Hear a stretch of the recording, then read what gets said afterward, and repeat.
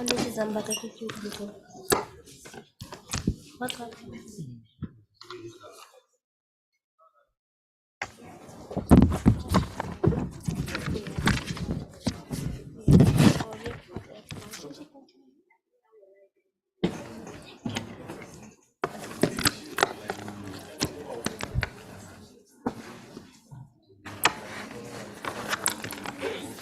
this now?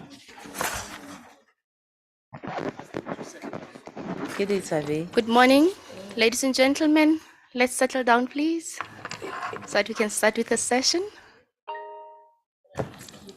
Adlare, don't be that kid. Don't be that kid. You have to bribe me. Oh, God.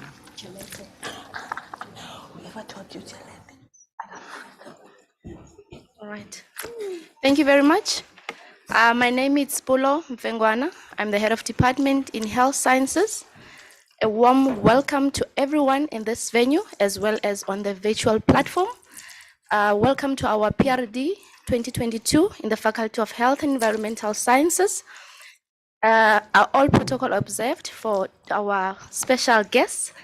And the theme for this PRD in 2022, it's 4IR, internationalization, decolonization, our planet, our health. How do we make it work? Before we start, I have some few rules for everyone in this venue. During the session, no eating is allowed in this venue. There are designated areas for eating. During the session also, let's try to put our cell phones on silence. Next to your table, you'll see there is a black mic. Please put your cell phones away from that mic because it will cause echo. When you want to speak as an audience, make sure that you get close at least to the mic so that we can be audible.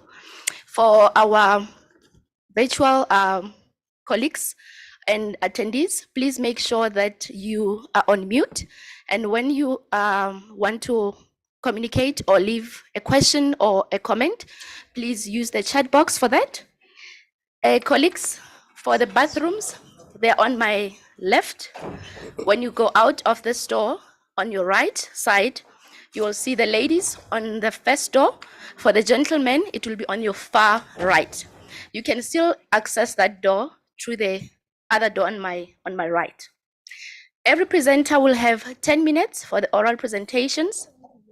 Questions and answer session will follow at the end of each session.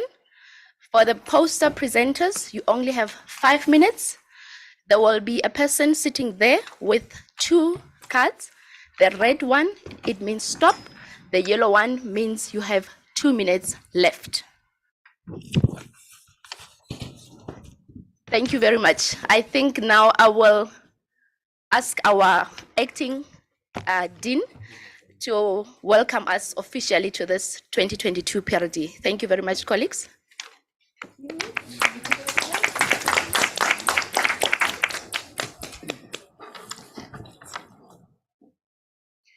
Program Director, Madam Program Director, distinguished guests, we have Professor Sekwacha from the University of the Free State and also the chairperson of the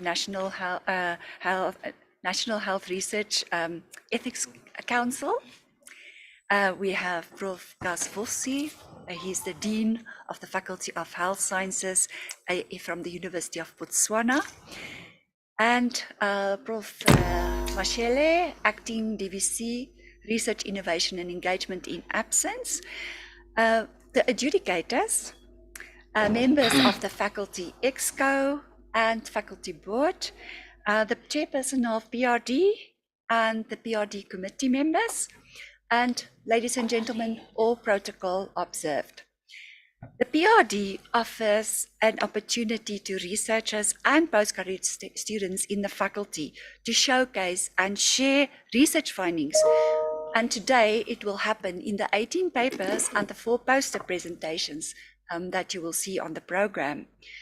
Pinching keywords from and phrases from the papers listed in the program, I noticed themes such as medical imaging, microbial activities, medicinal plant characteristics, HIV drug resistance, TB, diabetes, to mention a few.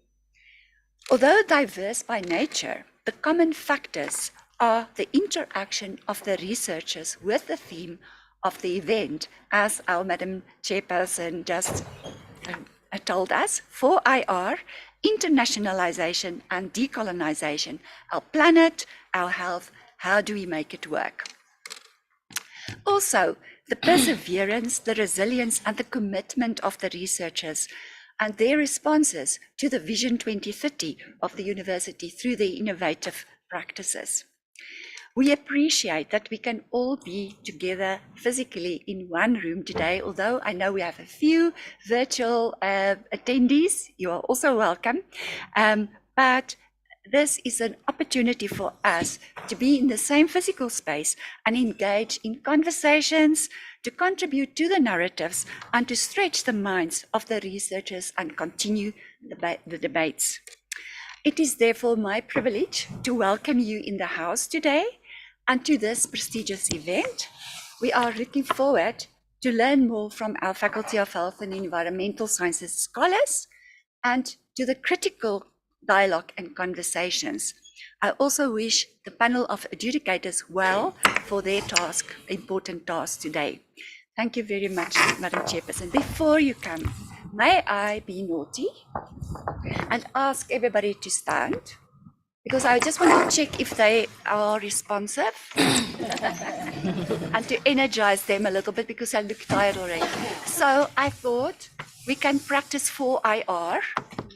4, I, R. Now you have to say it. 4IR. Good. Give yourself a hand.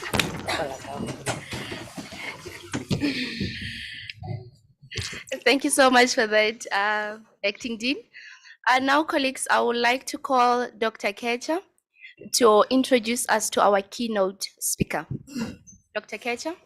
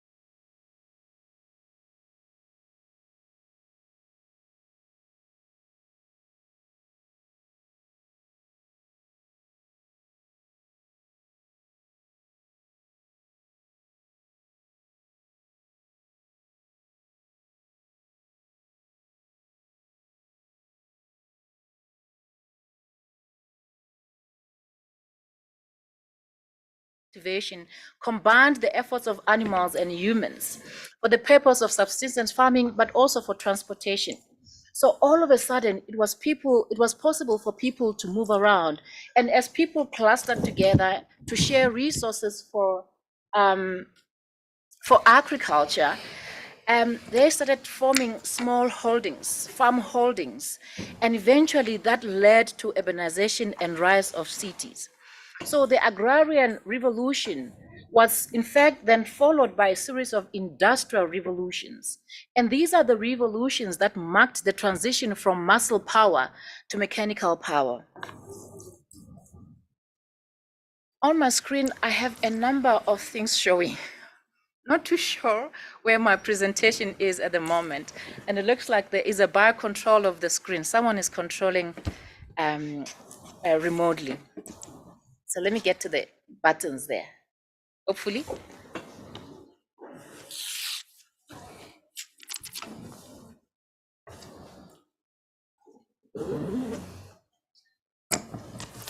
No, it's fine. If you can remove that.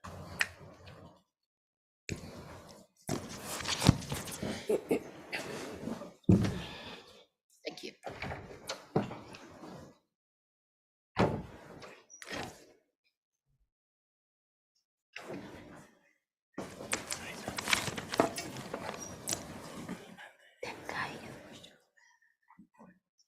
Great, thank you. History tells us that the first industrial revolution started in Great Britain around the 1970s, the 1760s, and spread to, towards Europe and North America in the early 1800s. And really, the first industrial revolution was triggered by the invention of the engine steam. And that was through the burning of coal. So people discovered the burning of coal and the possibility of the steam engine. And that ushered in the mechanical production. So all of a sudden, it was possible then to build the steam-powered machines. The manufacturing processes were then developed, and then people started establishing factories. And that was the start of a booming industry that enabled construction of railways. So that was really the first industrial revolution. But of course, the implementation of this technology has had a very significant societal effects as these new industries were born. So people were used to using their hands in the agricultural community, and these were impacted big time, because all of a sudden they could no longer use hands. There was mechanical power, mechanical machines in place, factories having been established. And because of that reason, there was a skill shift. And people had to be reskilled to become now the iron-smiths and to become mechanics to be able to repair these machines. And the same is the concern when we come to the fourth industrial revolution, the skill shift and the loss of jobs. So as one would imagine, there was even at that time the short-term job losses. But what is important is that there are different jobs that were created which were not there previously. The first industrial revolution was then followed by what we call the second industrial revolution, also called the technological revolution. And this was the phase of rapid scientific discovery and industrial development. So inventions like the telephone, internal combustion engine, electricity were a few of the inventions of that era. In fact, electrification was regarded as the most engineering achievement on the 20th century. So all of a sudden, this then increased steel production. That meant more railways could be built, which made transportation more cheaper. It was now more possible to move services and products around. People could then move around. It made everything more accessible to the world. And that was the beginning of globalization. The actual movement then culminated the new wave of globalization. And at the same time period, new technological systems powered by electricity were introduced. I mean, there was it was a time of the introduction of electric motors. You know, when you go to the airport and you're waiting for your bag, that thing that brings your bag to you, that's an electric motor. And now in factories, you could get conveyor belts. So people then were more skilled and specialized in what they can do. But this meant the presence of conveyor belts and so on meant mass production. In fact, that was what made possible for Ford to be able to produce a fully assembled car every 32 seconds. Every 32 seconds, Ford could produce a fully assembled car. And that was the power of the second industrial revolution. And now came the third industrial revolution, also known as our computer and digital revolution. The third industrial revolution from the 1960s and gathered more steam in the late 20th century. This is the revolution that actually brought the digital world to us through the use of electronics. I mean, if you look at almost everything we use, either in our kitchen, in our entertainment, everywhere, electronics, that was the result of the third industrial revolution. It suddenly made computing possible, microprocessing possible, and the start of and spread of automation. So at that era, the internet was a groundbreaking invention that propelled our digital world as we know it today. But at the same time, there were significant developments in communication technologies, a variety of technologies, including, of course, our advanced mobile devices, our smart TVs. We started with the 3G, 4G, and now 5G. If you don't have the 5G device, it's almost like you're left behind. So that was the power of the third industrial revolution, and we're still in that third industrial revolution. So if the digital world and digitization and automation was part of the third industrial revolution, what then separates the fourth industrial revolution from the third? So what exactly now do we mean by the fourth industrial revolution? What can we expect? And when asked, people always, shout, oh no, robotics, artificial intelligence, the Internet of Things. But in fact, all these things are still part of digitization. They're still part of the third industrial revolution. So what really is the fourth industrial revolution? What is the difference? If you look at the internet was invented years ago, and it's almost like 50 years old. The web, WW, that's 30 years old, so that is not new. If you look at the industrial robotics, first in 1961, now almost 59 years, so that's old technology. If you look at our Wi-Fi, now you find Wi-Fi at every house, every restaurant, and we think that is new. But in fact, now that is about 23 years old. The artificial intelligence, if you go back to the movie, the Terminator in the 1980s, they already had artificial intelligence there. If you go back to the movie 007, remember, I can't remember the actor there. Yeah, where he had a James Bond. He had a watch as a cell phone and a self-moving car, a self-driving car. We thought, oh no, this is only in the movies, never to happen. But it is in fact here. So artificial intelligence has been around for decades. 3D printing also 35 years old. And the Internet of Things, which we thought was a revolution, which revolutionized our digital world. The Internet and Internet of Things are two different things. So the Internet of Things, we're looking at the connectedness of all the digital devices, regardless of the location, the type of device, it's everything connected all in one. And colleagues, all these inventions are old inventions.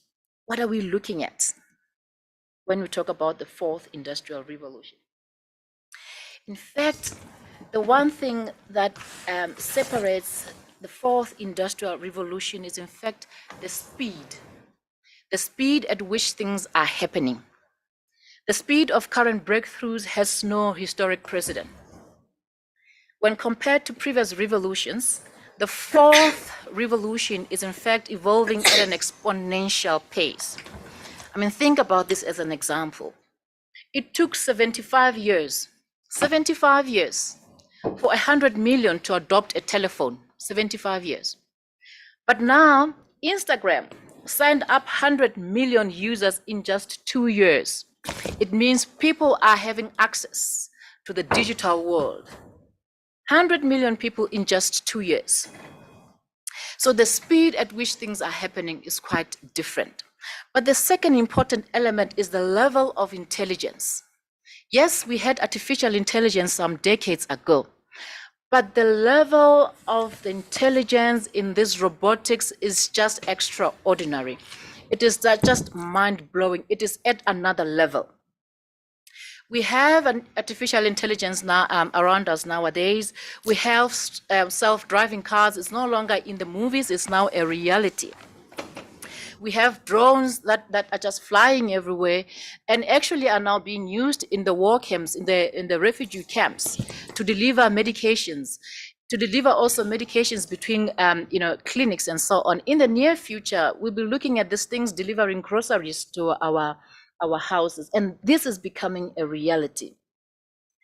The translation software, I mean, Siri, you can ask Siri anything. In English, in whatever language, Siri will actually translate that and give you useful information. So the voice recognition and artificial intelligence are progressing so quickly that talking to a computer will soon be a norm. You'll simply give this thing an instruction and the computer will do as you have instructed it. And that is becoming a reality. But what is most scary and is of concern is now the intelligent robots. The intelligent robots have self-autonomy. In other words, this machine can think out of the box. They can think like a human being, and they can suggest their own optimal solutions, not the ones they were programmed for in the beginning. So that self-autonomy is really posing important ethical concerns. Again, we are in the era where robotic assistants will constantly be available. You go to a restaurant, you'll be helped by a robot. You go at home, your helper will be a robot. The elderly will soon be helped by a robot. So the robotic world is really becoming quite common. What is a great transition is the fusion of technology, which I think is very, very exciting. The techno-fusion, which means the merging of the different technologies. I mean, there are a list of different new technologies coming on now, but it's the merging of these technologies that creates system impact. So that systems integration, which is enabled by the connectedness that is made possible by Internet of Things, and availability of the mobile internet, functionally links everything. It links infrastructure with the data analytics, with the computer systems, and all the downstream application. So in other words, one would use one device, and through Internet of Things is linked to many other devices. But it's not only on the devices, but also the systems, your health systems, be linked to your lifestyle, be linked to your credit card, be linked to your financial health, everything starting to integrate that system's impact. So in fact, it is this fusion of these different technologies that is blurring the lines between our physical world, our digital world, and also our biological spheres. The new capabilities that are enabled by both the speed, the new capabilities of these machines, but also cloud computing and processing of big data. We saw the possibilities that processing big data could do. I mean, the pandemic was good example. So in fact, it is the four things: big data processing, increased artificial intelligence, digitization, and the system integration that are key components of the fourth industrial revolution. Of course, it is a concern to an extent, because what's also different is that this time the technology is merging more and more with human lives, but also is being implanted in our bodies. So the scale and the extent of this human-machine integration will be so high that at one point it will force us to really rethink of what it means to be human. It will be difficult to differentiate a human being from a human integrated machine. If you can see the last slide there, you can't tell whether that is now a robot or a human being. And that is really scary when you think about it. And it will eventually compel us to redefine our moral and ethical boundaries. Also, as well, on the societal front, there is a significant paradigm shift in how we work, how we communicate. The pandemic was a good example for us that an office is not a building. Basically, an office is your digital devices and internet, and the internet of things. So how we work will become different, and how we develop our careers, that is even more significant, and how we cultivate our skills. So with the fourth industrial revolution, we are possibly looking at a new chapter in human development, a completely new chapter in human development. But this will not affect us individuals only. Equally, the governments, the institutions, as well as our education systems, our healthcare systems, and transportation systems, just to mention a few, are being reshaped to adapt. So when I mean a fusion of different technologies, the list is endless, from quantum computing, artificial intelligence, robotics, the Internet of Things, augmented reality, which has a very important ethical application. Soon we will not know whether what you're looking at is real or is really augmented reality. You think you're walking into a mall, or you buy stuff from a mall, and meanwhile there is no mall, there is no building, there is no what is it that you're looking at. So that is of concern.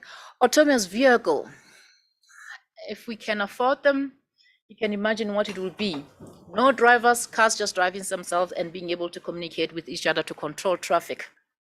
3D printing, digital communications, nanotechnology, particularly in the application of medicines, biotechnology, material science, and the biggest one, big data processing. So you can imagine a fusion of all these technologies. And the health sector has, in fact, 40% of its processes are now being affected or have incorporated artificial intelligence. So we are really not spared from technology in the health sector. It, in fact, is becoming critical to our process in the health sector.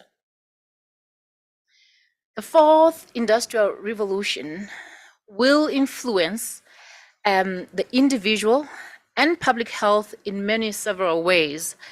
And it will become a game changer, especially in the areas of diagnosis. How many of you have experienced that sometimes you go to a doctor, you get a diagnosis, you go to a second one, it's a different diagnosis, you go to a third one, by the time you're done, you don't actually know what is wrong with you.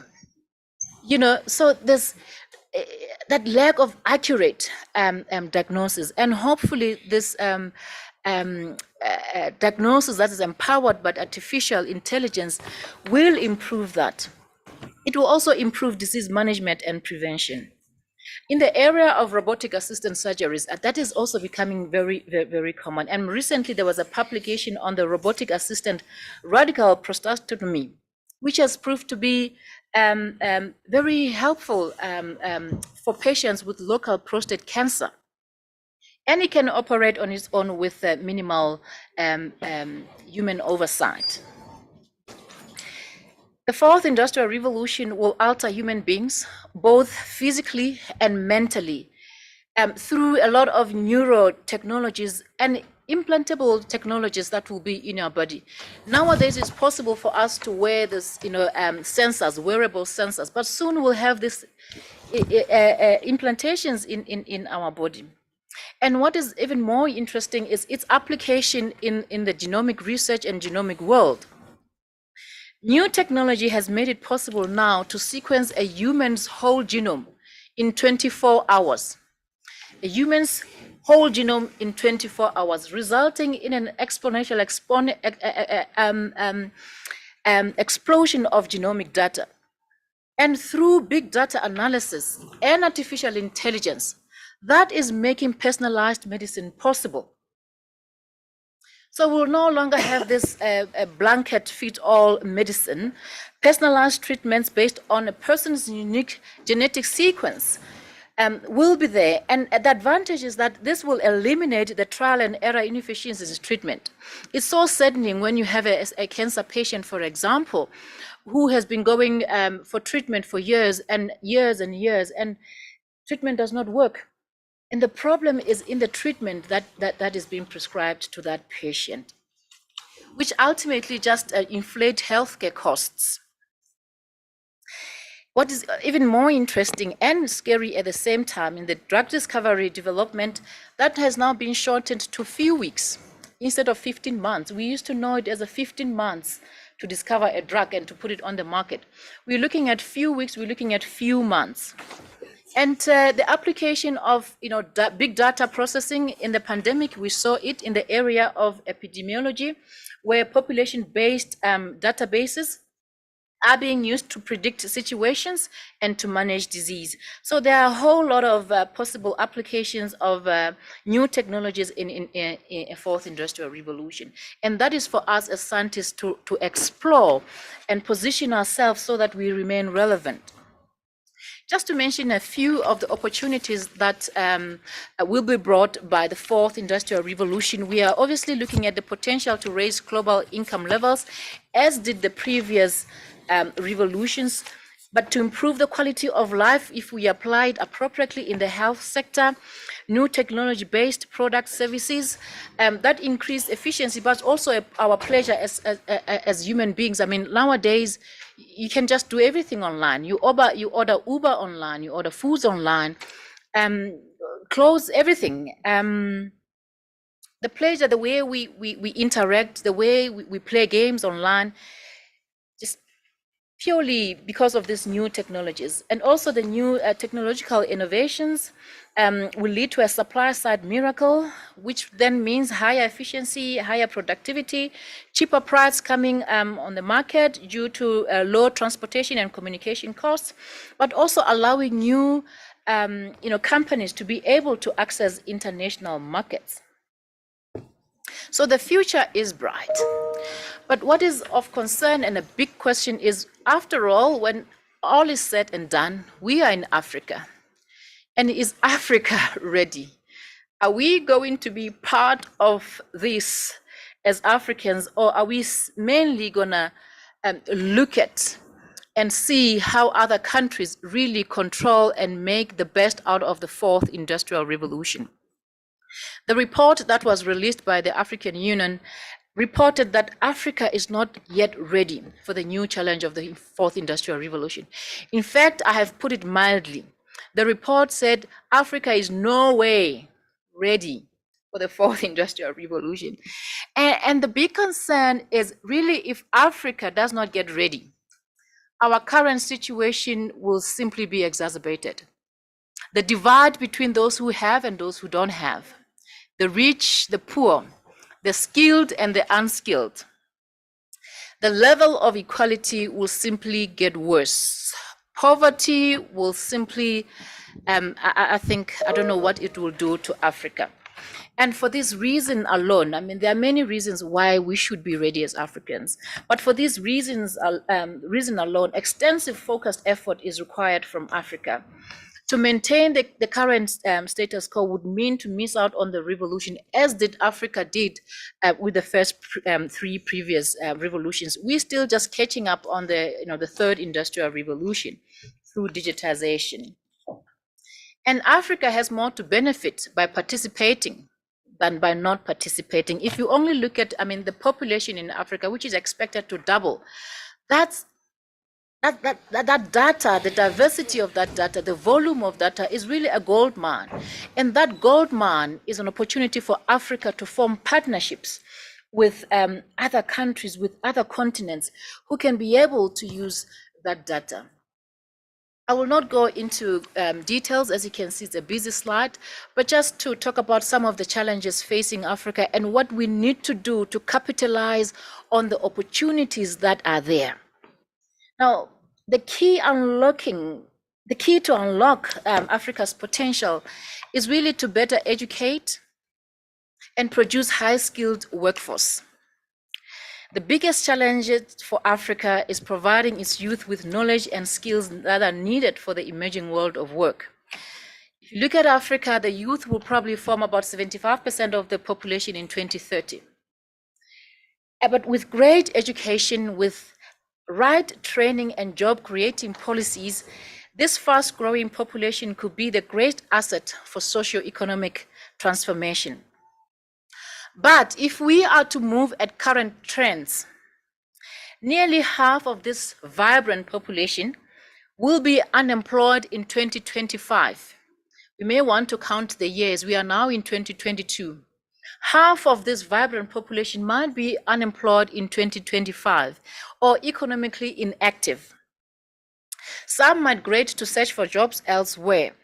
And those who get jobs, there's a high possibility that there will be a skill mismatch between the skill set and the employer's requirements at the time. So, and in future, in the fourth industrial revolution, that mismatch will get worse. It simply means it translates to more people being out of work. That is a scary thought. But if we were to harness this potential of democratic dividend, Africa then must make rapid response in the required transformation. One, inclusive and multidisciplinary education, reskilling of our people, trying to be producers of technology as opposed to only users of technology. Okay, that might still maybe be too ambiguous for ambitious for the whole of Africa, but at least we must make effort to being producers of technology. Improve our export competitiveness, and we need technological upgrading as well as infrastructure upgrading. I mean, in South Africa, which we regard as being progressive, we still have a problem with universal connectivity.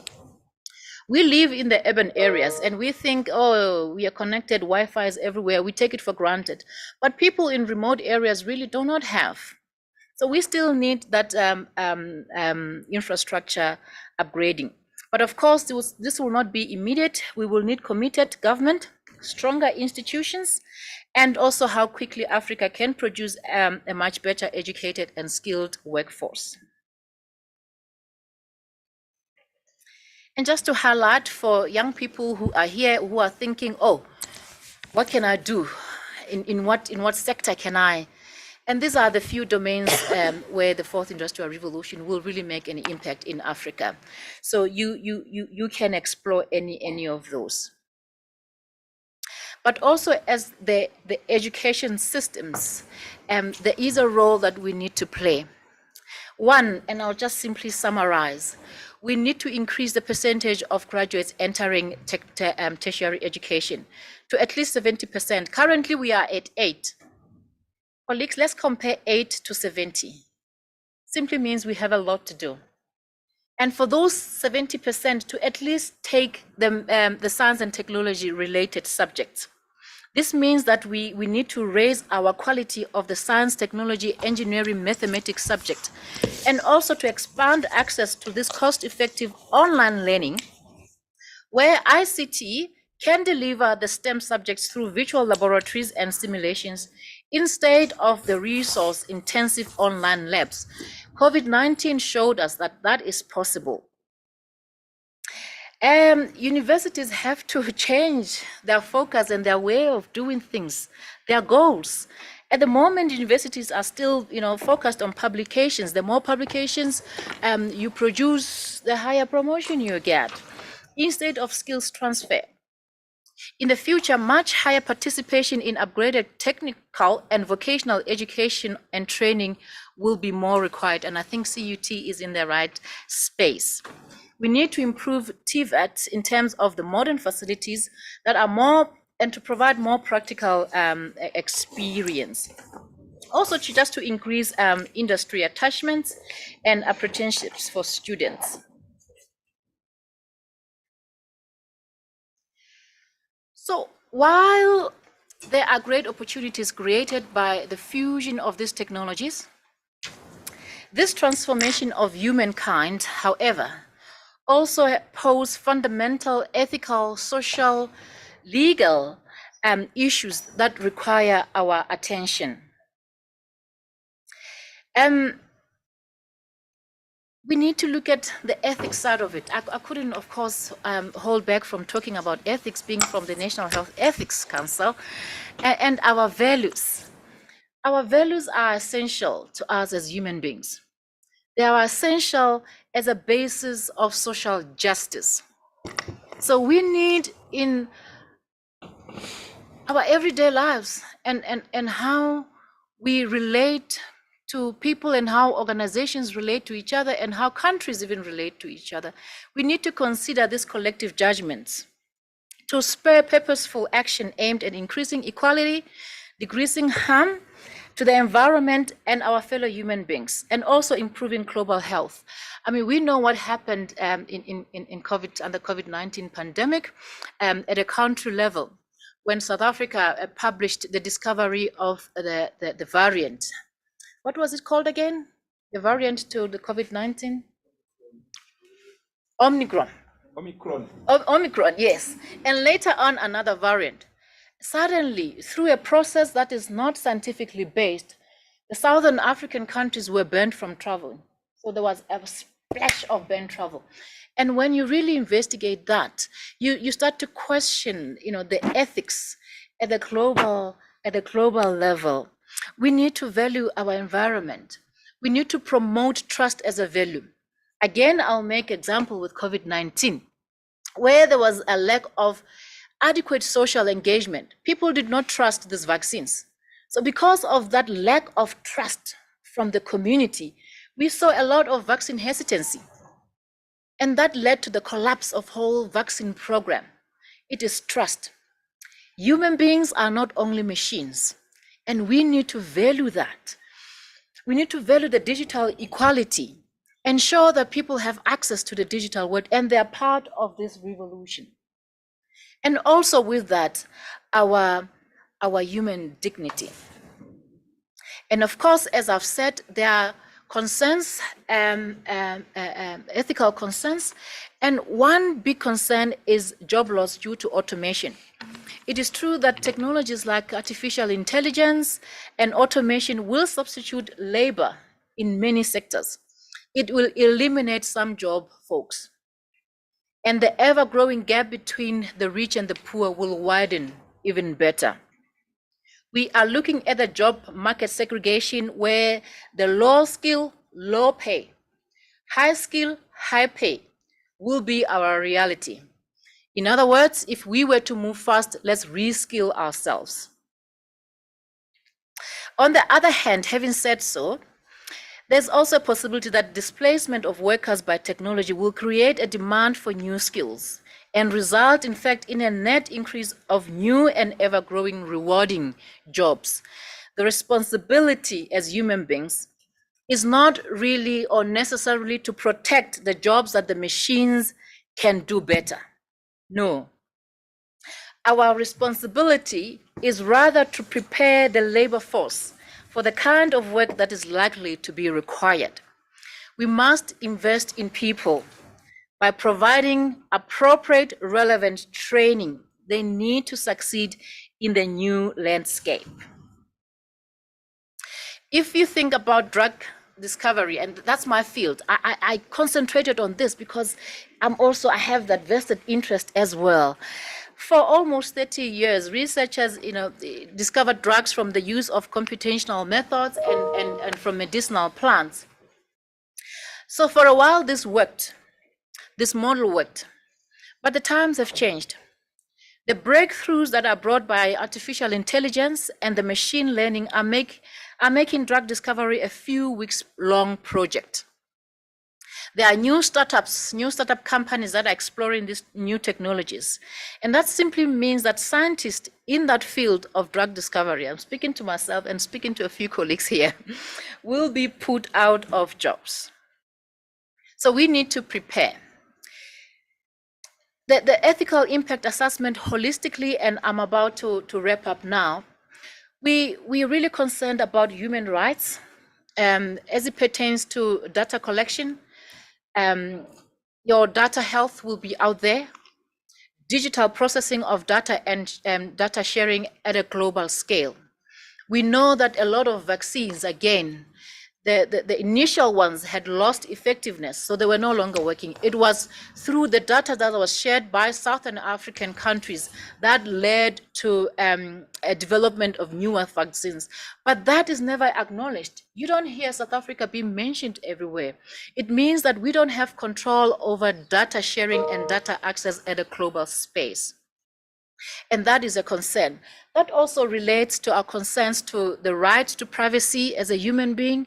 How does that now go? How far does that go? Your right to privacy.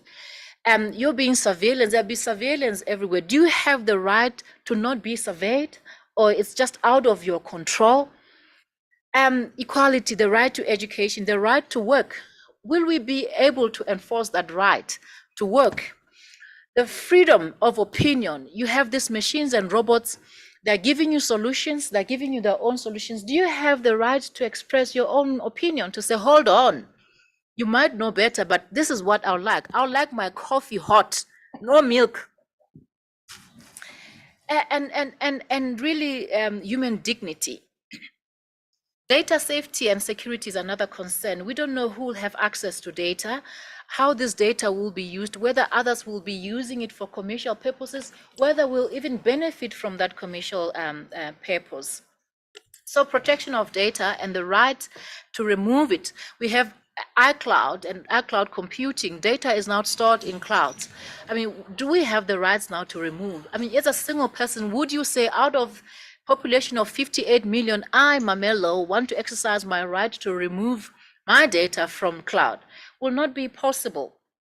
So lack of standards, new machines are coming into the market. Do we have the right standards? Do we have the ISO what standards? Also, the risk that is emanating from these new technologies, it must be acceptable. But who is there to assess the risk? Just as the benefits and harms resulting from emerging technologies must be fairly distributed, and that was not the case in COVID-19. I keep referring to it because that's fresh in our minds. We're still bruised as Africans from what happened in COVID-19. So it really provides that reference for us. Transparency and explainability. We need to know, we have the right to know how these things work. Will there be someone to explain these things to us, or will you just be part of what you don't understand and just be lost in the whole revolution? So we need transparency and explainability. Responsibility and moral accountability. If you think of these new technologies and the devices, there are many hands, there are many agencies that contribute to their production. Who will ultimately have the responsibility and moral accountability? Who will then, have that moral accountability? And also the human oversight. As I mentioned, some of these technologies will have self-determination, will be autonomous. How far will we have human oversight and determination? And of course, currently, as we know, we have lack of clear legal framework, a comprehensive and actionable regulatory framework to ensure the rule of law is upheld. Of course, with protection and promotion of human rights and human dignity at its cornerstone. Just a few other ethical concerns that will be, I think, brought by integration of these technologies. It's also the issue of diversity and inclusivity. How inclusive are the programming teams? And this is a concern for us in Africa. If we are still catching up with the third industrial revolution in terms of our digital world, upgrading that, we are not part of the producers of technology. How inclusive will our context as Africans be taken into consideration when these machines are being programmed, when this technology is now being brought to Africa? So that is also a concern. How are this model being trained, in particular, to differentiate between correlation and causation? How will conscious and unconscious of new bias be avoided? So there are a lot of questions that we have regarding adoption and adaptation to these new technologies. Again, I keep referring back to the fact that we are in Africa, and we know that sustainability is an issue here. Acquisition and maintenance of these technologies require strong investments. And at the moment, our investment, in the health sector alone is not even compatible to the investment that will be required to acquire and maintain in a long term these new technologies. And the last, that is of most great concern to us as people, is social justice. We know that with advanced technology simply means only a few people will have access to it. What does it mean to the general public, in particular in terms of social justice? We believe that improvement for health should be for all people. This will require access to that technology.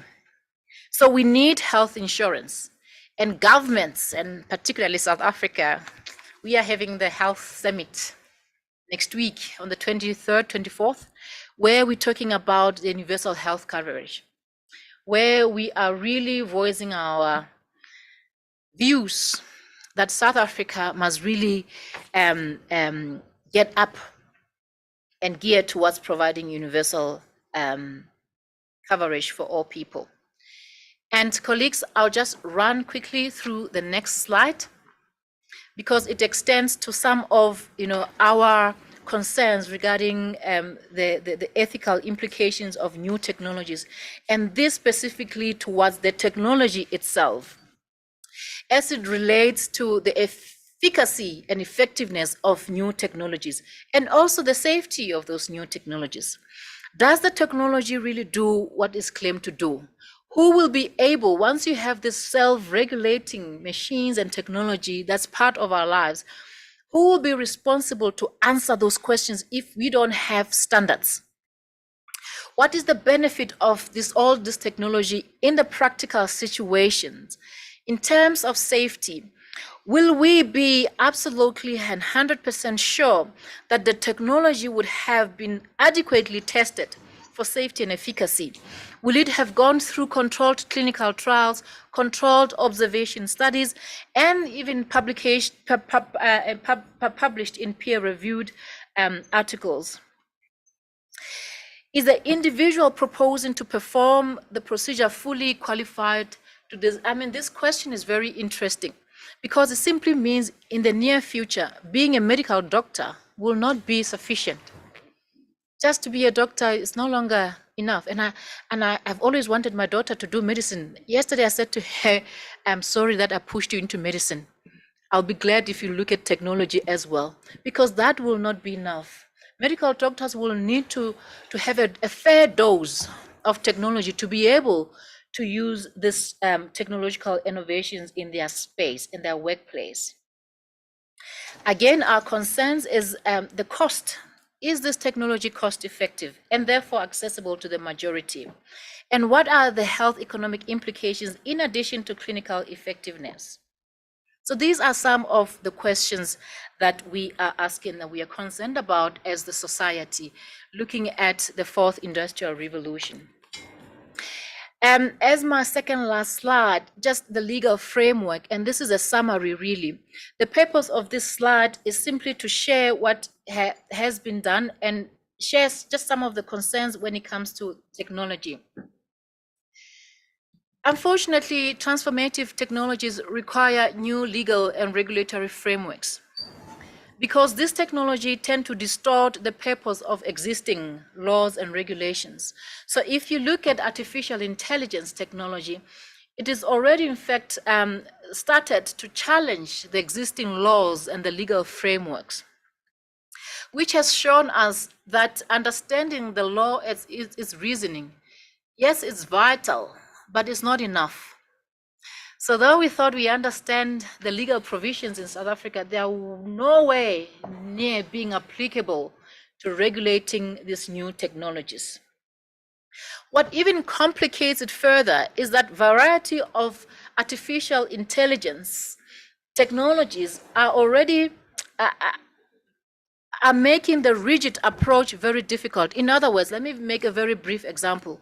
To have a robotic in theater helping you, you need certain regulations, and those are different from having a home-based robot that's assisting you with making tea.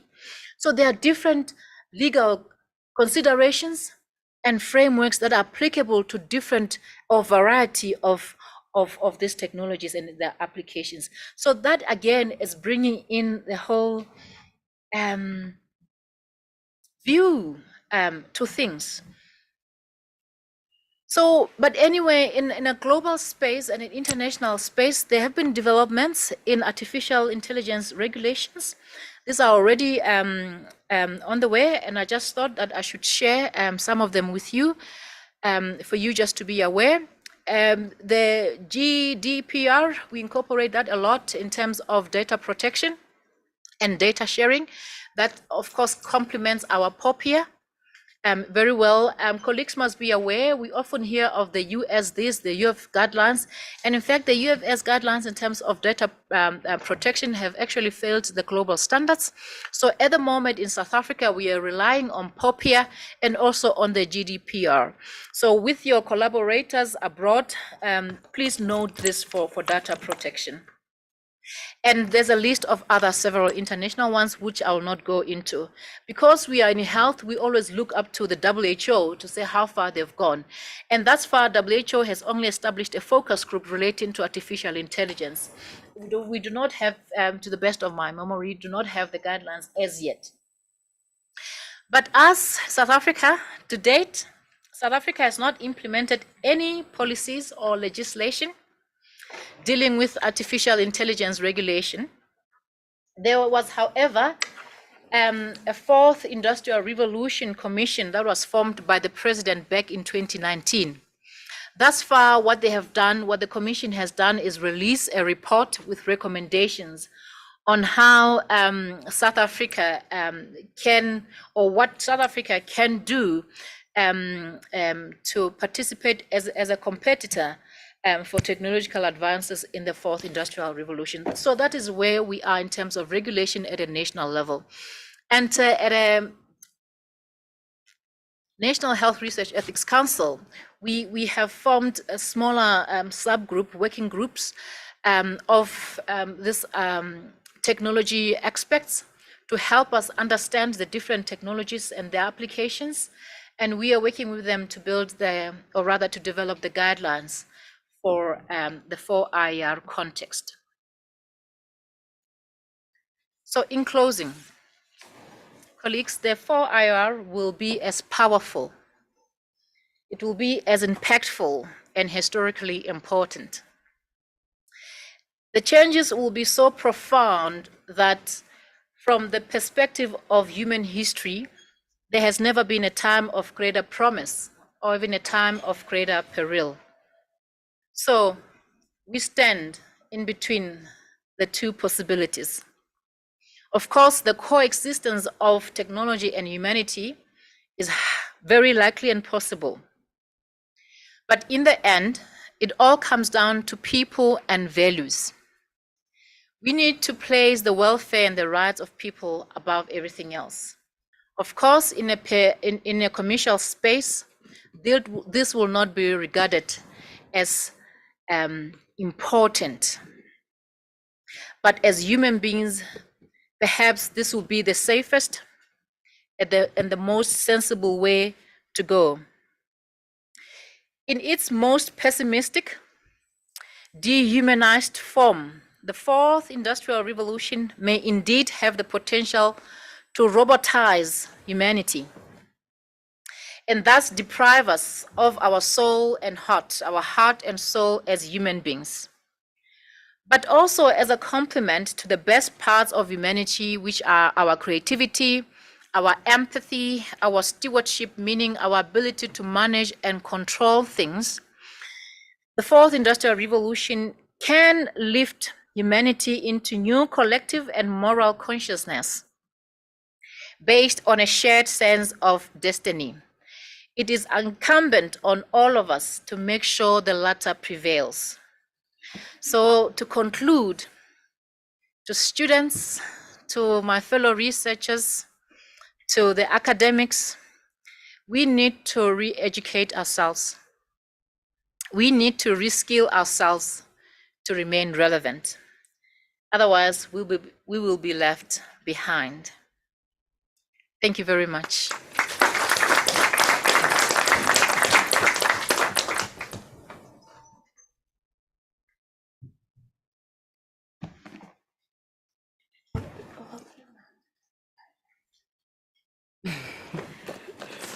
Thank you so much, Prof, for your thought-provoking talk. Ladies and gentlemen, as our keynote speaker has shared, speed is what will separate third IR from fourth IR. the fusion of technologies with the support of Internet of Things. It's what IR will be. With 4IR, accurate and effective diagnosis will be possible. Personalized and precise treatment using genetic engineering and gene therapy will be possible, leading us to disease management. We'll have better disease management as Africa. The most important question is, are we ready as Africa? With that said, let me take this opportunity to call Dr. Du Plessis, who will introduce our guest speaker. Dr. Du Plessis.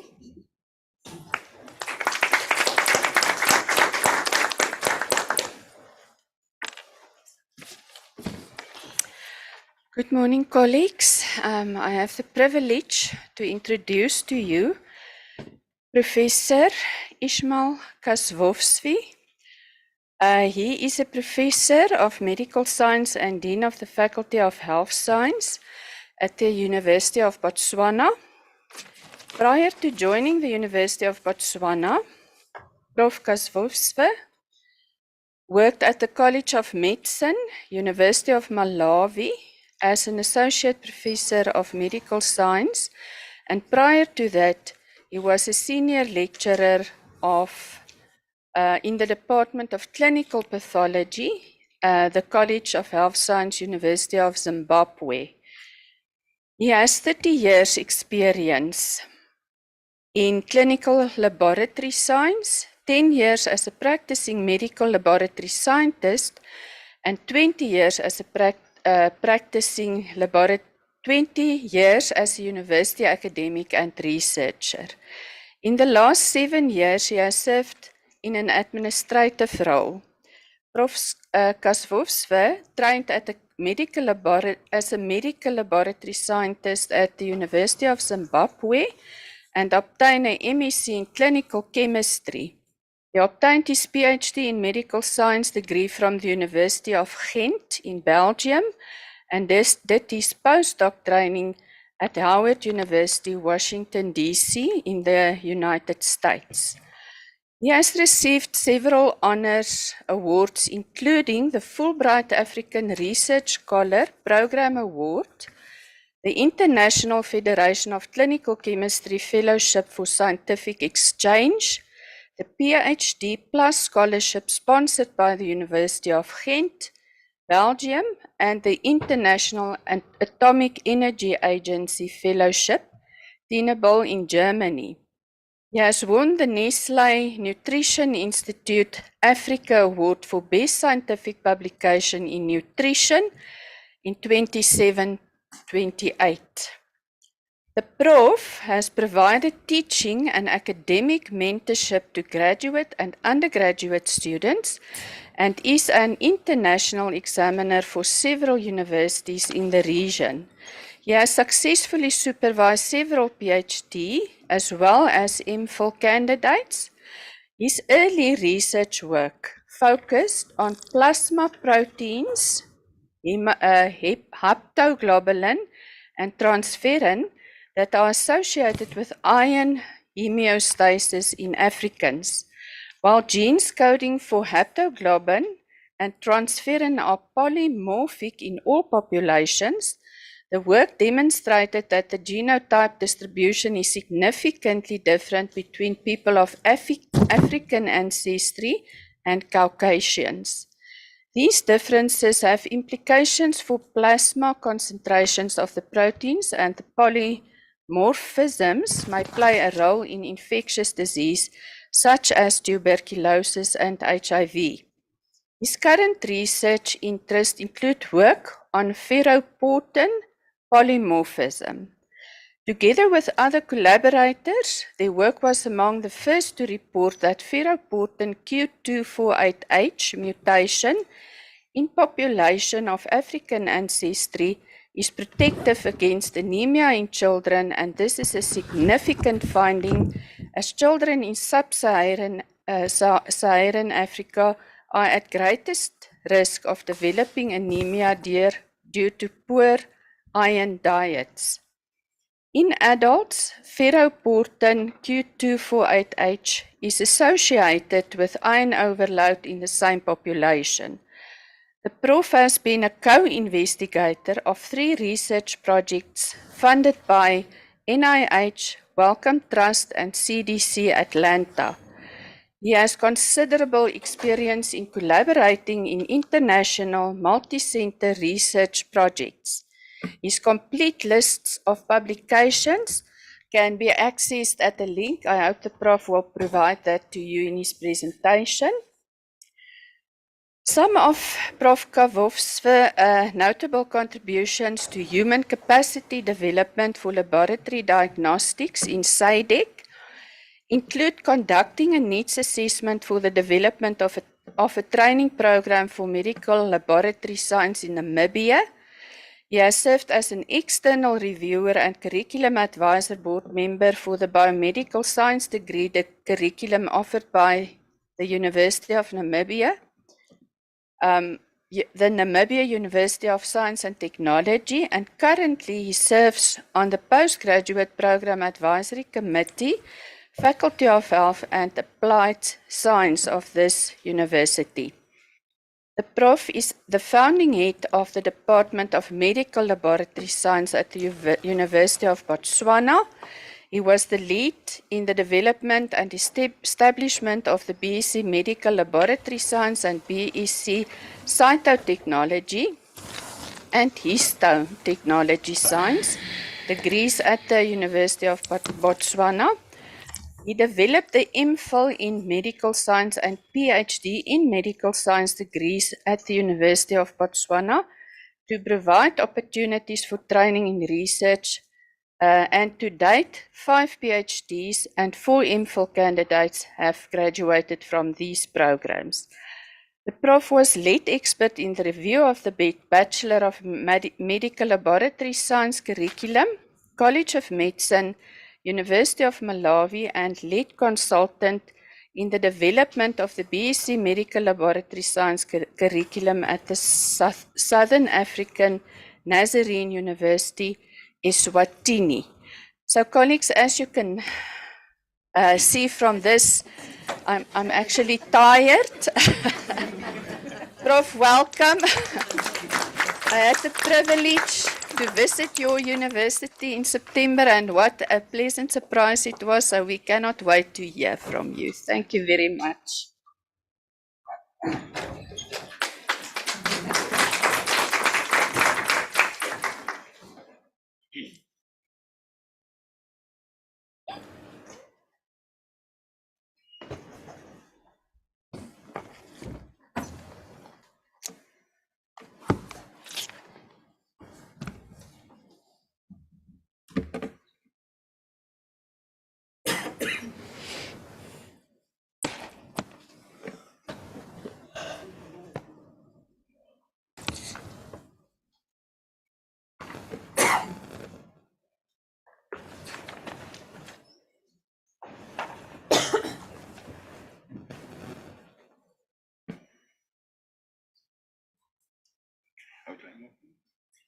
By just pressing here. Oh, okay. Okay, good. Thank you. Thank you very much, Doc, for the kind words. It sounded more like a job search, right? That was not the intention, though. Okay. Good morning, colleagues, and it's a pleasure to be among you. And also to also like to thank CUT for the invitation to come and spend this day with you. I feel privileged to be among you, and I'm looking forward. I've already participated on a public lecture yesterday, which was very enjoyable. And also this morning, the presentation by the key speaker was also very thought-provoking. I will engage here later as well, because one of the things that I also do in Botswana is also to serve on the National Ethics Committee for all research involving humans. So I will be engaging with her later on, just to pick her brains on some of the challenges that we do face in terms of ethics of artificial intelligence. Colleagues, as you can notice, my presentation is no title because the parameters was that, come and talk about anything that you want. Say something about your university, say something about what is happening in your faculty, and maybe if you still have time, can you say a little bit about the kind of research that you are doing? So it was very difficult to try and put all that under one title. So this is my university, University of Botswana. This is the space it occupies. It is in the middle of Gaborone. And I think that if you can see this is my faculty here, right at the bottom here. That's, I think that, colleagues have been there. That's where my faculty is. And by way of history, University of Botswana has got a funny history. So way back, University of Botswana, or Botswana did not have a university, but had this partnership with Lesotho, as well as Swaziland, now Eswatini. So they had a common campus, which I think was in Lome, in Maseru here, and in Lesotho. But in 1976, for some reason, Lesotho decided to say everything now belongs to Lesotho. Everyone who is on campus, who is not a citizen of Lesotho, then should go back to where they came from. So, all of a sudden, Botswana had their citizens being chased out of Lesotho, and they did not have a university. So through an initiative by the then founding president, Khama, then he then put up this appeal to say, let's work with what we have. Let's build our own university. And he asked all citizens to contribute something towards that effort. And that's the beginning of how, Botswana was created. So they were able to raise over $1 million pool. That was a lot of money then. And in 1982, through an act of parliament, University of Botswana was actually born. And this year, it's a special year for us because we are 40 years old as a university. So it's an exciting year for us as well. So the University of Botswana currently is undergoing some changes. When it was created, the focus was on human capacity development to staff the civil service and also the private sector. So I think that the university has done very well. You can't go into any government office and not meet an alumnus of the University of Botswana. We now have more than one university of publicly funded universities. We now have about 3 publicly funded universities, and there are also other private universities that are now in Botswana. So in order to now transition from a teaching-based university to research-based university, we are implementing a new strategy that we hope that will transition us from a purely basic teaching university to a research intensive university. And these are some of the envisaged vision, mission, and also the values of the new strategy. So currently, University of Botswana is a comprehensive university. It's only comprehensive university in Botswana. So we have about 5 faculties, and then together with that, we have about 7 faculties together with a School of Graduate Studies. However, we are also currently undergoing an organizational restructuring, of which these 8 faculties will be reduced to about 5. So it is to bring in, the various learning domains together. You will notice that health sciences is split between my faculty of health sciences as well as faculty of medicine. So faculty of medicine just trains doctors. So it is one undergraduate program, MBBS, and then a number of other MS programs over there. And all other health science related training is happening in my faculty of health sciences. I'll share with you what we are doing in that faculty. So we have an enrollment of about 18.5 undergraduate as a university. The university also does have research institutes and centers. Okavango Research Institute is well established. Then we have the others as centers, and the Center for the Study of HIV and AIDS is the center in my faculty, so that's why I've highlighted there. In terms of activities, in terms of research from these centers, it does vary. in terms of how independent are they in terms of funding themselves. So at the moment, like Center for Study of HIV and AIDS, we do have one NIH-funded study that is ongoing, a 5-year study that is ongoing. So it is able to, one of the centers that is successful in terms of self-funding. So my Faculty of Health Sciences, we have 4 schools. We have School of Allied Health, Professions, we have School of Nursing, School of Pharmacy, and School of Public Health.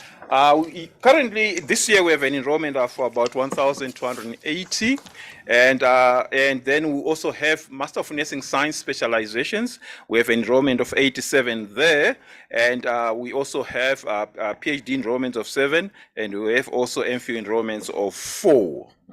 So in terms of the programs that we are offering in my faculty, we have 5 undergraduate programs, and they are listed there.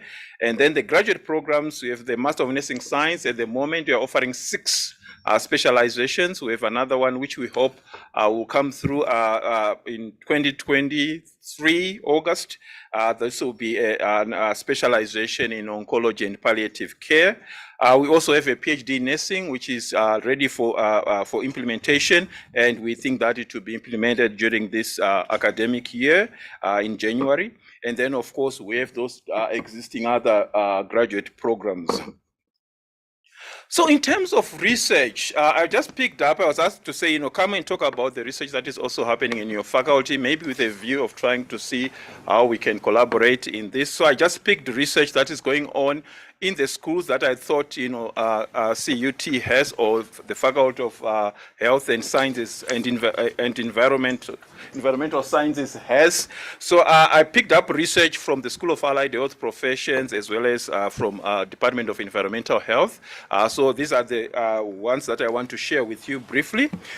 In School of Allied Health, we have one research which is on detection in wastewaters, genotypic analysis, and microbiome interactions of SARS-CoV-2 in Botswana. So this research was, of course, came through NRF, was funded to the tune of $100,000 US. And the PI is the current head of the school, and they are looking at wastewater as a way of surveillance strategy. And they're at the moment, they're still doing data collection, and that research is ongoing very well. The other research that is also ongoing in there is a group that is interested in looking at erythrocyte antigens to see how whether they play a role in HIV infection. They wish to also extend this understanding to other infections as well, e.g. COVID.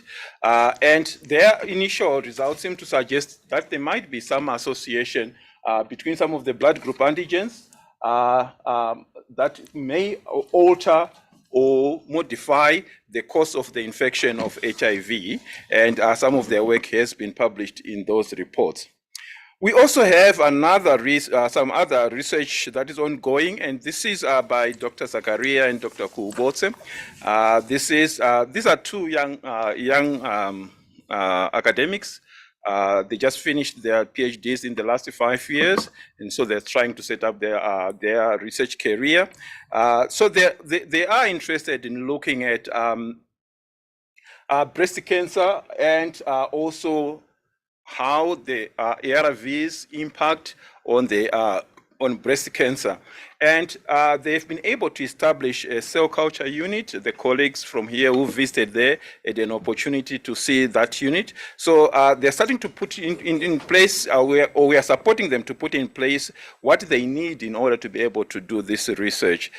So they're here to bring out any publications from there, but their work looks promising. They also wish to use this facility to also learn more about the herbal medicines, how they can actually be used, or how some of the breast cancer does respond to some of these herbal medicines. So this tissue, cell culture actually will help them do that, and they'll be working with human cell lines. And from environmental health, there are quite a number of projects that are going here. I'll just list them by titles. Some of them are being led by Dr. Roy Tapera, but he's also working with colleagues from within the department, e.g. Professor Mbongwe. They are also working on some of these areas. They are interested in use of tobacco and alcohol among students in Botswana. We know that the environment of the university is a good place for students to try out things and experiment and learn from those lessons. They're also looking at lifestyle-related risk factors for diabetes and its increased prevalence. They are also looking together with Professor Mbongwe, the last one, menstrual hygiene and sanitary paid waste management. So these are some of the subject areas they are looking at. So now I just want now to then change gears and then just share with you the kind of research that I've been involved in my academic life. And it's already illustrated, most of my last 7 years has been in administration. So I haven't been as active as I would have wanted to be when I started out, but sometimes that administration needs someone to do it otherwise, so that you give opportunities for others to be able to excel in research. So I'll talk briefly about ferroportin Q248, which has been something that I have been involved in. So this part will be about ferroportin Q248H polymorphism. I will also link it with iron metabolism, and I also link it with some ideas or some thoughts about its linkage or correlation with HIV as well as now malaria. So for those who are for the students who are here, probably have come across this diagram before. So we know that iron metabolism is essential for nearly all living organisms, more so mammals, and it is required if you are to survive. And we also know that its metabolism is really a closed cycle with very little being given away. What comes into the body, generally the body is no mechanism of getting rid of it, so to speak. Such that, so if you don't have any mechanism of getting rid of something, then you must make sure that you don't get it into the body. So I think the body has got those mechanisms, but however, sometimes those mechanisms fail and you end up with iron overload or hemochromatosis as we know it. So very little iron is absorbed at the gut, and then it is then transferred for utilization. And after that utilization, most of it is utilized in red blood cells. And at the end of about 90 to 120 days, then it is destroyed. The red blood cells have lived a full life, and then the iron is recovered and then is recycled for utilization again. So, and the storage sites, part of it, some of it is in muscle and some of it is in liver, the majority. And there's very little iron loss. So because of that, the body has got all these mechanisms that it has put in place to ensure that, iron, as we know, it is a double-edged sword. You need it in right amounts, but any excess can also be deleterious to health as well. So ferroportin is an iron exporter. So when the iron gets into the at the duodenum here, it has to cross to cross over the basolateral membrane here in order to be able to go into the bloodstream. So for it to do that, ferroportin acts as a channel to allow iron to pass through. So we also find ferroportin, the same protein, also being present in red blood cell macrophages. Remember, most of the iron that is in red blood cells is also recovered in macrophages, and then it has to be put back into circulation, and that also is done by by ferroportin. We also know that, now with the recent data, we also know that red blood cells, erythrocytes as well, also do express ferroportin, which also allows for the movement of iron. And when I talk about malaria, we also see the implications of that ferroportin there. Ferroportin is, regulated by hepcidin. Hepcidin is produced by the liver. It is also produced in response to maybe infection or high iron stores. And then the hepcidin now will bind to ferroportin, and then when it binds to ferroportin, then ferroportin can no longer be able to transport iron, but it is internalized, and the iron that is in the cell remains in the cell. So the gene of for ferroportin is, it maps onto chromosome 2, and it has about 1,700 nucleotides. It has 8 exons, and it has as a protein, it's 571 amino acid residues. It is highly polymorphic. And these mutations do seem to have some clinical consequences. So some of the changes in the ferroportin because of the mutation can result in gain in function of the protein, or it can result in loss of function of the protein. So when you have gain in function of the protein, then you have a supercharged ferroportin pushing out all the cellular ion outside into circulation. Or if you have loss of function, then you have reduced export of ion from the cells. What is from this slide is what I want to emphasize is the issue that the Q248H mutation is the only mutation that has been described in Africans. These other mutations that you see here are not described in people of African ancestry, but the Q248H is only been described in people of African ancestry. So a little bit more about the Q248H polymorphism. It comes about because of the a replacement of the uncharged amino acid glutamine with a positively charged amino acid histidine. And it is, as I said, it's unique to people of African ancestry, and also there are reports that shows that it is associated with a tendency towards iron loading. I think the first publication came from South Africa by colleagues from FHES who reported it together with other colleagues. And it has a high frequency in African populations. So what you do see from this is what we tried to look at all the publications coming out of Africa that were reporting on this mutation. And what we do see is kind of a clear pattern of the increase in the allele frequency as you go south. So if you try and link this with the Bantu migration, because most of this work was done among Bantu populations. So if you look at the origins of the Bantu, it is said that the Bantu people originated at some point between the border of Cameroon and Nigeria, a place called Nok, and then they started migrating. There was a branch that came through along the west coast. There are some that goes through the east. And then there were some which came through the central part, and of course, then and then eventually they found their way to Southern Africa. So you can see that through that migration, we tend to see an increase in the allele frequency of that, and we don't know why that is. Why that is the case? Some people think that maybe it will be due to malaria. And I'll show some bit of evidence on why maybe malaria is thought to be the reason why that happened. Something that maybe they were subjected to low iron environment or low iron diet, so therefore they had to develop this mechanism or genetic mechanism that could allow them to be able to retain more iron from diet. So this work was published there. So looking at this, some of the studies have shown that the ferroportin mutation doesn't seem to be responsive to hepcidin.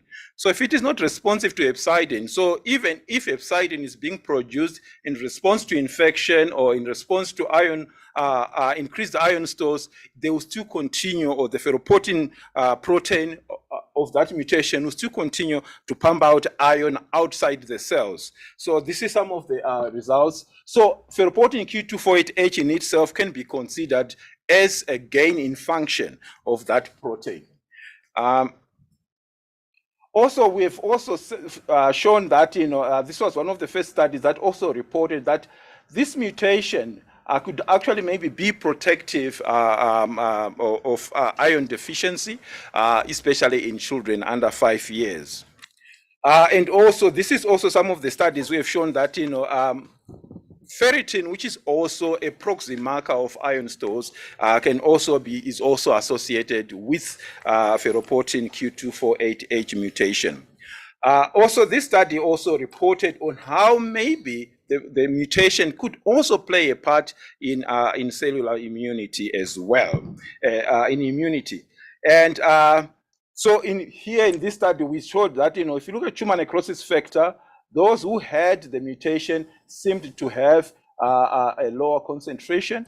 And also, if you look here, the opposite was observed. There was a high concentration in the wild type compared to the, and all these are inflammatory markers as well. So there was a suggestion. This also supports maybe the view that maybe the mutation does play a role in immune response. This was one of the studies referring to, the study that was first to report on maybe the possible linkage between ferroportin as well as the increased dietary iron overload. So also, this also evidence. This was done in African Americans because of the African ancestry, and it also shows that the mutation could actually be associated with iron, increased iron stores, and this was also followed up again in the similar population, and this population was unique because it also had issues with alcohol consumption, and also an association was also shown. So there is really kind of compelling evidence that ferroportin Q248H mutation is actually associated with increased iron stores, especially in people of African ancestry. So some just to share with you some of the data on a possible link between Q248H mutation and HIV infection. So this is a study that was done by colleagues in Rwanda. And they've shown that the mutation may be associated with lower circulating hepcidin levels in Rwandese, especially in HIV infected individuals, and this might have a role in terms of does it protect then against anemia that we would see in chronic infections that is associated with HIV infections. Here also, it's a study that also shows similar data, and also it seems also to try and provide a possible mechanism of how ferroportin can actually play a role in HIV infection. So they say, here the ferroportin expression leads to overexpression of IK beta alpha, and this results in inhibition of HIV transcription. So we also start to see some data suggesting that this mutation can also play a role in HIV infection. Also, another study as well that ferroportin being involved, but now acting also via hepcidin and also playing a role in tuberculosis infection as well. And another study from the other group as well, which also shows, that the hepcidin induces HIV transcription, which has been inhibited by ferroportin, and they're also showing that link, and they seek to provide a potential mechanism of how this happens. As you can see here, ferroportin here, this is a macrophage, and then you have the iron not being exported because of hepcidin here, and then if you don't have, if you have the Q248 mutation here, then it means it will not be responsive to hepcidin, and you still can continue to have iron. So what you end up having is reduced intracellular free iron in the cell, and that could have potential beneficial effects in terms of the patient. And the last part that I want to share with you, colleagues, is about ferroportin and the data that is coming out to do with also, can it play a role in malaria infection? So this was a study published in Science by colleagues in US, and so they looked at, whether, I think it's one of the first studies that showed that, maybe, ferroportin Q248 might play a role in terms of reducing malaria. And they actually then make a bold statement to say that, maybe the increase in ferroportin allele frequency that we see as we migrate down to Southern Africa maybe was because it was to protect against malaria infection. They do demonstrate that having the mutation may result in reduced or increased resistance to malaria in terms of not so much susceptibility, but more maybe because of the clinical outcome of the malaria infection. So, so that is one of the studies. It made us also look at this as well. Another group then did look at this hypothesis. They seemed to say no. Not exactly. They don't think that the mutation does result in a protection against malaria. Of course, they did confirm earlier findings that yes, it is protective against anemia. But certainly, they are feeling from their data or their studies that they don't think that it is associated with malaria or is protective against malaria. We also tried to do a very basic study as well, just to see. But we're just looking at risk to malaria. We did not confirm the findings. That we did confirm the findings that maybe it is not so much about the susceptibility, but more about maybe the outcome. So this study only looked at susceptibility more than the outcome. So we did not also report similar findings.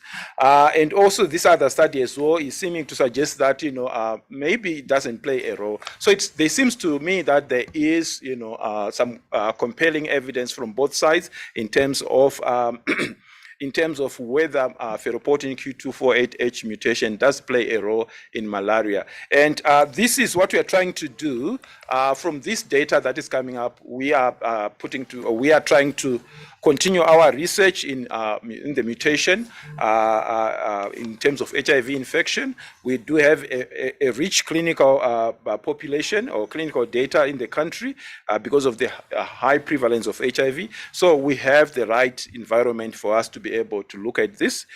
We also wish to, and I have a PhD student who is in the process of finalizing a proposal looking at ferroportin Q248H and HIV infection. We are also trying to form a transfrontier collaboration to also look at ferroportin Q248H and malaria. Gentlemen and ladies, I thank you.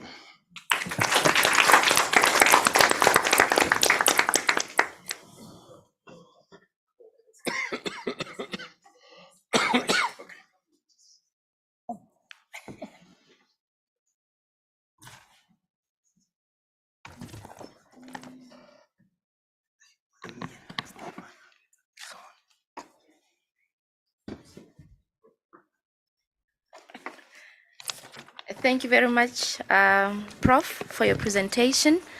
We now have a clear picture on what your faculty in health sciences in University of Botswana offers. And I believe some colleagues in this particular gathering managed to identify a few areas of possible collaboration in future. And from your presentation on the studies that you are doing, iron deficiency management, it's very important. It's a problem in Africa as well as malaria. This study of associating the ferroportin markers with iron absorption as well as malaria, I think it will actually enable us to properly identify the personalized treatment for iron deficiency anemia as well as malaria through the use of the genetic studies in future using 4IR. So I think we are going to the right direction as Africans. Thank you. Ladies and gentlemen, now this part is where I asked if there are any questions from the room as well as on the virtual platform. We'll be on a lookout for questions for both our keynote speaker as well as the guest speaker. I'm opening for questions, but we'll take a maximum of 5 because we are running a bit behind schedule.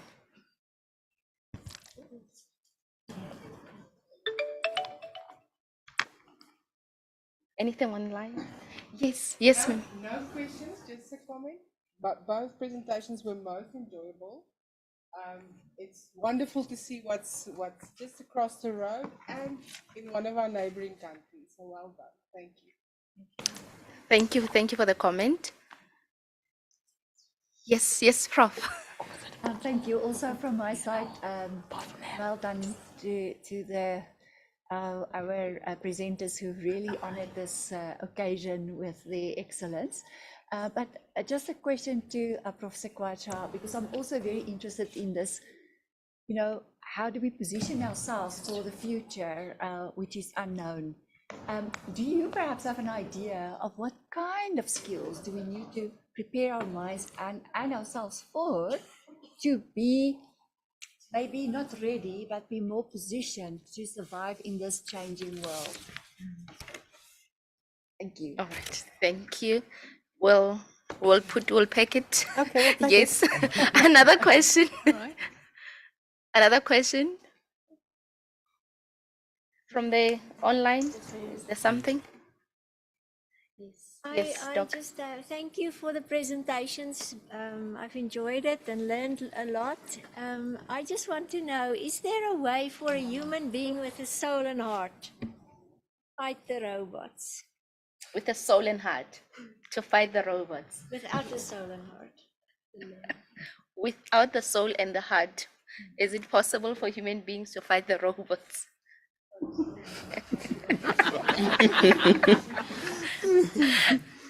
Okay, Prof, you can then Okay, all right. provide answers. Perhaps let's maybe look at the first one. And I think the answer lies in the multidisciplinarity approach that we need to take. There is no skill that will be sufficient and cover all grounds. It will simply and most likely be a multiple of them. But of course, the science and the technology will probably drive the understanding and the creating of the technology. But the applications of that technology might require other soft skills. Let me give you an example. One might be skilled in mathematics and science to be able to create the technology, but on how it should be applied in society, what interests it should serve, how it will unfold, will need either other disciplines like psychology, other disciplines also in humanities, to be incorporated in the application of that technology.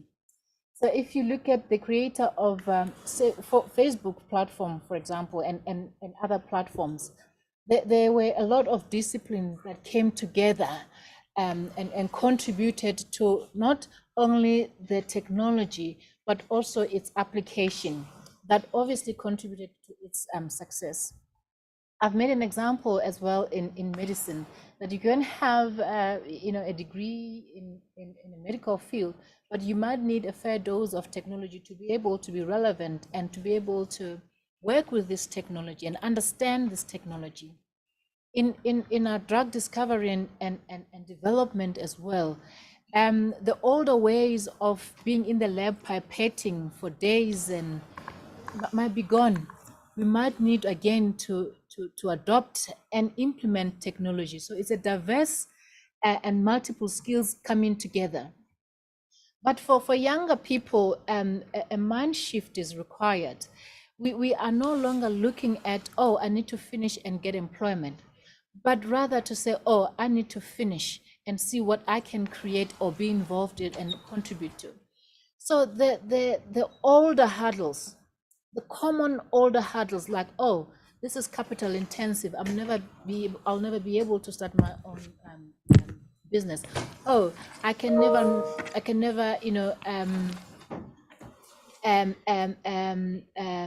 there's a word that's just escaped my mind. Be able to be part of bigger markets, global markets, and so on.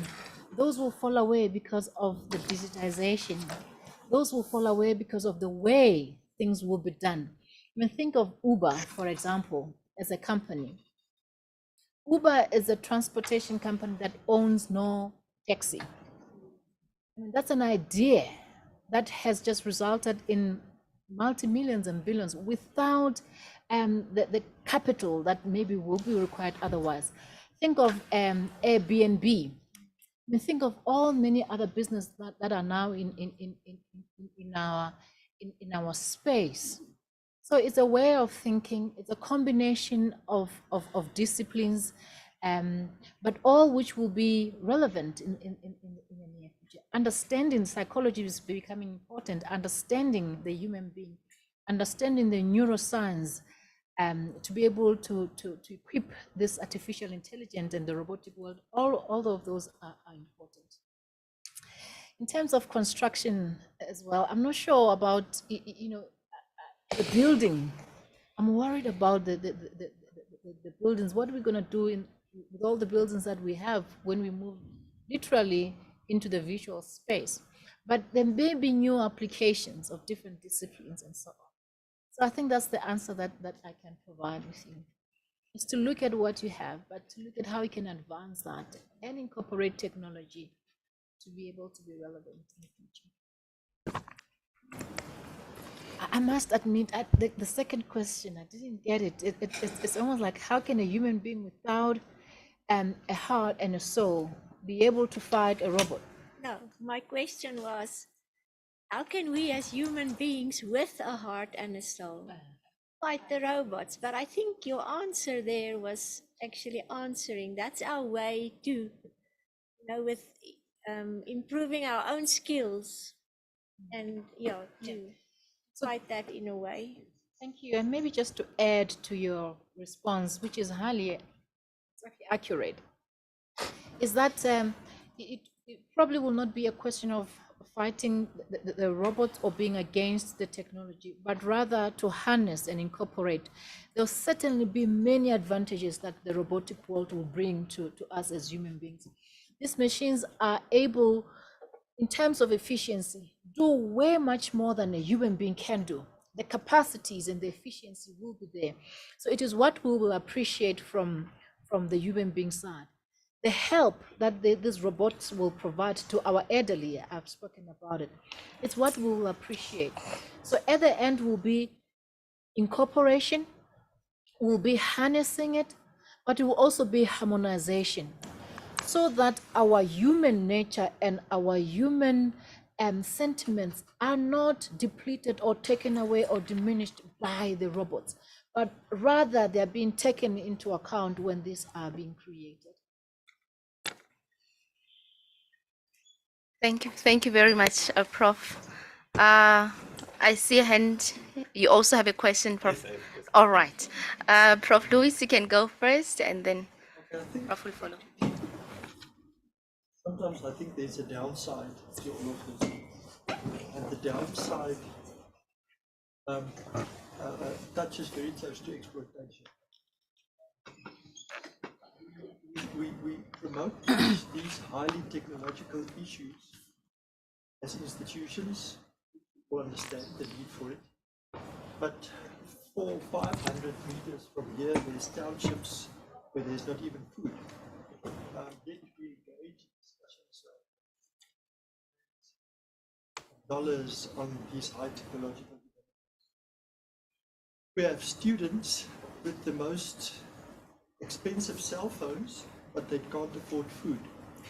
We see that every day. You can ask the students around. They are so taken up by not being able to engage on social media that they'd rather be willing to ask for food than, God forbid, that they don't have a cell phone. So that is, in a way, exploiting our society by infringing their need with these things that's beyond our African reality. We engage with research projects, either with colleagues in Sweden, but we don't do projects on how to get rid of the sewage that's running down the streets. And that is, for me, sometimes I get the idea that it's pushed down the African throat with not just an issue of priority, but an issue of exploitation.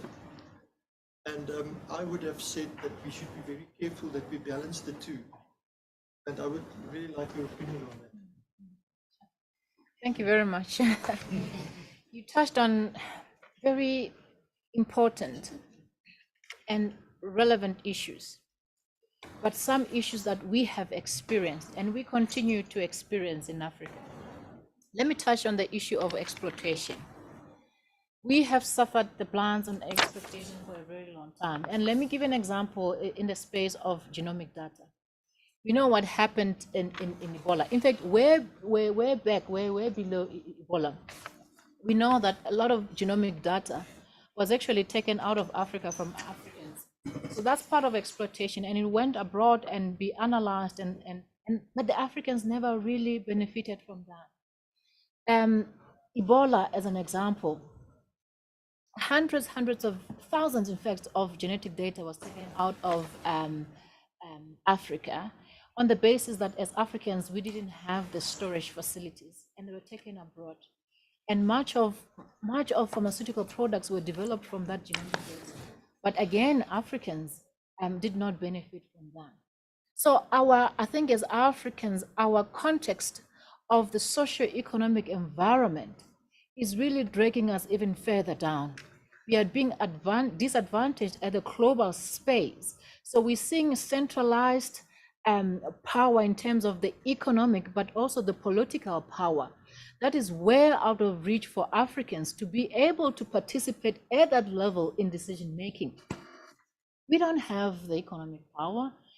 We don't have the political power because of the socioeconomic context. And most of the time, we are then led to receive, to implement decisions that are elsewhere, and even forced to implement. I gave an example of the travel ban that was implemented in the southern African regions without no scientific basis. We again saw with the pandemic, the Ebola pandemic, a lot of unacceptable practices at the global space, which as Africans, we suffered for those consequences. Again, on the basis of Africans not having enough capacity, not having enough infrastructure or sufficient infrastructure to be able to participate in the global space, at least at the minimum, being able to form beneficial partnerships at a global space. So those are relevant ethical, social issues that as Africans we need to deal with at a global space. So in terms of the digital world and our young people, unfortunately, it's now being used as a measure of success. The more modern device you have, the more successful you are, which is illusional, you know. And unfortunately, it is slowly, taking away the reality from our young people.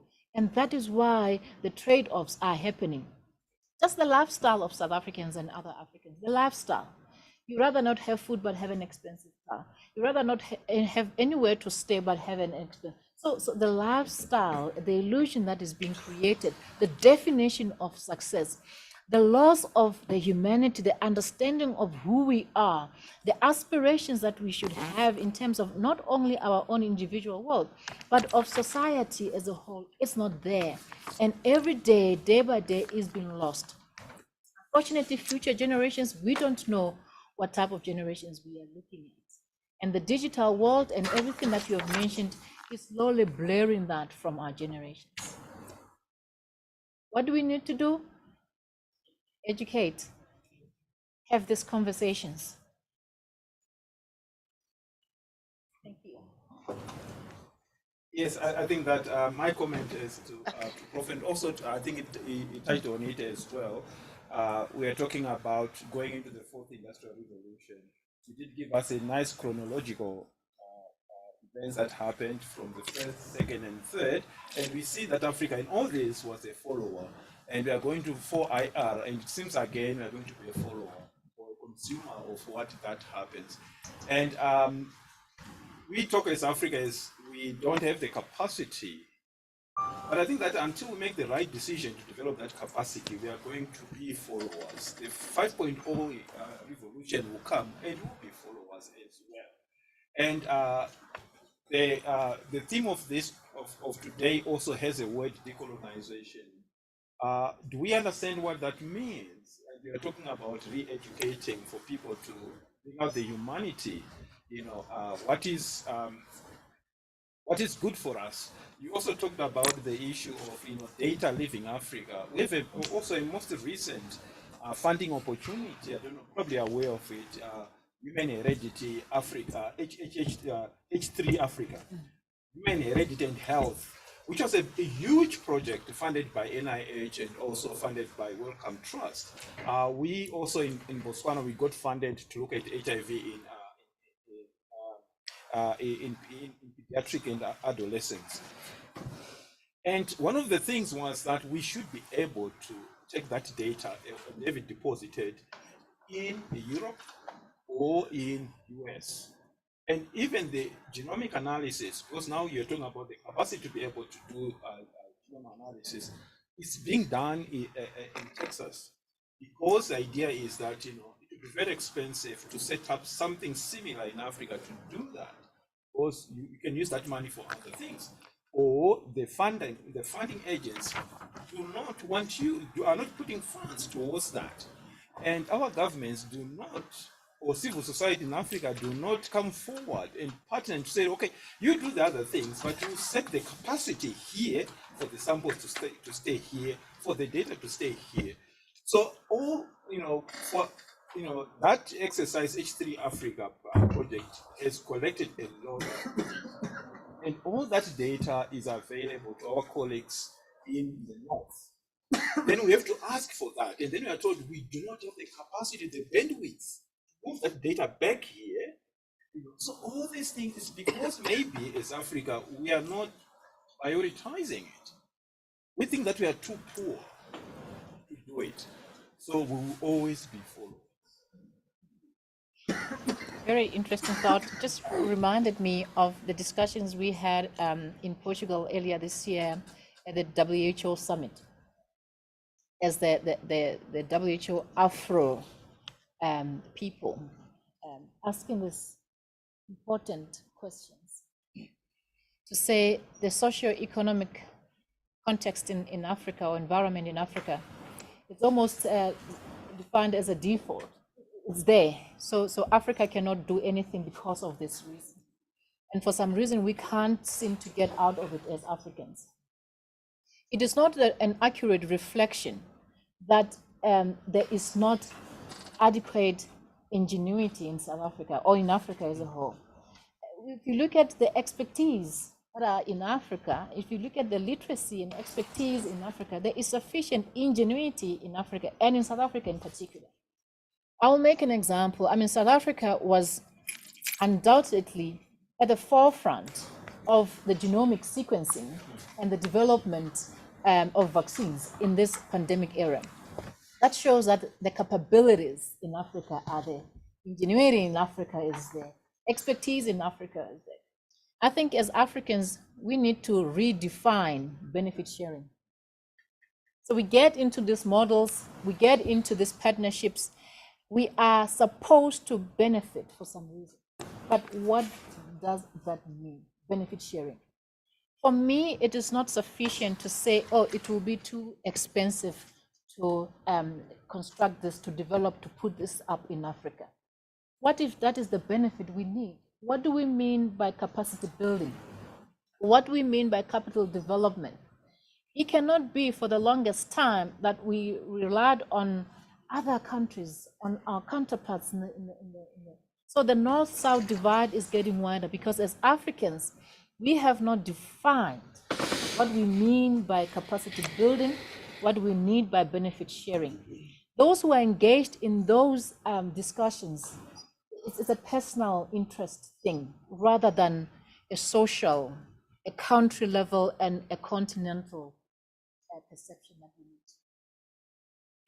But I think that slowly Africans are coming out to the party and are voicing out their expectations and the dignity that we deserve as Africans. Yes, I do agree with you. Thank you. I think that for me, I think that Africa should think that no one owes them anything. Start from there and then do what is best for you. That is no one owes you. Thank you. Thank you very much.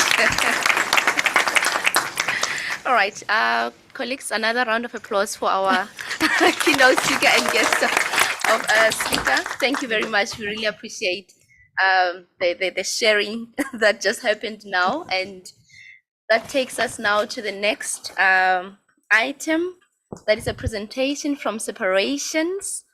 They have something to share with us on what they can offer as we are on our journey of embracing 4IR.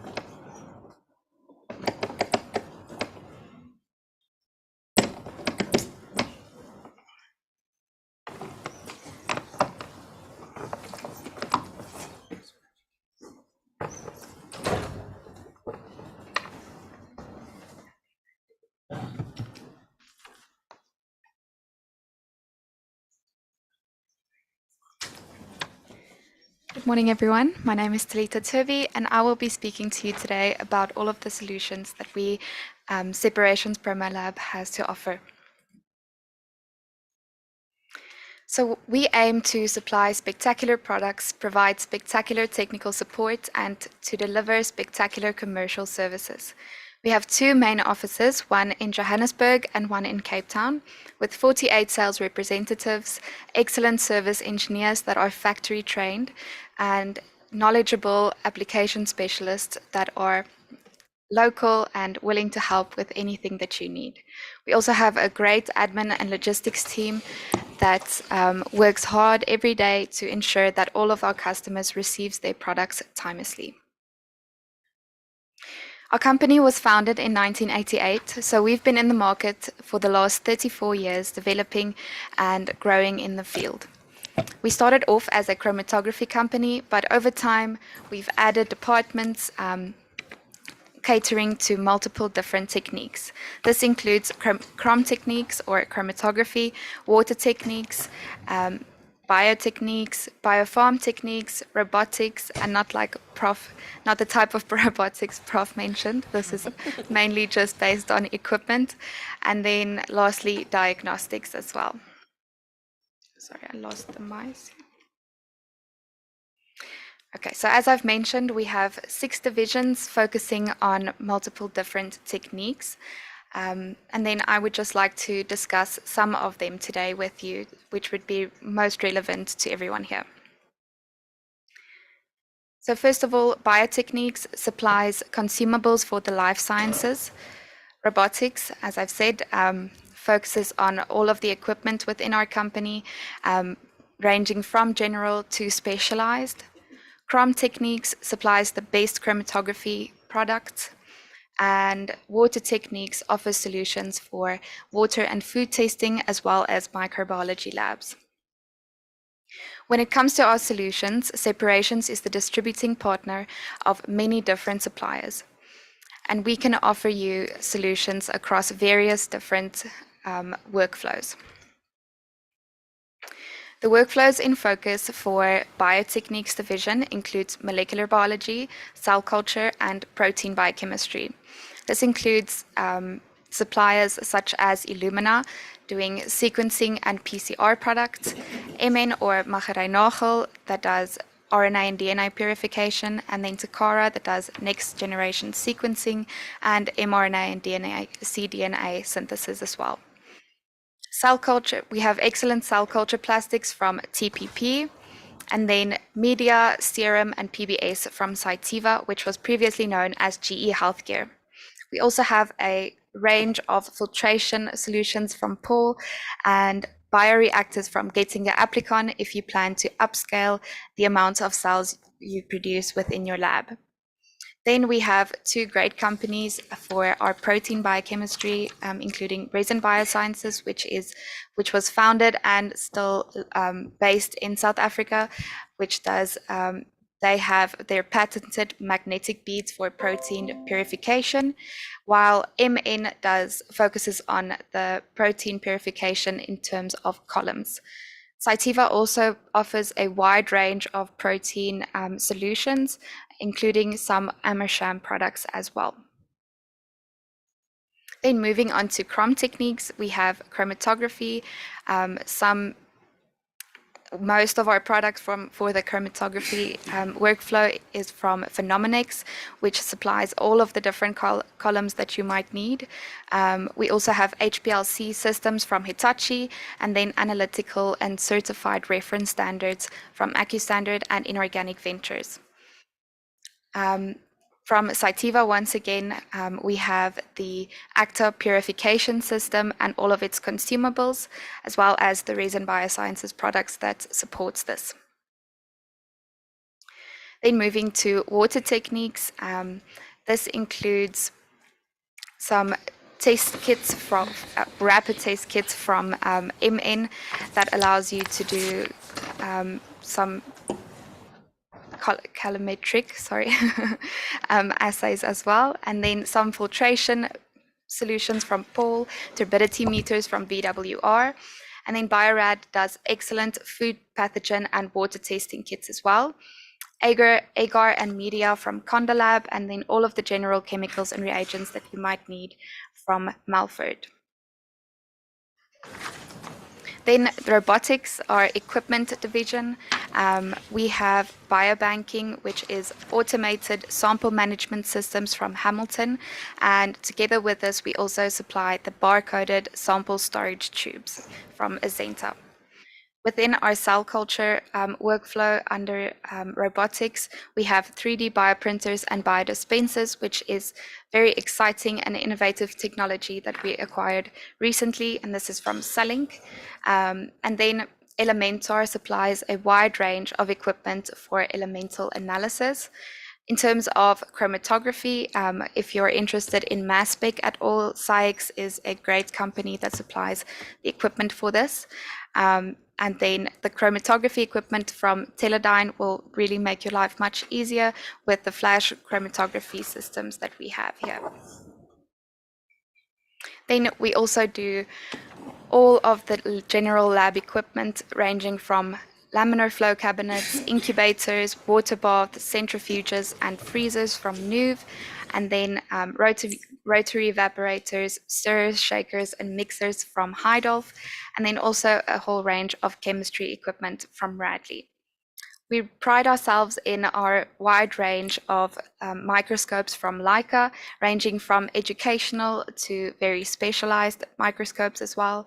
And then molecular devices does plate readers, cellular imagers, as well as high content screening, microplate washers, and stackers. And then lastly, as I've said, Hamilton does the liquid handling platforms, and then Cytina does the liquid dispensers and plate washers as well.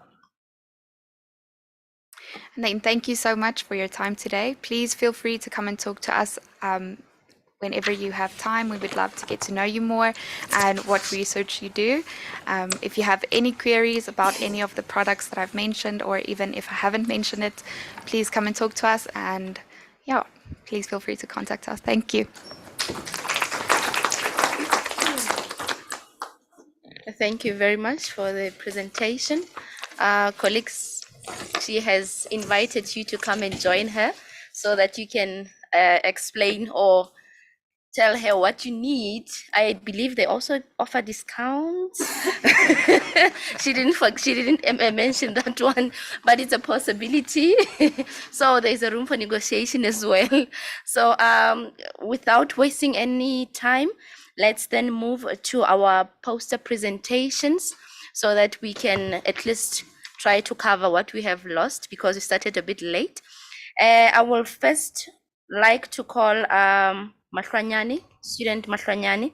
The title for her poster is Assessing the Recency of HIV Infections and Estimating HIV Incidence in 2 rural districts of Lesotho.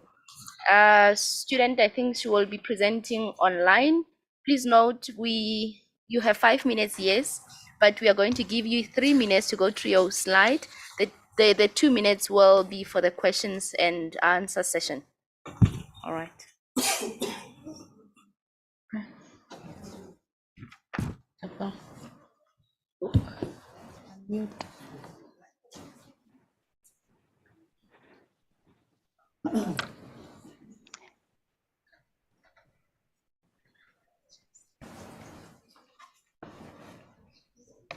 Yes, Papa, can you hear us? Yes, I can hear you. Can you hear me? Yes, we can. Can you start projecting your slides for us? Okay. Can you see my screen? Yes, we can. Okay, thank you. Good morning, ladies and gentlemen. My name is Tsapang Mohlanyane, and I'm happy to present my master thesis, which has been accepted for publication just last week in the journal PLOS ONE. We assessed the recency of HIV infections and estimated HIV incidence in 2 rural districts of Lesotho, based on samples from the VIBRA randomized trial. We did this by using HIV recency assays and HIV quantification. So what are recency assays? They are used to differentiate recently acquired infections from long-term infections among individuals newly diagnosed with HIV. And because of this, they can be used to identify hotspots of transmission. And since 2015, UNAIDS and WHO advised the use of HIV recency assays together with HIV viral load quantification to measure incidence. So we set out to do this in VIBRA. VIBRA started out as a home-based HIV testing campaign from August 2018 to May 2019. Eligible trial participants were people living with HIV who were either newly diagnosed during the testing campaign or known to be HIV positive, but not on ART.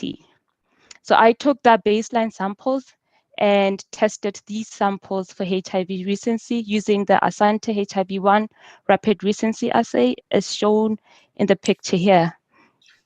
And also did viral load quantification using the Roche 4800 system. Clinical and socio-demographic information was extracted from the VIBRA trial database. So what we got in the end is here.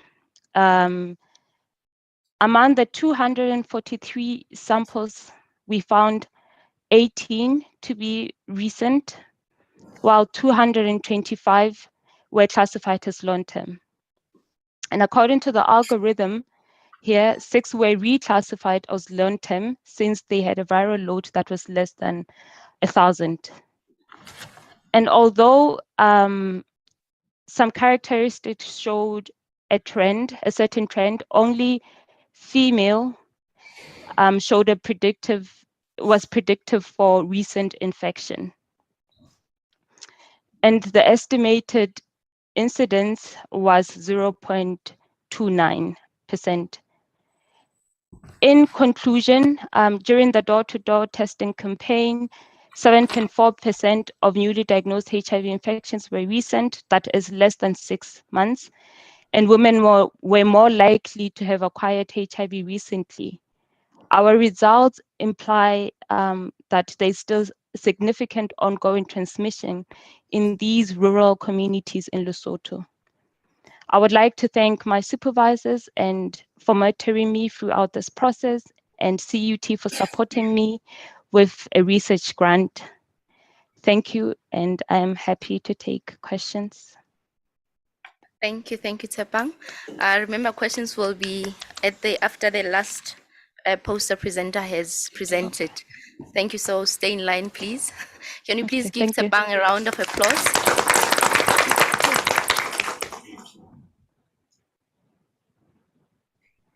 All right. The next poster presenter, it's by Ms. Slate. The title of the study was Emotional Intelligence of Undergraduate Levels Related to Academic Performances and Stress Management at the Central University of Technology, Free State. Ms. Late.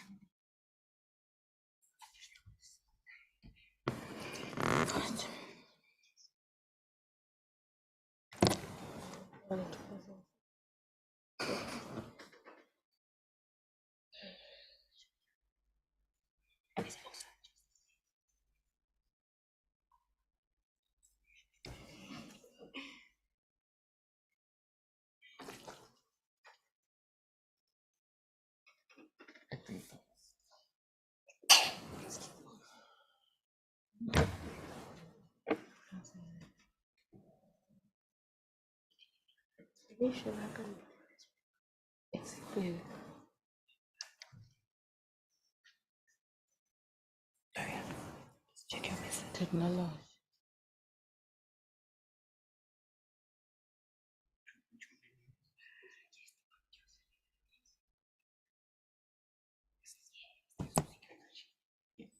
Morning. My name is Jean Light, and I would just like to apologize for the small writing. But if you want to come and have a look at my poster, you can find it at during the tea break. Right. I did my master's degree in somatology, and my heading was emotional intelligence of undergraduate students relating to stress management and academic performances.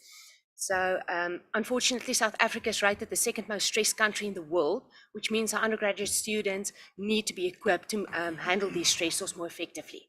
It has been found that emotional intelligence, which is basically your ability to manage your emotions, has been found to be related to stress management and improvement of academic performances. So the study focuses mainly on first establishing the emotional intelligence levels of our students, and then also to establish the relationship between stress management, academic performance, and emotional intelligence. So we did a questionnaire. It mainly consisted of the Skitter Self-Report Emotional Intelligence Test Score, which was proved valid and reliable for undergraduate students. And it showed to us that most of our students have average emotional intelligence levels. It's about 65% of our students, which is in correlation with other studies done over the world.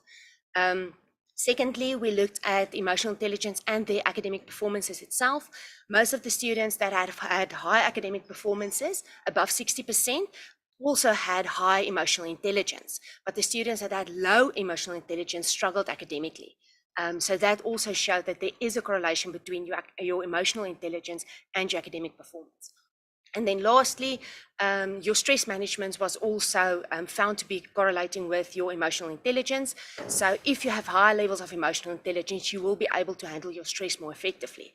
So the recommendations that we made for higher education was to educate our students more on the benefits of emotional intelligence and what it exactly is, so that they know exactly how to manage their stress better, how to improve their academics, and not only to for their personal use for their academic performances, but also if they go out into the workplace. If you have a student that is better equipped to manage their stress, they will be better employees. And if they are better employees and manage their stress better, they won't have to be absent from work as often, because stress is in correlation with a lot of other health problems also. And that will benefit the whole country at the end of the day, leading to better economic performances for the country. So yeah, thank you. Any questions? Oh yeah, questions. Thank you very much, Ms. Late, for your presentation. Ladies and gentlemen, now you know when you have stress, where to go, somatology department. That's where you need to be. All right, the next presenter is Makoni L.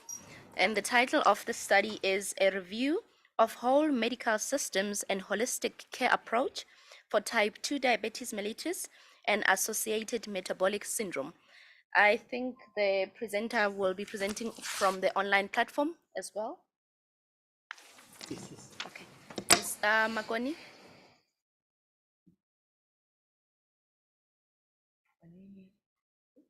Hello? Is she there? All right.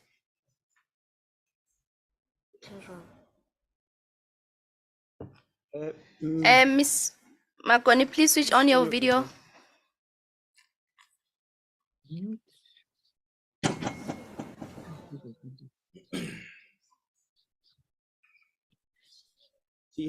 Hello. Please switch on your video.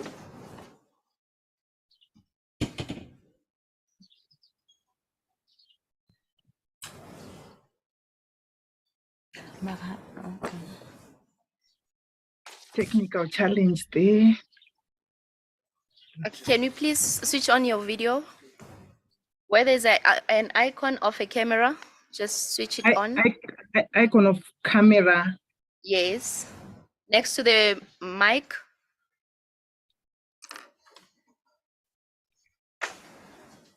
I'm experiencing a technical challenge. Yes. Should have been here. On your screen, in the Zoom app, there is a mute button. There we go. There we go. Thank you. Oh, you can see me. Yes, we can now see you. Welcome. Okay. Then the screen, I now share the screen. Yes, you can now please. see me. Yes, we Okay. can now see your screen. All right. Could you also go on Thank you. Greetings, colleagues. I'm Lapnis Makoni, a doctoral candidate in the Health Sciences Department.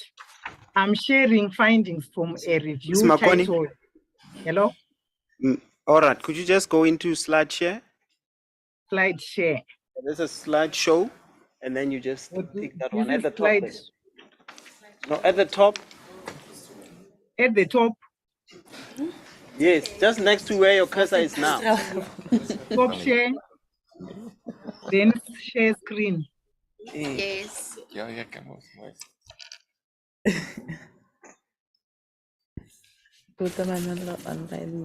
Yes. Can you see the screen?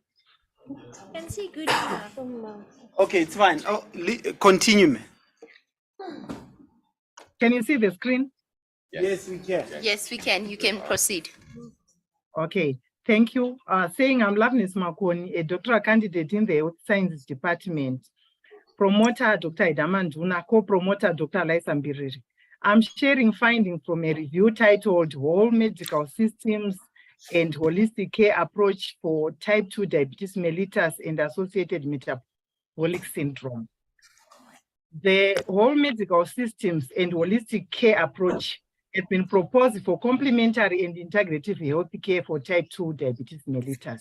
Whole medical systems refers to one of the classes of complementary and alternative medicine, which can be classified including biologically based products, energy medicine, mind-body products, and other classes.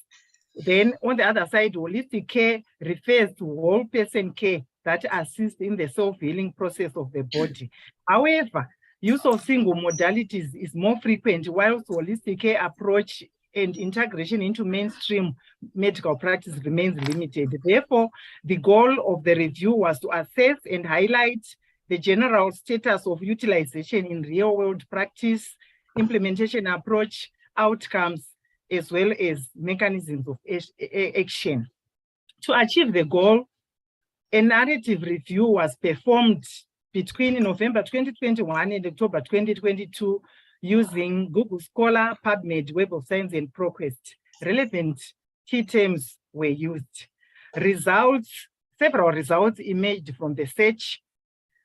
It was found that documented use of whole medical systems or holistic care treatment mellitus was found mainly from Asia, and lifestyle medicine was reported the most.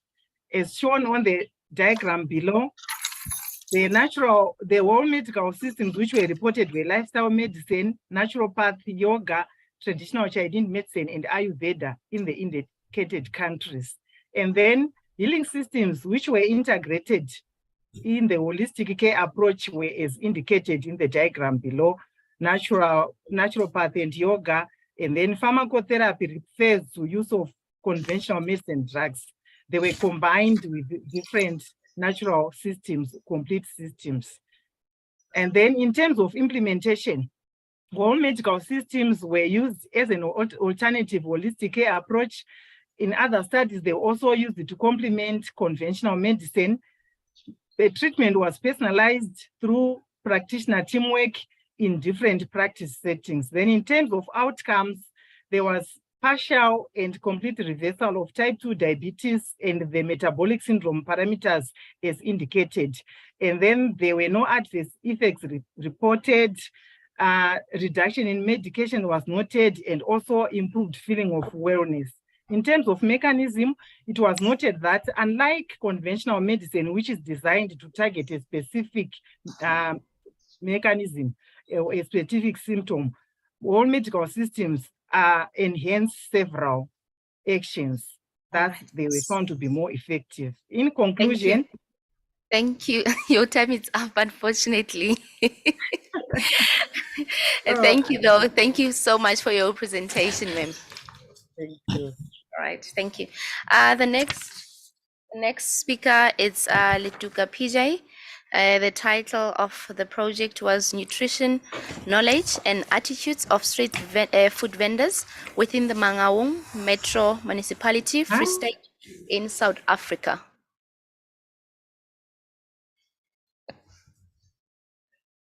Could you stop sharing the screen?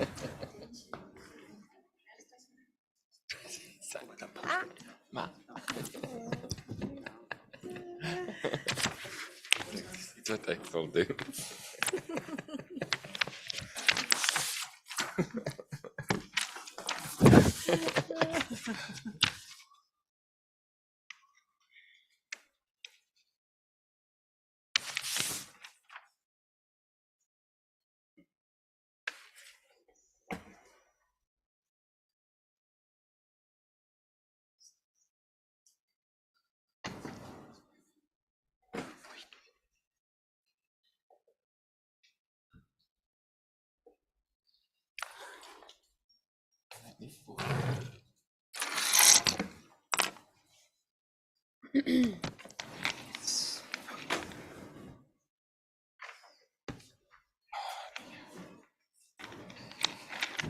Oh, yes.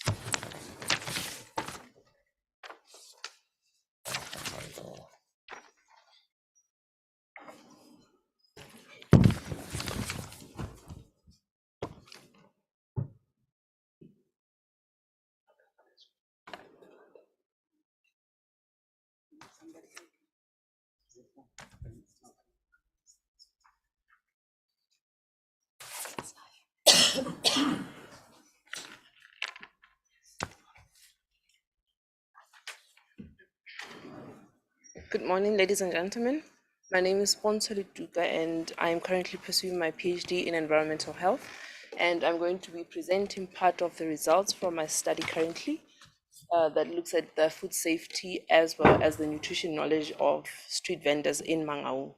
So with what we wanted to accomplish with the study is to find out if there's any implication of street foods in consumer health by assessing the knowledge of the preparers of the food and how the attitudes they have towards good nutrition. So what we did, we assessed 100 street food vendors using a questionnaire that was divided into 4 sections where we looked into their knowledge, their attitudes, the food sold, as well as the demographics and the equipment they have in the street foods. So what we found was that within the Mangaung Metro Municipality, we have more South African food vendors than foreign food vendors, but in terms of the education, the South African food vendors had lower education than their counterparts. And also we found that that is above 90% of the food vendors were Black, and most of them were female. So this is also supported with literature where we have more females participating in the street food vending trade than males. Also, we found that there was no statistical difference between knowledge and the knowledge and the demographics. That is to say, things such as their level of education did not have much impact on their knowledge of nutrition. Also, we found that on average, the food vendors had a positive attitude towards good nutrition.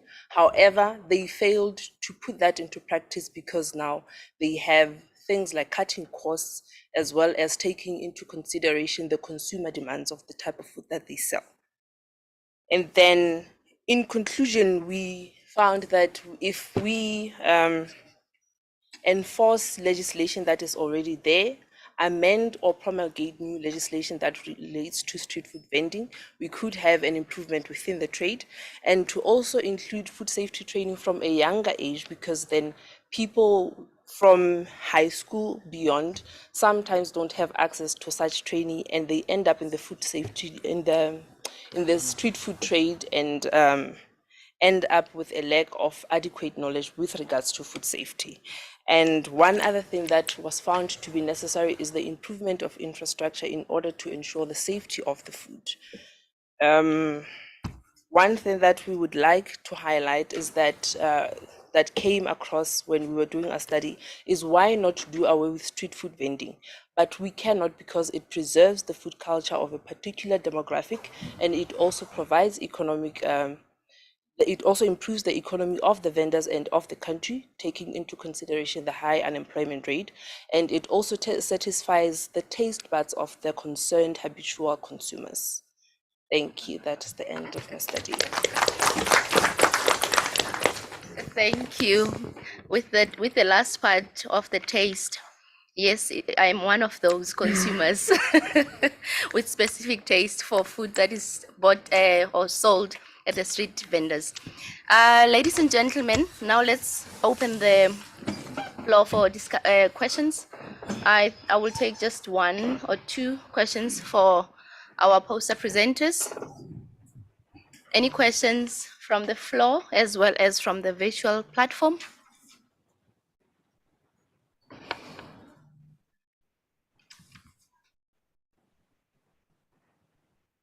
Do you have a question?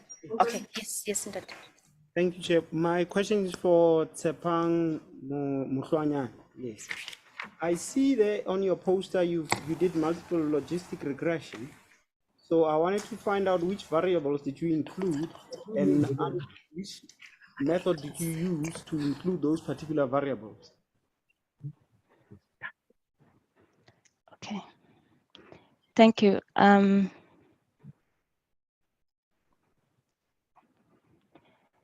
In I included two variables, female, gender and sex, as my two variables in the logistic regression, and this is because the variables that I chose variables that are most proven by literature to be related to the outcome, which it has been proven that sex and gender are the most clinically significant variables to be included. Thank you. Thank you so much. Another question from the floor to any of the poster presenters? Yeah, can she clarify what she means by sex and gender? Treating them as different variables. Are those two different variables, sex and gender, or is it one? Oh, excuse me. I meant to say sex and age. Okay. All right. Thank you for the Thank clarity. Other questions? Anything from the virtual platform? There's nothing. All right. In the absence of questions, then, ladies and gentlemen, I think we'll take this time for tea break. And there are poster exhibitions this side, so you can interact more with the poster presenters during tea break. The tea break will be until 11:15. So the next session will start exactly at 11:15. Just to highlight, the evaluation forms in the folder that you received, please let's complete them throughout the day. And before you leave, we'll appreciate if you can drop the completed evaluation form at the registration desk outside.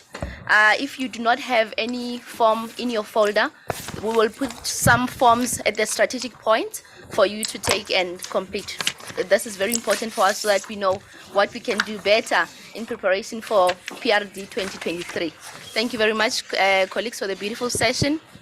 We'll see you at 11:15.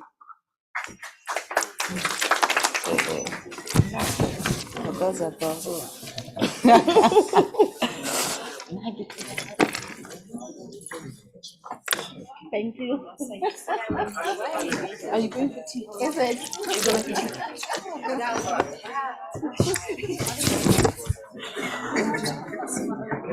No, I know what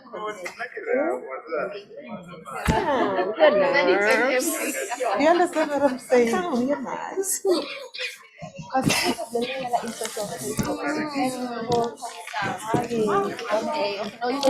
Bueno, maganda. Maganda. Hay que más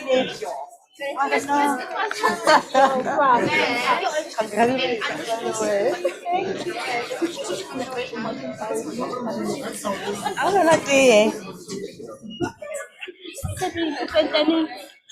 Wag ka lang, no? Oh, sessioning niya. Maybe 3. Okay lang. Mag-ready for siya na ka,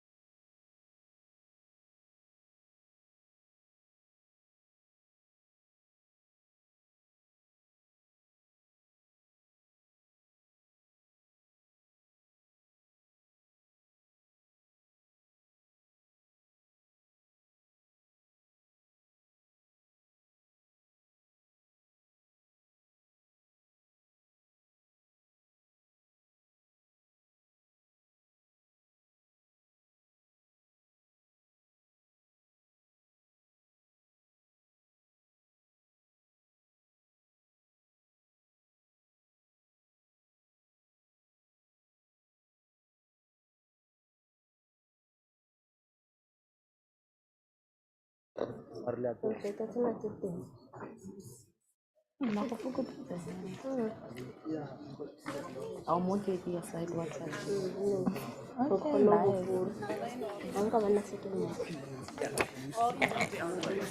Okay. Good morning, ladies and gentlemen. Testing. Can you hear me? Yes. Can you see me? Yes. Yes. Can you remember? Can you remember what Professor did this morning? Yeah. 4 I R. Yes. Great stuff. Ladies and gentlemen, thank you to this session with the live presentations. I have the honors to introduce each of the various speakers. I want to wish you good luck, all of you. I know that the intestines are feeling a little fluttery maybe at this moment. Settle down, it's normal. There's just a friendly request that you must please complete the questionnaire regarding the events of today. That information is in the folder that you received when you registered. And also a reminder, please keep your phones on silent and away from those black little thingies on the benches there. It interferes with the sound. And then please, presenters, you have 10 minutes to present. We have timekeepers. They will show their flags, and if you see 2 minutes, then that means you only have 2 minutes. Your time is almost done. So I have the honors to introduce our first speaker for this morning, Miss M.M. Kala, with anti-tuberculosis activity of medicinal plants belonging to the Fabaceae family used for the treatment of tuberculosis.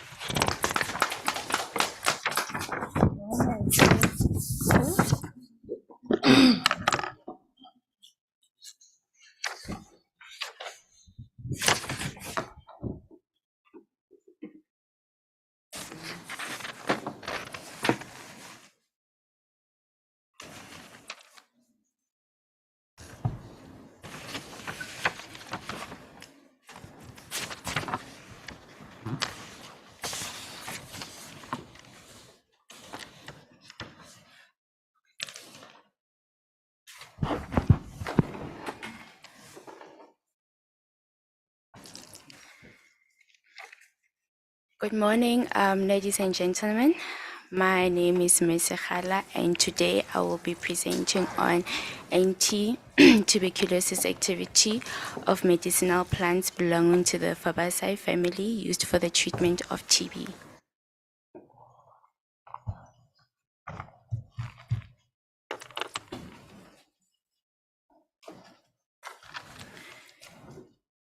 Tuberculosis is an airborne infectious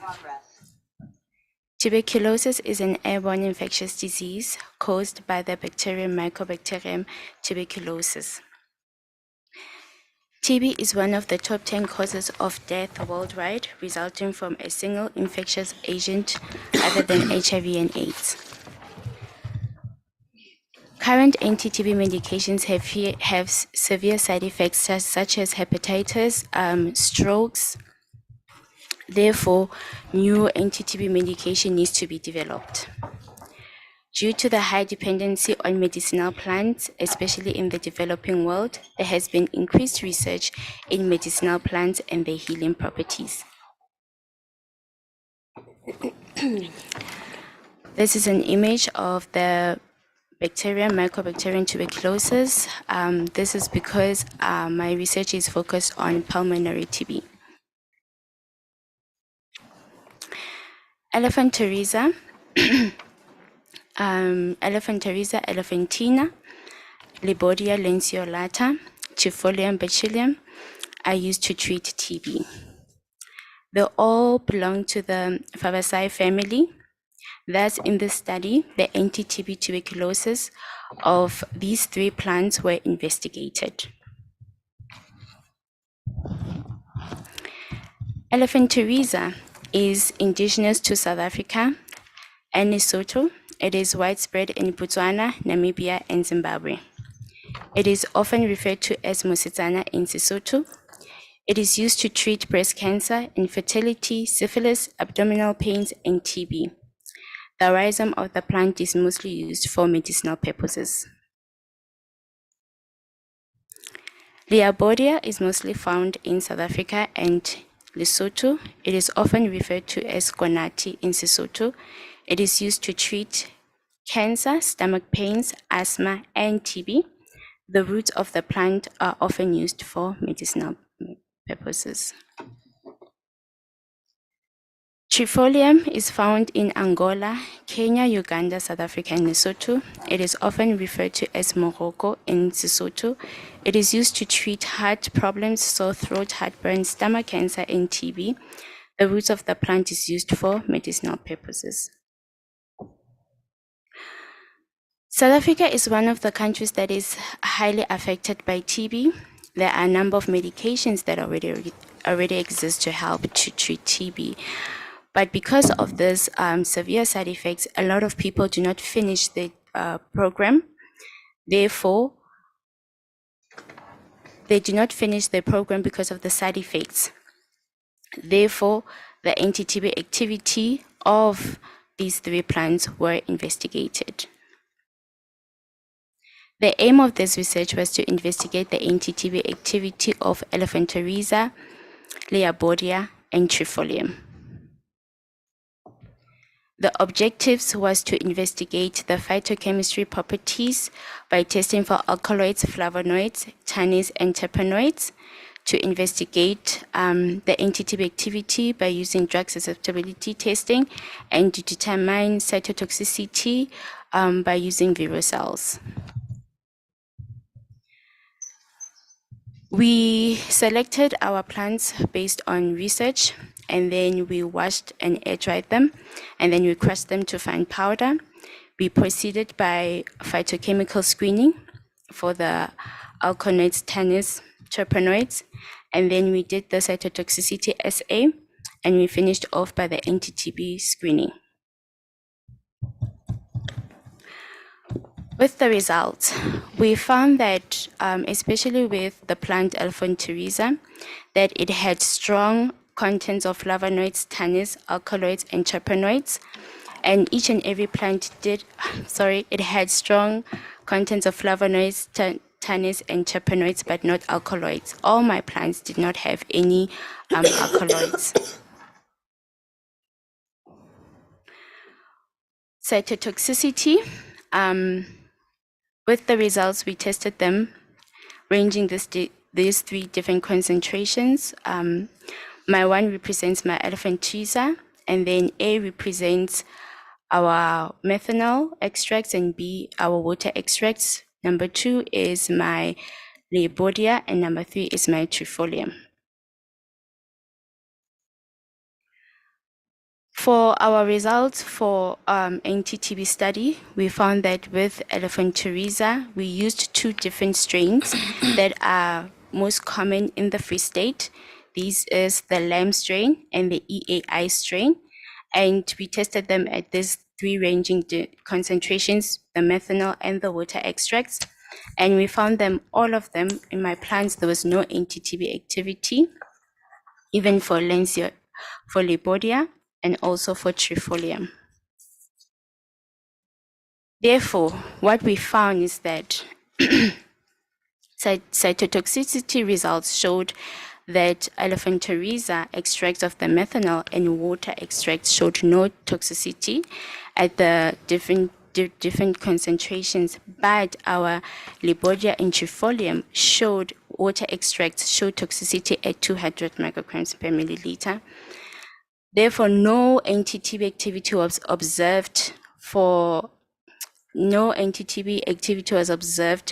any of my plants for methanol and water. We can use other strains that are also available, which are most common in the Free State, to try and get more favorable results, because my plants are rich in flavonoids, tannins, and terpenoids, but they are not. They do not have alkaloid. They do not have any alkaloid concentration. This suggests that there might be a synergistic effect between the 4 tested phytochemicals, yielding to positive anti-TB results. Since there are numerous ethnobotanical claims that the users of these plants, from the users of these plants, that they actually do work hand in hand. So in my conclusion is that even though no anti-TB activity was observed on these 3 plants, we can try for future experiments, focus on testing different TB strains that are available in the Free State, and also try to use the whole plant instead of using just the roots or the rhizome.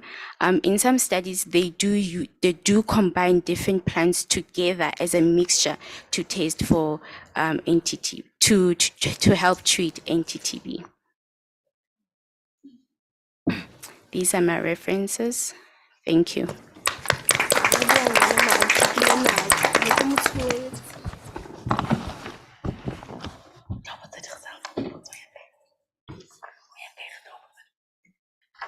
Thank you very much for that interesting presentation.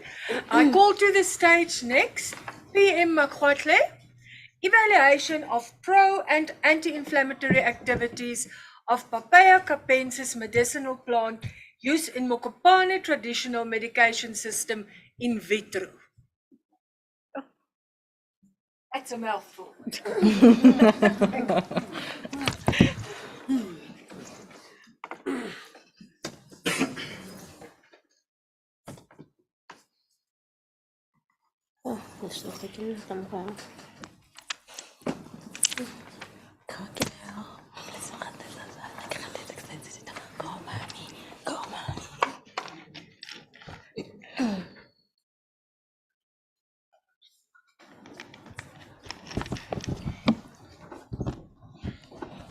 Good morning. Aye. The title of my presentation, Evaluation of Pro and Anti-Inflammatory Activities of Papaya capensis medicinal plant used in Mokopane.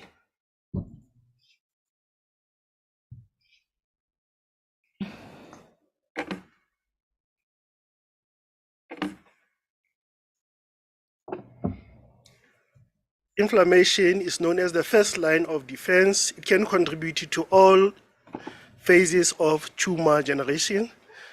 It has been associated with protection of healing, and many chronic diseases are characterized by persistent inflammation. Inflamed cells will secrete reactive oxygen species, and consequently this will lead to failure in the DNA repair and resulting in activation on oncogenes and eventually cancer. This process will actually cause what we call inhibition of apoptosis, because we know that during the immune system, actually we need programmed cell death as a form of defense mechanism. The chronic inflammation, pro-inflammatory molecules such as the ROS and NFK will be secreted, and that will create an environment that is favorable for the development of malignant cells. Anti or pro-inflammatory testing should be taken or considered within the context of disease in cancer. The macrophages play a major role in fighting the bacterial infection, and it can be classified into 2 distinct and mutually exclusive activation programs. The first one being the classical activation will result in a high inflammatory phenotype that could result with the secretion of LPS and interferon. These activated macrophages produce myriad of pro-inflammatory signals which could affect the surrounding cells, and later on could lead to the production of highly reactive oxidants, including nitrite oxide. For this study, we are going to test for the elevation or for the increase in nitrogen oxide. The plant material was collected at Mokopane, very close to Nabuam, sprayed at Limpopo. 350 grams of wood material was extracted using acetane water and methanol. The solids were removed from each solution by filtration with millipore funnel. The solvents were eventually removed later, where the organic solvents were removed by rotor evaporation, and the water was removed by freeze-dry steps via Vitis freeze dryer. The sample was prepared as follows. Extracts were solubilized in DMSO to the final concentration, as it will be indicated later on figure 1 and 2. The resveratrol was used as a control at those concentrations, especially for anti-inflammatory test activities. We used it as a positive control. During anti-inflammatory screening, raw cell 264.7 cells were seeded at a density of 25,000 cells overnight, followed by the removal of the sample and being diluted by DMEM to complete the solution at a final concentration of 50 micromolar. We added 50 microliter of the LPS to all the wells when we are testing for anti-inflammatory activities. To quantify the production of nitrate oxide, we added 50 microliter of the culture in the new wells, and we also added equal volume of Grecian reagent. To confirm that the results are not affected by toxicity, and we also checked the viability of the cell, we performed the MTT assay. For pro-inflammatory test, we used the same, but except that we didn't include the LPS on the treatment regime, while the LPS was included in the treatment regime of the anti-inflammatory. And where we would find nitrate oxide to be positive for the pro-inflammatory, that extract was subjected to polymorphin B test. That is to ensure that the effect of the plants were not due to endotoxin contamination. The results in figure 1 and 2 represent anti-inflammatory and pro-inflammatory respectively. And figure 1A will represent production of nitrate oxide. B will indicate activation of the macrophage and will also give us the results of the viable cells. Now, on this study, I took the article of Che, which was published in 2014. On Che here, when you look at the right, on the yellow circle, he actually showed that the cell variability was high at their plant. I'm not going to mention their plant because I'm concentrating on my plant. So their cell variability was high. When I compare those results with the Papaya capensi, we can see the cell variability of all extracts are still high. That is an indicator that the extract is not cytotoxic because the cells were viable. When we compare the anti-inflammatory effect here, we can see that as you increase the concentration of their plant, the nitrate oxide production is reduced, showing their plant has anti-inflammatory activity, of which that was not the case for Papaya capensi because all our nitrate production was still high. And where we actually see at 200 microgram, we can see a slightly reduced nitrate production, which is not considered physiologically active because it's very small. When you look at the results of pro-inflammatory macrophage activation, I also took the article of Mandian in 2018. What they did here, they also did the cell variability, which are the same results that we saw at anti-inflammatory for the Papaya capensi. Our extract were not toxic. What they did here, the LPS, they activated their cell with the LPS and included the extract. So what they were saying is that now, at low concentrations, they are expecting nitrate oxide to be high and at high concentration to be low. And their results were positive because indeed, as the concentration of the extract is increasing, the nitrate was reduced to all activated. With us here, we did the opposite. We didn't activate the macrophages with the LPS. Instead, we included the extracts of the concentration. We can see that for extract number 8 and number 6, nitrate oxide was not elevated, showing that the two extracts are not positive as anti-inflammatory components, but extract number 7, which was water, it has shown that the water has pro-inflammatory activities. Now to recall, I said that where we are going to identify nitrate oxide being produced, we'll have to subject that extract to polymorphin B test. Upon testing that, we could find that the polymyxin B test counters the activity of the pro-inflammatory activity that was actually observed at the previous results. Because by looking at this graph here, this is the results without polymyxin B. This is the results with polymyxin B. And this counter clearly indicate that the activity that was observed at the water extract was possibly due to endotoxin. Now, we can conclude by saying that all extracts of Papaya capense have shown no anti-inflammatory activity, because we have seen that nitrite oxide was actually elevated to all of them. Where it was 200 microgram per mil, then we can consider that as an anti-inflammatory activity. We also observed elevation of nitrogen oxide when we are testing pro-inflammatory for water. But in that case, we need to do more analysis so that we can conclude what could be the active compounds in that. Because with the polymyxin B test, we can clearly indicate that that is endotoxin. So in conclusion, water as an extract cannot be a contributing factor in harboring the toxin that was identified through polymyxin B test. And my worry is that the traditional healers, they are following the route of extracting with water.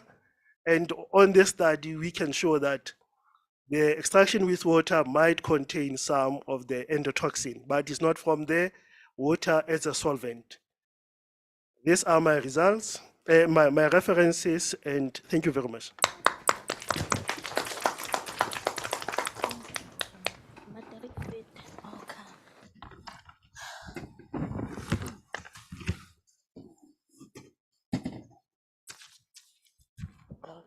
Listen, I think this showed us that water may not always be the safest way to go. Our next presenter is Ms. P. McClung, and she's going to present the anti-proliferative activity of Ruta graveolens LF and Malva parviflora L on sensitive and drug-resistant prostate cancer cell lines.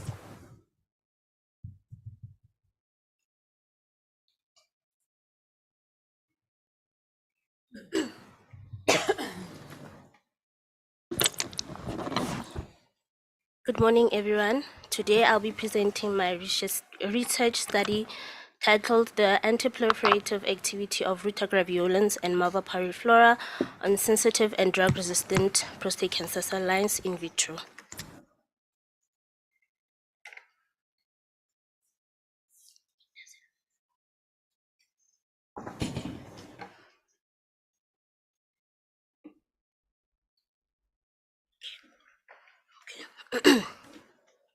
Prostate cancer remains as the leading cause of death in men after cardiovascular disease, and it is the leading cause of cancer-related deaths in men after lung cancer. And in an African context, South Africa has been ranked as the second leading country with the most estimated number of prevalent cases in regards to prostate cancer. And the development of drug resistance in prostate cancer remains as the leading causes of failed chemotherapeutic drug treatment in the clinic. And drug resistance in prostate cancer can either be intrinsic or acquired. And acquired drug resistance in prostate cancer results due to the repeated use of anti-cancer agents that are structurally and functionally different. And this phenomenon is referred to as multi-drug resistance. And multi-drug resistance can be attributed to a number of mechanisms, with the enhanced efflux of drugs by ABC transporters being the most prevalent. And ABC transporters are membrane protein transporters that utilize the energy from ATP to transport a wide variety of substances across biological membranes. And they also regulate the levels of hormones, lipids, ions, as well as xenobiotics. And to date, there are 48 members of the ABC transporter family, and other authors also report that there are 49 members of the ABC transporter family, which are categorized into seven subfamilies. And P-glycoprotein was the first protein to be discovered to have a role in drug resistance in cancer cells. And this particular protein is expressed in breast cancer, lung cancer, colon, cervical, as well as other leukemias. And it confers resistance to anthracyclines, vinca alkaloids, as well as taxanes. And another member of the membrane protein transporters is the multi-drug resistance associated protein, which is expressed in excretory organs as well as the blood-brain barrier. This particular protein confers resistance to vinca alkaloids, anthracyclines, and epidophylotoxins, but unlike P-glycoprotein, it doesn't confer resistance to taxanes. And a number of agents have been developed to inhibit the function of these proteins, but have been disapproved due to their presented side effects in the first stages of the clinical trials. As I mentioned before, that the development of drug resistance by cancer cells remains a major setback to successful treatment in cancer, and thus can not only be treated by conventional treatments. And therefore, research and development of new and effective treatment options with high efficacy with little to no side effects is highly recommended. And medicinal plants have proven to be a safer alternative treatment for cancer. And not only medicinal plants are good agents for therapeutic agents, they are also good, so they can also be used to reverse drug resistance in vitro as well as restoring sensitivity in cancer cells. Ruta graveolens is a medicinal plant belonging to the Rutaceae family, and it is traditionally used for the treatment of fever and as an insect repellent. And there are a number of pharmacological activities that have been reported on the plant, but there's very little scientific research on the plant's anti-cancer activity. And Malva pyriflora is also a medicinal plant belonging to the Malvaceae family. It is traditionally used for the treatment of wounds as well as inflamed sores. And there are a number of pharmacological activities that have been reported on the plant, but similarly to Ruta graveolens, there's very little anti-cancer activity reports on the plant. Therefore, the aim of the study was to investigate and evaluate the anti-cancer activity of Ruta graveolens and Malva pyriflora on prostate cancer cells in vitro. Ruta graveolens and Malva pyriflora were authenticated and subjected to extraction by different solvents, and phytochemical analysis was conducted to test for the presence of different secondary metabolites that might be present in the plants.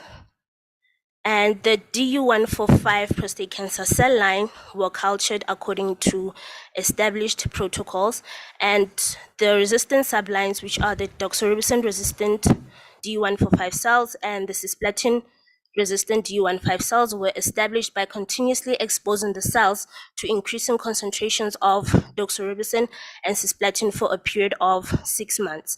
All cells were maintained in culture media and grown as monolayers until they reached confluency, and 2 assays were performed on the plants, which is on the cells, which is the chemosensitivity assay, where all 3 cells were exposed to different concentrations of doxorubicin as well as cisplatin, and the cells were separately also exposed to different concentrations of plant extracts, and cell viability was completed by MTTSA. And for phytochemical analysis results, it can be observed that both plants exhibited all the tested phytochemicals, but anthraquinones were not detected in both plants. And to validate the development of resistance by the resistant sublines, a chemosensitivity assay was conducted, and a fold of resistance calculation was used to determine the fold of resistance in the drug-resistant cell lines. And it can be observed from the resulting IC50 values, the doxorubicin-resistant cells were 54.234 resistant to doxorubicin, and the cisplatin-resistant cells were 2.156 resistant to cisplatin. And out of all the extracts that were tested against the D145 wild-type cells, only the Ruta the Ruta graveolens DCM extract exhibited more than 50% growth inhibition against the wild-type cells at a concentration of 5 micrograms per milliliter. And in terms of inhibition, the Ruta DCM extract exhibited a dose-dependent response. And in addition to the activity that was observed, that was exerted by the Ruta DCM extract on the wild-type cells, the Malva parvuliflora DCM plus methanolic extract and methanol extract exhibited growth inhibitory effect at concentrations of 5 micrograms per milliliter and 10 micrograms per milliliter. And the Malva DCM and methanol extract exhibited growth inhibitory effect at 10 micrograms per milliliter. And from the results obtained from the study, it was observed that the D145 wild-type or parental cell line was more sensitive to both doxorubicin and cisplatin when compared to both the drug-resistant cells. And these results obtained were also consistent to those that were obtained in a previous study that was conducted in 2009, and in another study that was related to breast cancer, where the MCF7 cells and MCF7 dog cells were treated with different concentrations of doxorubicin. It was observed that the MCF7 cells displayed more sensitivity to doxorubicin when compared to the MCF7 doxorubicin resistant cells. And the phytochemicals present in the study included saponins, tannins, and flavonoids, which have also been reported to display antioxidant activity, which exert a number of biological effects against cancer as well as other diseases. And in another study, Malva parvuliflora methanolic extract inhibited the growth of liver carcinoma cells in vitro, and a Ruta graveolens methanolic extract displayed cytotoxic activity against HepG2 cells and an anti-tumor activity when tested against tumor-bearing animals. And no scientific literature has been previously reported on the plant's anti-proliferative activity against drug-resistant prostate cancer cells. And to the best of our knowledge, this is the first study to report the anti-cancer effects of the DCM extract of Ruta graveolens when tested against the D145 wild-type cells. And the Malva parvuliflora extract, the DCM extract plus methanol and the methanolic extract when tested against the D145 doxorubicin and cisplatin, doxorubicin resistant and cisplatin resistant cells. And this particular study therefore confirms that Ruta graveolens and Malva parvuliflora have the potential to provide lead compounds for drug development, and further studies are needed to identify bioactive compounds in the extracts that exhibited anti-proliferative activity, as well as determine the mechanisms of actions that were present. And moreover, combination studies are necessary to validate the potential drug resistance reversal activity of Malva parvuliflora. And these are my references. Thank you.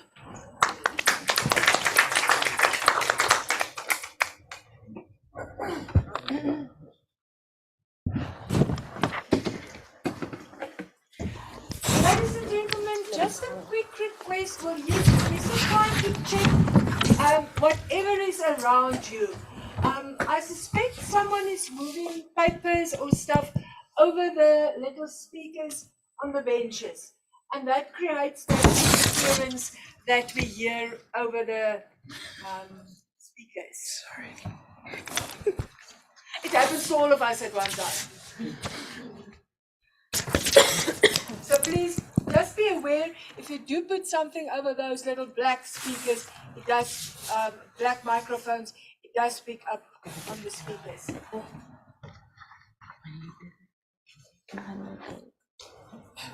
Manjilo, CE Manjilo.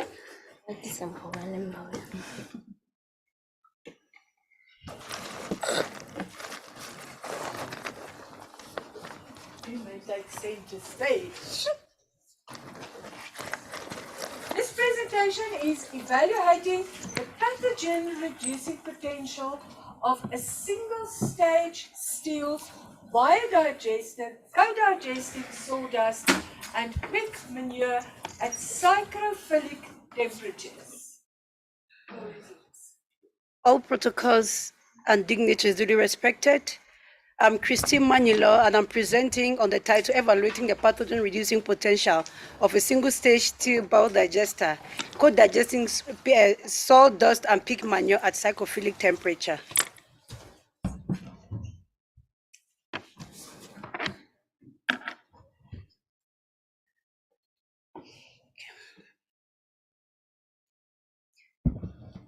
My presentation will be guided by this outline. Environmental sustainability is a key quest for every society, as humans, commercial, industrial, and agricultural activities are on the rise, creating huge quantities of waste that need to be appropriately managed. The traditional management of animal manure involves the application on agricultural fields, and such application is vulnerable to the dissemination of manure into water bodies and soil, causing contamination and pollution as it contains several pathogens and great organic matter. Sawdust, on the other hand, are disposed and managed either by dumping on roadsides, drainages, water bodies, or by incineration or composting. The methods result in the emission of greenhouse gases and noxious gases into the environment, causing global warming and climate change. South Africa is a water-scarce country, and it is projected to be one of the major contributors to the total increase in meat consumption, suggesting therefore increases in the abundance of animal waste that need to be properly managed in a bid to prevent pollution of the environment and the water bodies, since they contain pathogens. Eastern Cape province is the poorest among the provinces, and the local inhabitants, they rely on natural resources and agriculture for sustenance. Microbial anaerobic degradation within a biodigester is considered a good option to properly manage this waste. However, previous studies they have conducted anaerobic digestion at thermophilic and mesophilic temperature ranges, and their central focus was on maximizing biogas yield, and little attention has been given to pathogen control. Therefore, our study is among the few studies conducted in South Africa and the world at large performing anaerobic digestion on several bacterial pathogens at psychophilic temperature. Our objective was to assess the ability of a single-stage biodigester to inactivate bacterial pathogens during the anaerobic co-digestion. Specifically, we determined the total viable counts of each bacterium throughout the process. We developed mathematical models demonstrating log bacterial counts as a function of average daily temperature, number of days, and pH as predictors. Thirdly, we described the influence of different predictors as either primary or secondary on log bacterial counts. Figure 1 shows the design of the anaerobic digester that was employed in this study. Pig manure and pine husk sawdust were the samples used. The samples were pre-treated, and the blend was prepared 3:1, and a slurry was formed. That was used to charge the biodigester. That was batch operated for 7 months under psychophilic conditions. Samples were then withdrawn from the biodigester to evaluate the growth of specific bacterial pathogens while employing selective microbiological medias. When the samples were collected, they were 10-fold serially diluted, and 100 microliter of the first 5 dilutions were plated onto selective plates and incubated at different temperatures depending on our bacteria of interest to obtain total viable counts that were later converted to log bacterial counts. On the other hand, data on temperature and pH were also measured because these are the factors influencing the anaerobic digestion process. So we measured them using the pH meter and the temperature sensor. Using a MATLAB software, mathematical models were built to describe the relationship between the parameters that were investigated in this study. And the relief FHES, which is a statistical tool in the MATLAB, was used to describe whether these variables were secondary or primary factors. Table 1 shows the initial counts of the bacterial pathogens in the biowaste, that is before anaerobic digestion. We can see that the initial counts of the bacterial pathogens were between 10 to the minus 4 and were between 10 to the 4 and 10 to the 7, indicating that the biowaste had great contamination potential. Also, the presence of Enterobacteriaceae plus the total number of gram-negative bacteria identified in this study was an accurate reflection of the hygienic status of the biowaste. Table 2 shows the important parameters in the viability studies, and this data was transformed to figure 3, which is the reduction of bacterial counts at different species, which is a reduction of bacterial counts of the different species with retention time, which could also be described as a survival pattern of the decay rate. The line graphs, they are of different colors because of the different bacteria that were involved. It is observed that we have one log bacterial count, implying 90% reduction in viable bacterial count, suggesting a direct reduction on the bacterial load and contamination potential. Therefore, the treated waste is better. The treated waste was more better than the untreated waste. Looking at the survival time, E. coli was the least survived bacterial pathogen. It took just 77 days for E. coli to be inactivated, while Listeria monocytogenes took 175 days.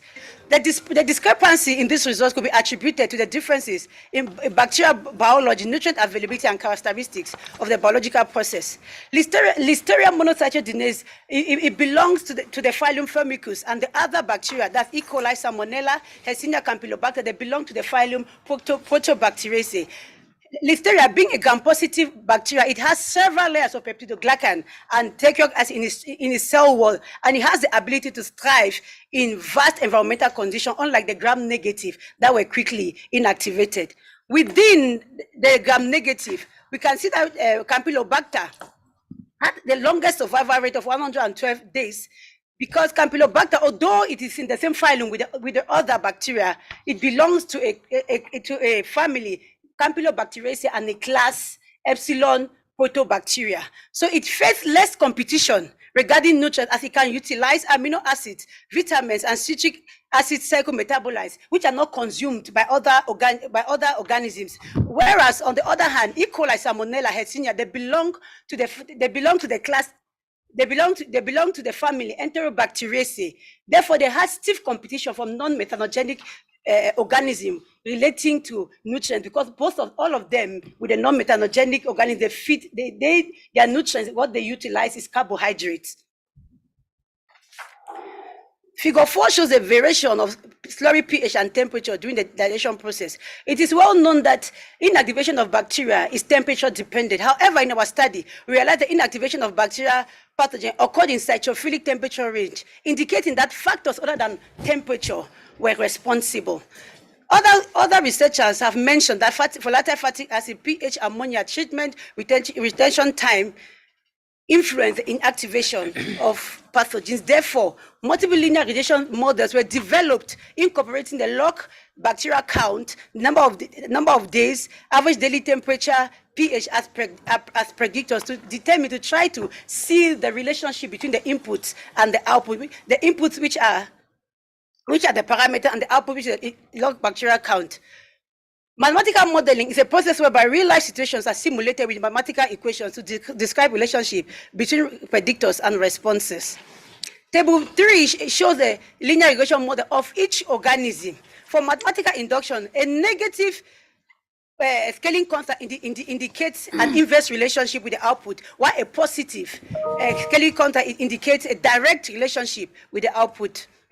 However, the relief F-test was used to quantify, to describe whether the factor, the parameter that was measured, was a secondary factor or a primary. So the values was ranged between -1 and 1. If it's -1, it means that there was no correlation. But if it's 1, it means that there was a strong correlation. And if it's -1, it means that that factor, that predictor, is a secondary factor. And if it's positive, it means that the predictor is a primary factor.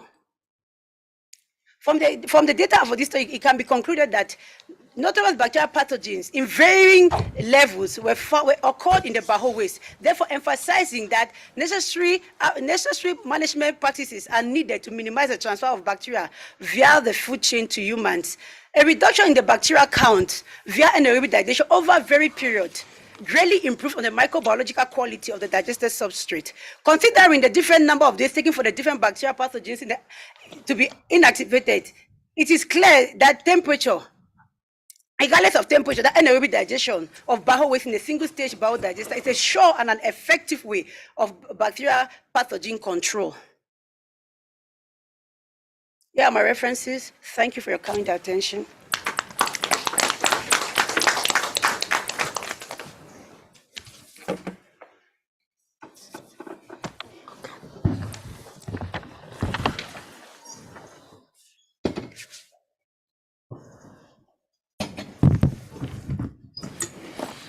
I call to the stage A.O. Ojo.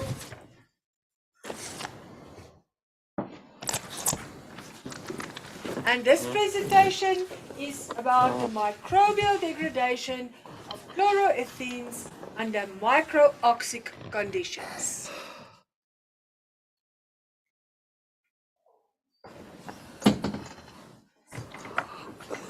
Some of these ladies and gentlemen fulfill double duties today as representing their departments, their programs on the PRD committee, and as presenters. So I think a big applause goes out to them.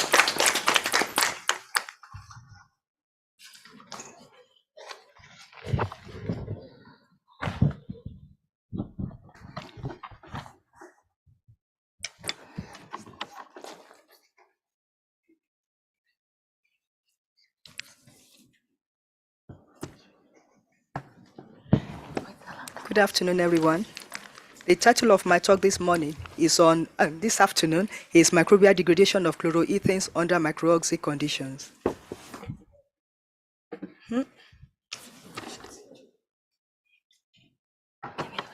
These are the contents of my talk. I'll start with a brief introduction. Chloroethanes are volatile organic compounds that occur naturally or through human activities. Chloroethanes are used in paint industries, automotive industries. They are used as degreasing agents. They are also organic solvents. These are the various forms of chloroethanes. High concentrations of chloroethanes in the environment are due to continuous improper disposal of these compounds and industrial emission from petrochemicals. Groundwater systems around petrochemical refineries are always susceptible to chloroethane contamination. Unfortunately, the communities living around this vicinity are usually adversely affected because they use groundwater as their source of domestic purposes. They also drink the water. High levels of chloroethanes adversely affect humans, as chloroethanes are carcinogenic, neurotoxic, and mutagenic. As a result of this, the U.S. Environmental Protection Agency set maximum contaminant levels for these compounds in the drinking water. Unfortunately, South Africa is yet to set standards for these compounds in the drinking water. Chloroethanes can be remediated through different treatment technologies. This afternoon, I'm focusing on biological treatment techniques. To be specific, bioremediation. In bioremediation, microorganisms are used to clean up the contaminated environment. This can be through natural attenuation, whereby the environment is being cleaned without human intervention, even though it takes a long time. It can also be remediated through biostimulation. In this scenario, we add external carbon source and nutrients for the microorganisms to perform their functions. However, when there isn't much degradation or cleaning up of these contaminants, we introduce capable microorganisms, which is bioaugmentation. You may ask, how do bacteria do this?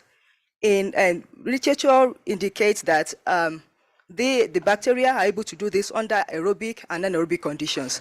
Under anaerobic conditions, not all bacteria are capable to do this. There are some that don't have the full set of functional genes, while some have full set of functional genes. The allococoid group is the only group that are known to have the full set of functional genes, and they encode for these proteins. So during reductive decloration of chloroethanes, PCE gets degraded to its daughter product and finally to ethane, which is the harmless gas. Under aerobic conditions, chloroethanes can be degraded through direct oxidation or co-metabolism. In this situation, the capable microorganisms use oxygenases to degrade chloroethanes to carbon dioxide, water, and chloride. Reports have reported degradation of chloroethanes under aerobic and anaerobic conditions. However, there wasn't any reports on degradation of these chloroethanes under microtoxic conditions. Hence, the aim of our study was to evaluate the bacterial community composition of the chloroethane groundwater contaminated groundwater and its specific potential for the degradation of chloroethane under microtoxic conditions. To achieve these aims, these are the set objectives we used. So I start with site characterization. Due to confidentiality issues, I may not be able to tell you the exact refinery we used. So groundwater system located around petrochemical refinery was sampled. 6 boroughs with high levels of chloroethanes were selected for the study. So on site, we measured some physicochemical parameters. So in the lab, we measured the chloroethanes present. We also checked for the metal and non-metals present in the groundwater. And then we checked the microbial population present in it using Illumina MySeq sequencing. The results we obtained showed that the groundwater system was in the oxidative state. It was microtoxic according to the dissolved oxygen. There were metals present, likewise non-metals present. To be specific, chloride was high in 3 of the sites. The groundwater was in neutral condition at ambient temperatures. There were high levels of PCE, likewise TCE, and some of the daughter products. However, we did not detect ethane. At phylum level, the Illumina MySeq sequencing results shows that proteobacteria dominated the groundwater systems. Likewise, at genus level, we also have some bacteria present, like Syntobacter and the rest. These bacteria are known to be involved in the co-metabolic degradation of chloroethanes. Having characterized our site, we did chloroethane degradation batch studies. We selected our electron donor to be lactate. So we conducted 4 different types of experiments. The control, which is the biotic control, which is the unamended control. We have natural attenuation, which is NA. So we added 0.6 millimolar of PCE to the groundwater sample. We also have the biostimulation experiment. We added 0.6 millimolar of PCE and we added lactate according to stoichiometric demand. Also, at certain time, we checked some parameters like chloroethane and chloride. We also checked, we measured dissolved oxygen and EH. So we also did a Illumina MySeq sequencing to check the microbial population or composition present. To check the degradation pathways, we used shotgun metagenome analysis. At the genus level, the result showed that there was relatively high abundance of Pseudomonas in both experiments. And initially, the experiment was dominated by aerobes. Later on, at the final stage, it was dominated by the anaerobes. The GC analysis done showed that there was degradation of PCE, and the average degradation of PCE in natural attenuation was greater than in biostimulation. There was also an accumulation of PC daughter products in natural attenuation and degradation of PC in biostimulation. The accumulation of PCE and increase in chloride concentration observed suggested that there could be coexistence of reductive dechlorination and co-metabolic degradation of chloroethanes. The degradation pathways of chloroethane identified here according to Keth pathways show that there was degradation of DC and vinyl chloride. And the suggested enzyme was chlorate reductase, which may be involved in the dechlorination. We also observed toluene and xylene degradation. So here what happened was there was phenol hydroxylate P1 oxygenase component in Pseudomonas and Azoarchus. In the purple, which shows that there was catechol 2,3 dioxygenase enzyme present. This might be involved in the aerobic degradation of chloroethanes.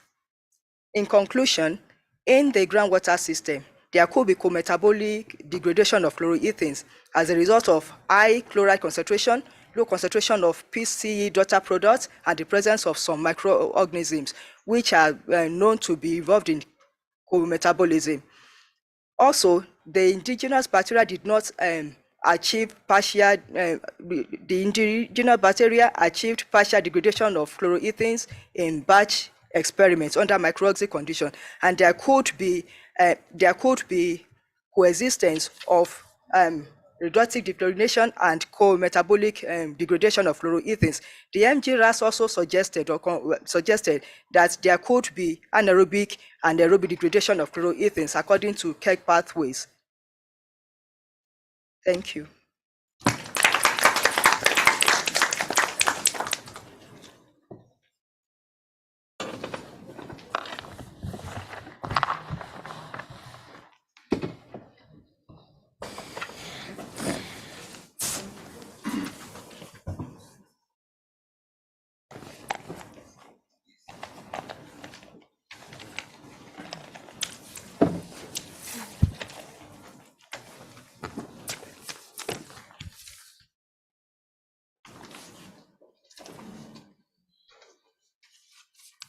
Ladies and gentlemen, our next presenter is P. Zachariah.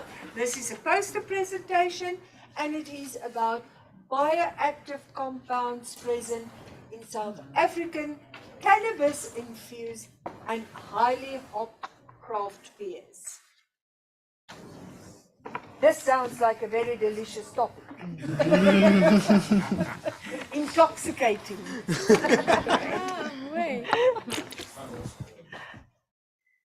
Good morning, ladies and gentlemen. You might wonder, why did I choose to do research on beer? It's because we just learned from Dr. Makgatle's presentation that water is not always best. Anyway, because of the worldwide trend towards cannabis legalization and cannabis infusion in foods and beverage, that was the main driver behind my study.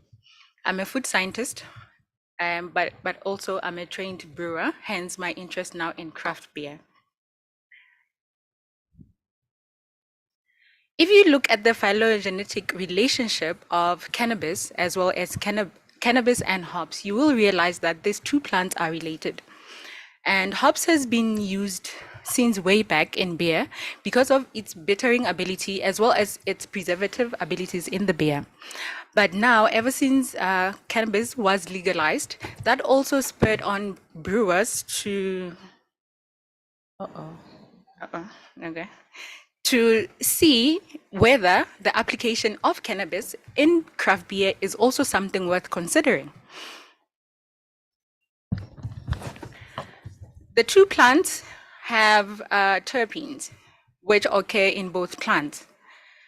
And these terpenes are hydrocarbon molecules, which normally are present in every plant that you know, and they give plants their very distinctive flavor or aroma. Because these terpenes have been used in their purified forms in Chinese medicinal usage, and as well as Indian medical applications, they've also been used in South African industry in their purified states.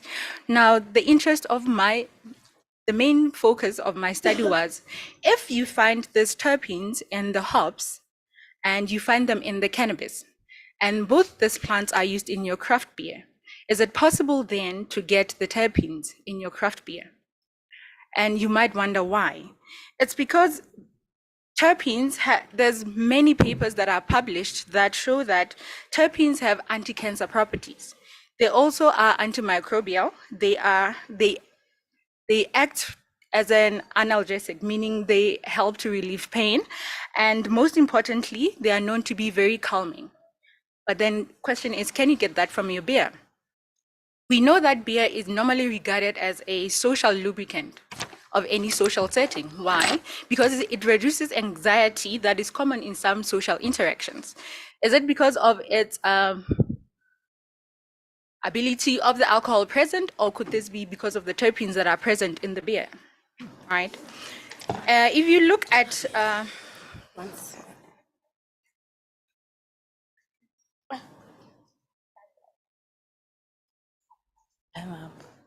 Thank you. Unfortunately, I did not have a chance to print out my presentation, but I'm available if anyone would like to talk about this further. Yummy. Actually, I must say, I think there may be a product there that would be of a medicinal purpose, and it will make you feel good as well. Yes, it's a pity that unfortunately your time was short, but I'm sure during the Q&A and later on during the break, you will have ample opportunity to speak to our presenter on this topic, because it sounds quite fascinating. Then our next session is representatives from Whitehead Scientific. I call them to the floor, and they are going to share some information with us on their company and what they can offer us as scientists and people working in the laboratory. Thank you very much.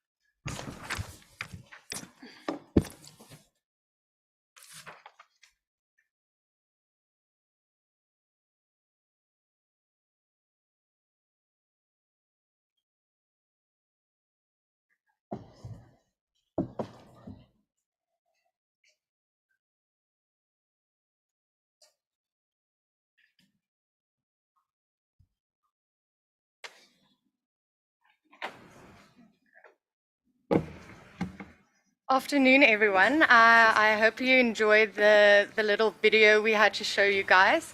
So I am Letitia Dix. I am the Clinical and Translational Research Sales Specialist at Whitehead Scientific.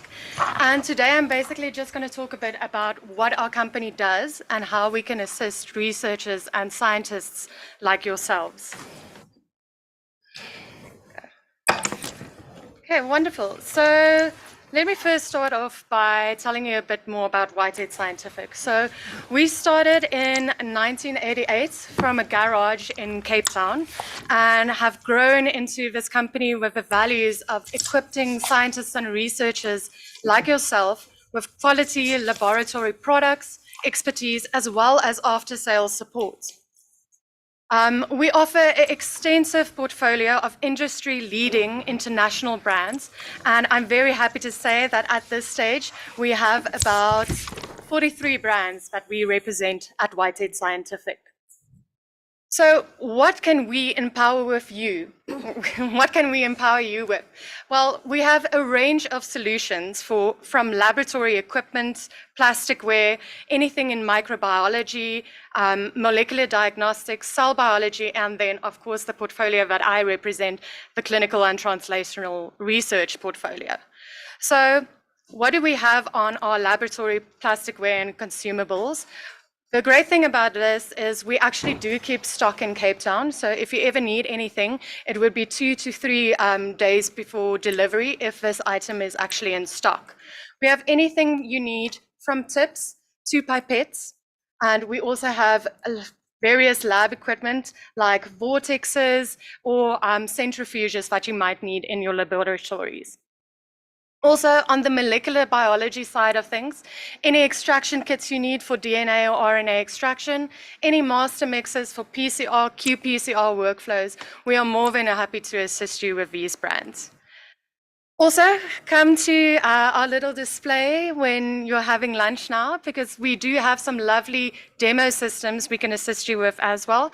This is automated extraction platforms that we have available from Tanbead.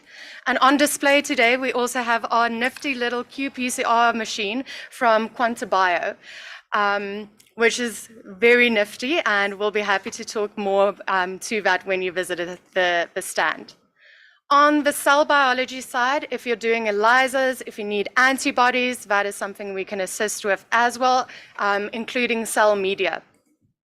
Then on our side, one of the product highlights that I can also give is IDT. IDT is known for the quality they provide in primers and probes for your PCR and qPCR needs. We also have anything for CRISPR genome editing that you might need, we can assist with IDT. Next generation sequencing, gene synthesis, just give us a call and we'll be happy to assist you. And then we're also very excited at Whitehead Scientific that we recently launched our online web shop. This is basically the Take-A-Lot for the scientists. So what you guys can do is you can register online and then you can generate your own quotes, see pricing, see the stock availability as well, which makes it very nice for you as scientists and researchers to write up any proposals or so that you need the budgeting quotes for. And for today only, if you guys register, we have some lucky hampers that you might be able to win today. So please do visit our stand, please do register today, and if it's your lucky day, you might actually win a little prize for you to take home. So yeah, that is basically me. I won't keep you any longer because I know everybody is hungry. So if you need anything, please come visit our stand and please register today on our web shop. Thanks so much.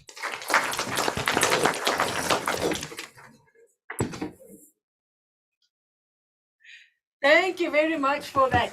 If this is the online version of Take-A-Lot, I assume this is Sci-Fi-A-Lot. Yes, science a lot. As long as the a lot is there. Yes, definitely. Ladies and gentlemen, this is the time where I call all the presenters to take front stage and center again for the Q&A session.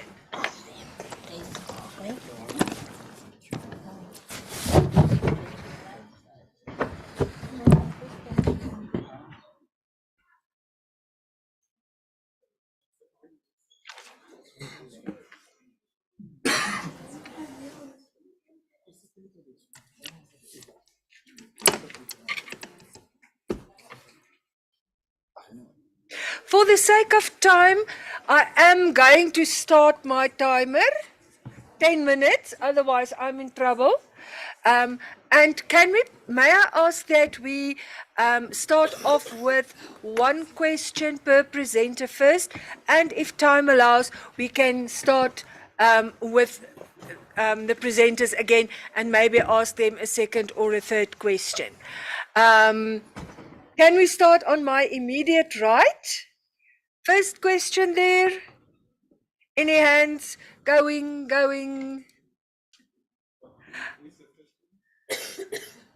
Pardon?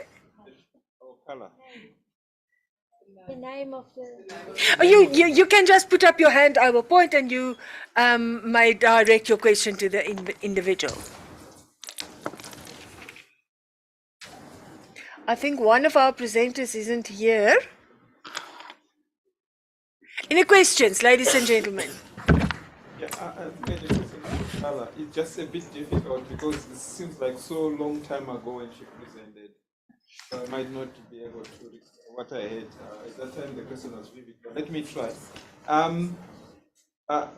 It seems to me that the literature review, because I think you reported negative results in terms of anti-TB, isn't it?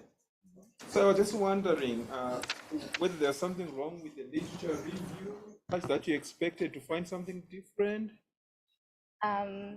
Actually expected to find anti-TB activity because in literature review, especially for the first plant, there was anti-TB activity observed with them. So it was unexpected. The results, there was nothing wrong with the literature review. Oh, so a quick one follow-up to that was that you also, I think, recommended that maybe prescribing in combination, is that correct? Yes. Is that what the traditional healers would ordinarily do? The traditional healers ordinarily would use just the roots. The traditional healers differ from each country, each province. So the ones that I was basing on my research from the Free State would usually use the root, but some parts of the country do use the whole plant to treat TB.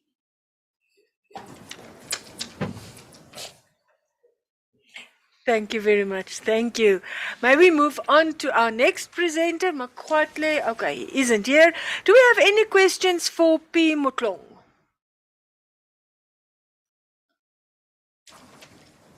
The presentation on the sensitive and drug-resistant prostate cancer cell lines. Come on, guys, you should be really ready for this kind of questions. Us ladies don't worry about our prostates that much.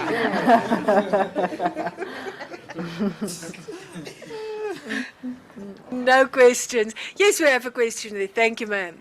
I just want to ask about the cell line, the reason for the choice of the cell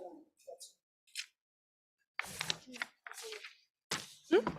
I chose the D145 cell line because it is moderately metastatic, and the time and conditions it takes for the D145 cell line to develop the resistant phenotype.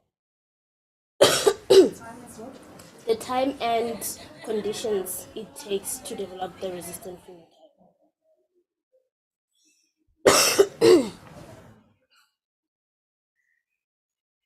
Anything else? Then question for CE Manielo, evaluating the pathogen reducing potential.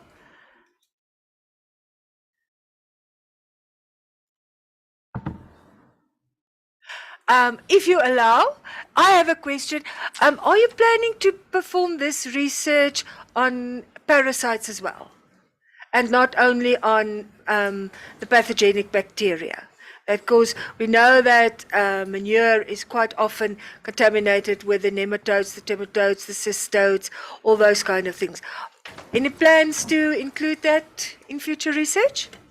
It will be better because it will be better if parasites are involved because bacteria is not the only microorganism in manure. And you know, restrictions for using manure as fertilization is because of the pathogenic content. But aside the bacteria, we also have the parasite. We also have fungi. Mm. So if a future study is done, taking all those factors into consideration, I think the results will be better. Yes. If you allow me a follow-up question, we know that there are many communities that still use human feces as fertilizer as well. Do you think this kind of thing can be used and applied to check the safety of human feces as fertilizer? Yeah, because Absolutely wonderful. Using feces locally, because like in the Eastern Cape, as I previously mentioned, the locals there in the rural areas, they see, like from the local information we got, they still use animal manure like to floor their houses.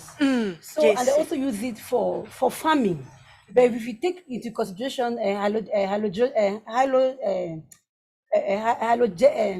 hydrologic devices like rainfall, storms, when it comes, it can flush those things, and the end point is water sources of the soil.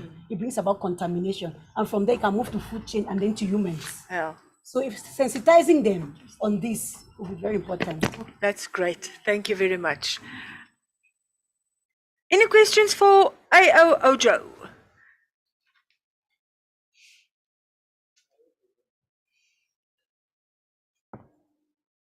I had a question around the selection criteria. Maybe if you could say something about your selection criteria, maybe I could remember my question. Sorry, for Some in your selection criteria, under your methods. Okay. You said something that made me want to ask, but I can't remember the question. But I queried selection criteria. If you could just run quickly through the selection criteria for your study. like the experiment performed. Yes. Okay. In bioremediation, we can clean up the environment through natural attenuation. In this case, there won't be any human intervention. You just leave it there, it takes time. If we have capable microorganisms in the contaminated environment, they will clean the environment up. But as for biostimulation, even if we have capable microorganisms, at times they need food, they need some carbon source. So as a result, and some nutrients, as a result of that, we try, let's biostimulate.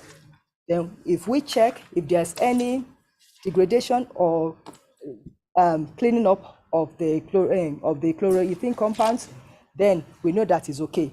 But at times, the indigenous bacteria present, they might not have the full set of genes that encodes the protein.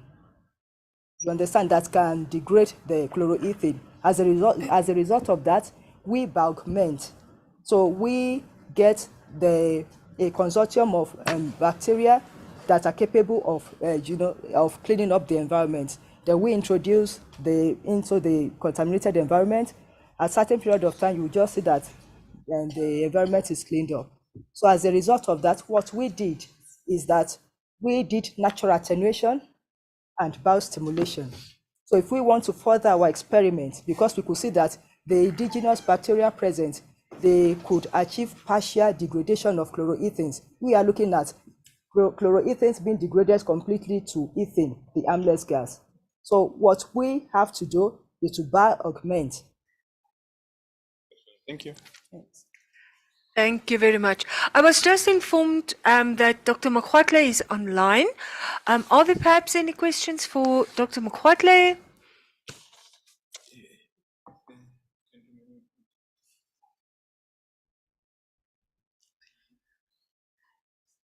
Yeah, I don't know whether they can hear me.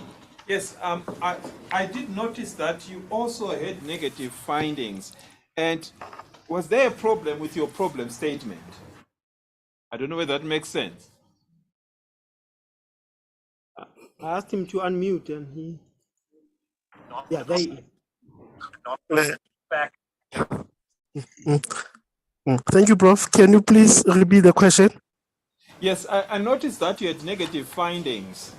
And so my question is, could there be a problem with your problem statement?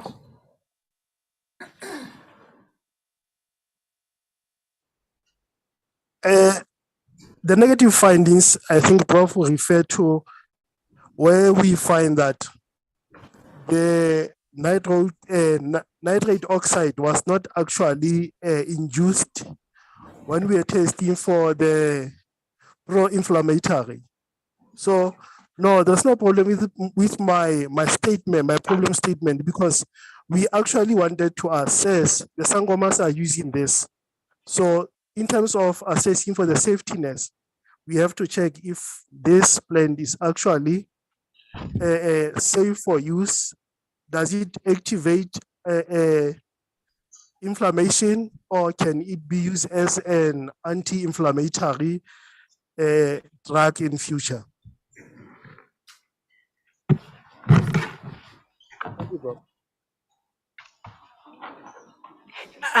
Time is up already, we still need to allow a cannabis question as well. Always time for cannabis. Always time for cannabis. Maybe the cannabis question is, how do the two compare, the cannabis infused compared to when we only use yeast? How do they compare the activity, the properties, when we infuse with cannabis and without infusing cannabis, just the normal yeast? Okay, so the yeast is what you use to turn the sugar sauce to alcohol. But then the hops, the difference between the two sets of beers that you would have, then the one with hops would be very bitter. And then with cannabis, the cannabis infused beer would have the hops because it's a preservative as well as the cannabis. So it usually has more of a danky flavor to it. But when you look in terms of the terpenes, both the hops and the cannabis, they contain the same type of terpenes as the raw plant. Then the difference comes when you make the beer, because then that differs in biotransformation when the beer is made. So some of the terpenes which were found in the raw plant were actually lost in the beer. Yes. The concentration of terpenes? Yes, the concentration. Like for one instance, with one of the most common terpenes we found there was terpinolene. You'd find that in the raw material, it was 58 point something milligrams per liter. But then when you get to the beer, it was so diluted that it came out at around levels of 0.2. So that could be a result of dilution, because when you go from a 2-gram hops, then you dilute it into a 400-liter beer. Or it could be a result of biotransformation, which was something that also came up with this results that I got. It introduced another aspect which we had not previously considered, that there could be biotransformation of one terpene to something else. So that's going to be the next phase of my research. Okay, thank you very much. I'm sure when it comes to the testing phase, you will have enough people to taste, whether it's for medicinal purposes or whether it's just for social purposes. Yes, phase 2 actually involves me making the beers to try and manipulate the different concentrations. So I'm going to have to do a sensory analysis. So you're all welcome to be part of the sensory analysis. Open invitation. Ladies and gentlemen, thank you very much. We thank all of the presenters. Thank you to all the people that asked the questions. I've been informed that this is going to be a very, very short break, not a 15-minute break as indicated on the program. So a 5-minute break. So you need to get up quickly, and Professor showed you something this morning, and something that I usually do with my students just to reactivate the mind and body is to, I'm going to stand in front. I know I can speak loud enough. It's just, do not really hit yourself hard on the head. Just step slightly, very slightly, and rub your tummy, because I'm sure by now it's just tell your tummy, it's okay. Tell your mind to stay awake, and then you swap. Tapping the head or rubbing the tummy. Tummy, you're going to be okay. Mind, stay alert, and switch. And you go faster, and you keep tapping and rubbing. Ladies and gentlemen, thank you very much. Hope you enjoy the rest of the presentations. Stay safe, stay healthy. Thank you. Be back, boy.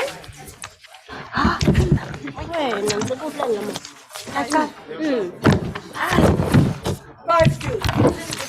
In 5 minutes time. 12:55. Okay, we're going. Prof Esther wants to know if you can still remember sign language from this morning. Board,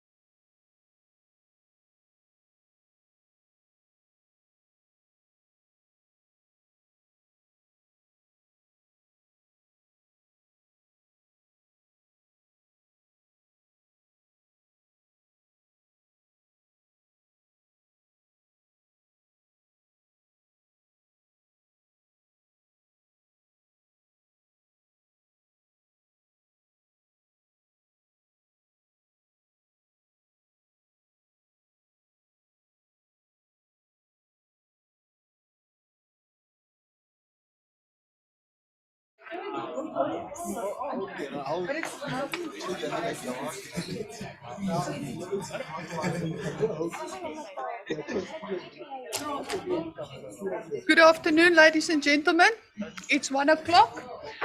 Since we are a little bit behind on the program, we're going to start session 3 as indicated.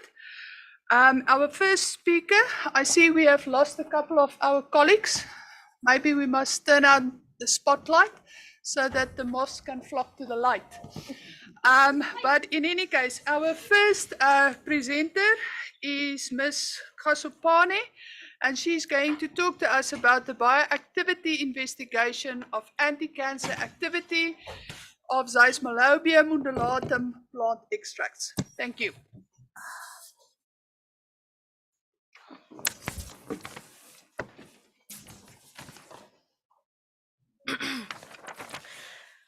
Good day, everyone. My name is Lesego Khasopane, and I'll be presenting you today on the bioactivity investigation of anti-cancer activity of Zysmalobium undulatum plant extract.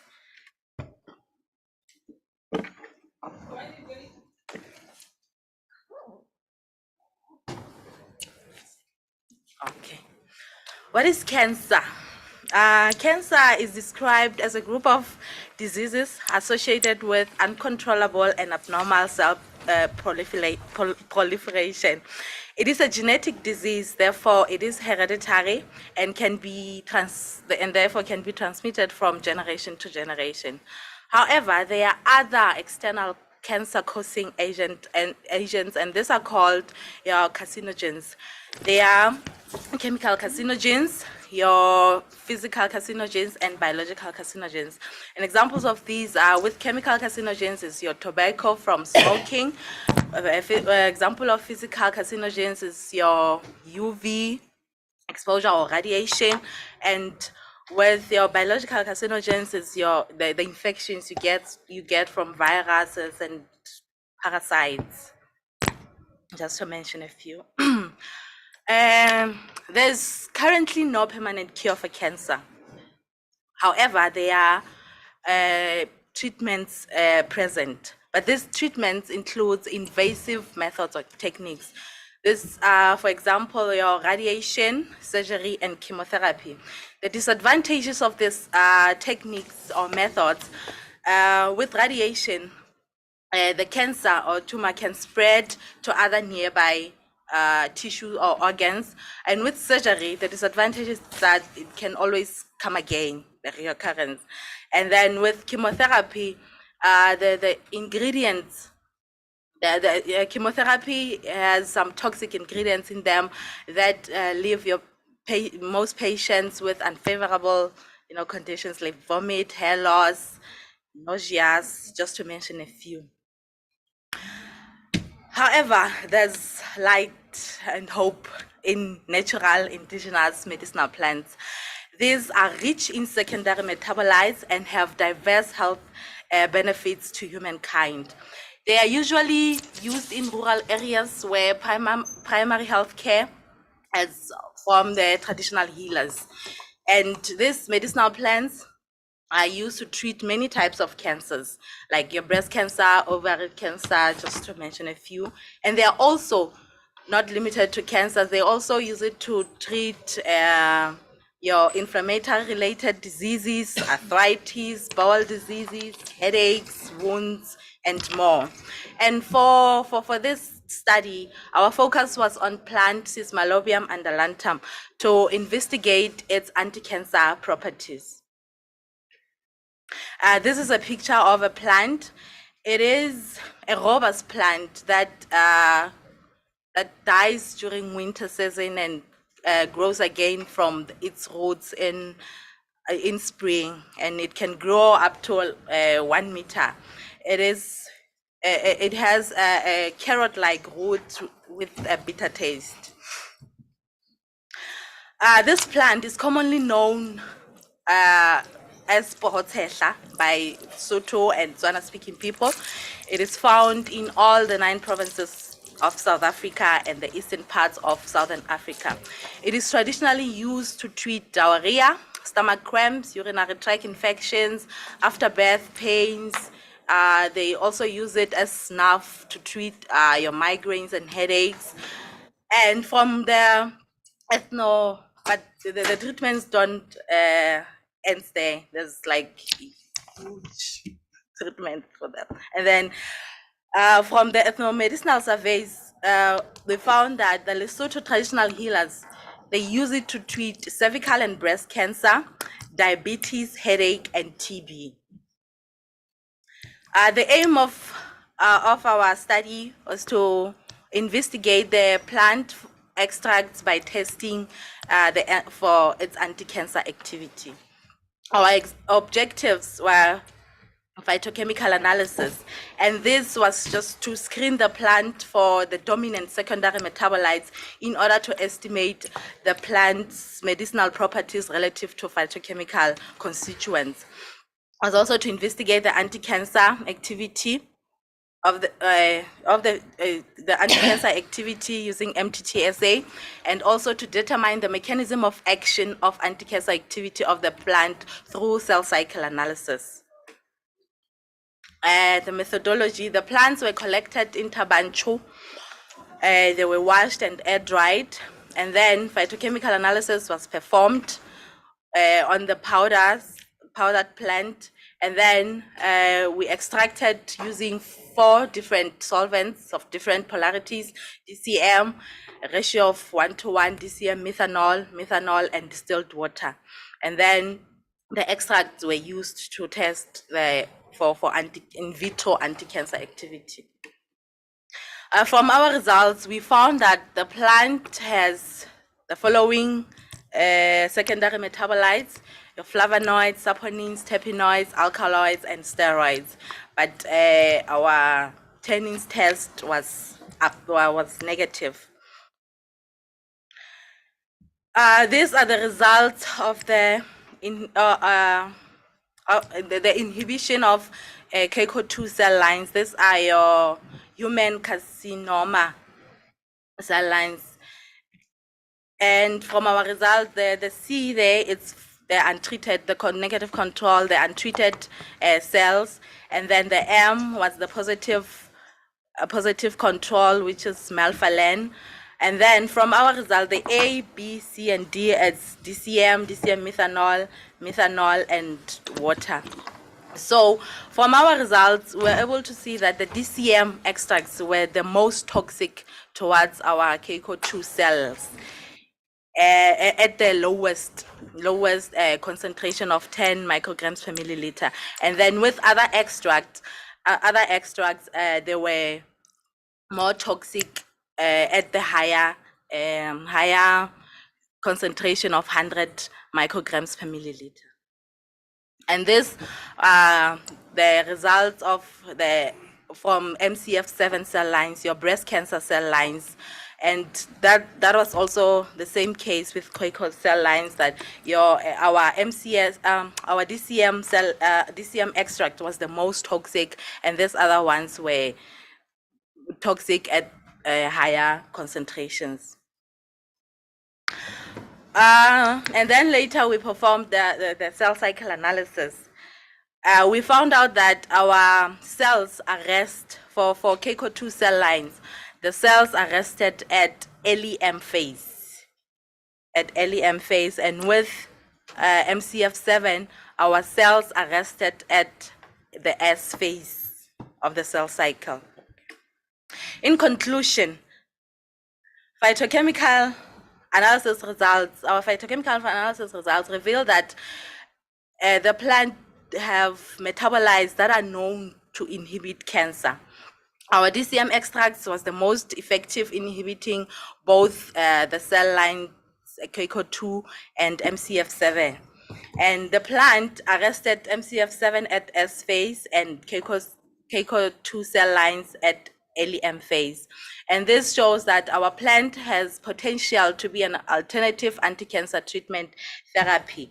And it is also important that to screen the plants to determine the bioactive compounds that can be used in the synthesis of drugs. And the cell cycle analysis is important as to help researchers identify and target the pathways to focus on during the therapeutic strategies for cancer and tumors. And these are my references, acknowledgements, and thank you. Thank you, Lesego, for that interesting talk on cancer, something that affects all of us. Now, from the laboratory, we're going to head to the X-ray room. Our next speaker is Ms. Shalimbi. She will be online, and she will share with us basic chest imaging in adult trauma patients, interpretation skills of radiographers in the Copperbelt province of Zambia.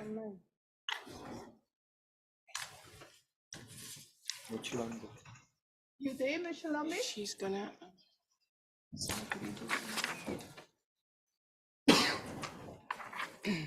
Ms. Chelembe, please unmute. Thank you. Please share from your side. Yes, please.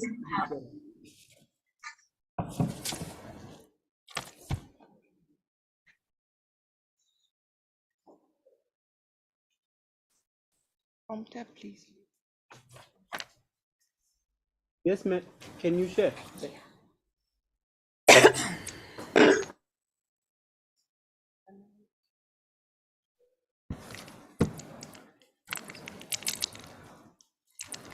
Good afternoon. Please share your slides. Yes, please.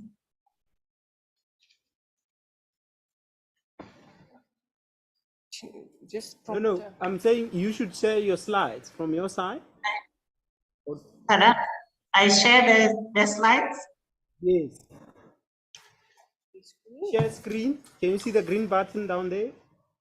Yes, I've shared, and is it okay now?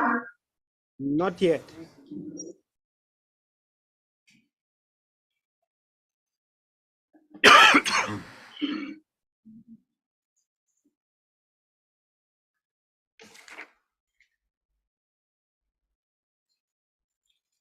All right. What she practiced yesterday. Share screen, slideshow. I think you practiced yesterday, isn't it? Yes. Yes. So just do that you did yesterday. What is that? I might not remember what I did yesterday. Did you send your presentation to us? Yes, I did. Yeah, no.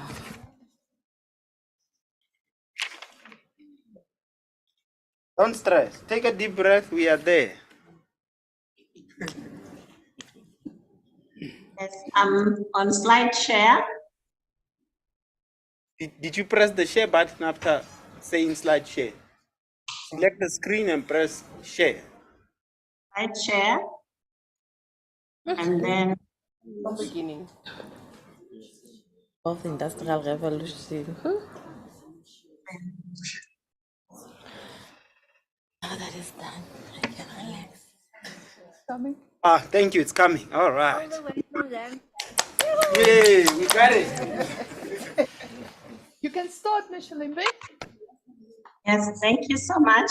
My name's Ethel Chilambe. I am presenting the study for my master's degree in radiography.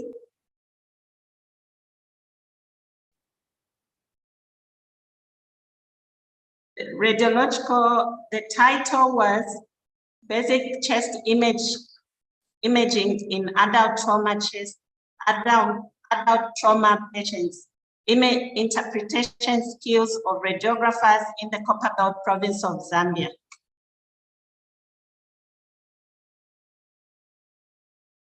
Image interpretation and reporting is ideally performed by radiologists.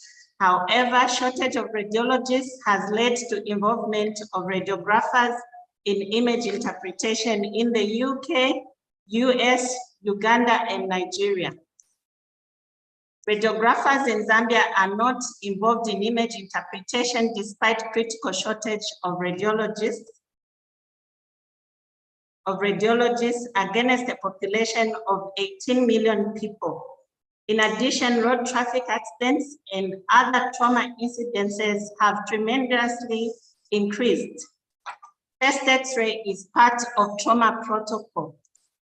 However, radiographers are not involved in image interpretation and reports are not provided for emergency cases. Therefore, problem statement was the lack of involvement of radiographers in basic adult trauma chest interpretation negatively impacts the Ethel? delivery.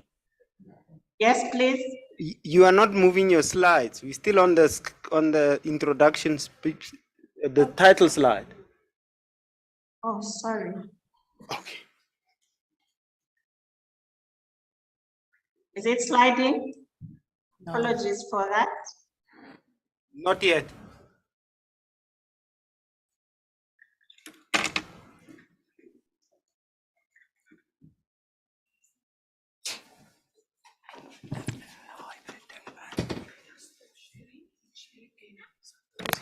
Stop sharing and then let's start again just to see if that will sort it out.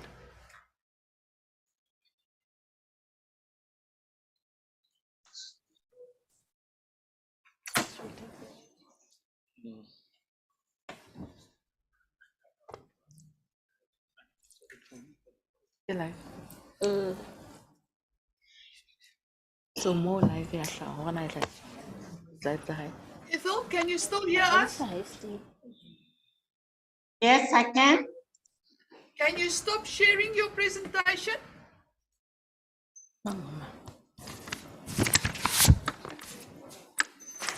Sometimes it hangs. Then you need to share again in order for it to move. Okay, then share it again with us.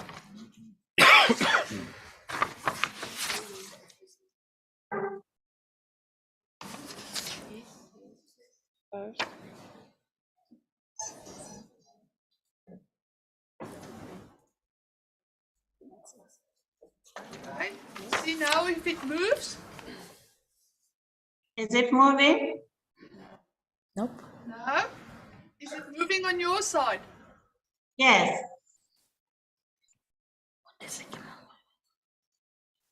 All right. Ethel, stop sharing. Stop sharing. We've got your presentation with us. We will share from this side and then you will just say next slide as you move along. Is that okay? Yes. I'm so sorry for that. Don't worry. It's okay. Apologies.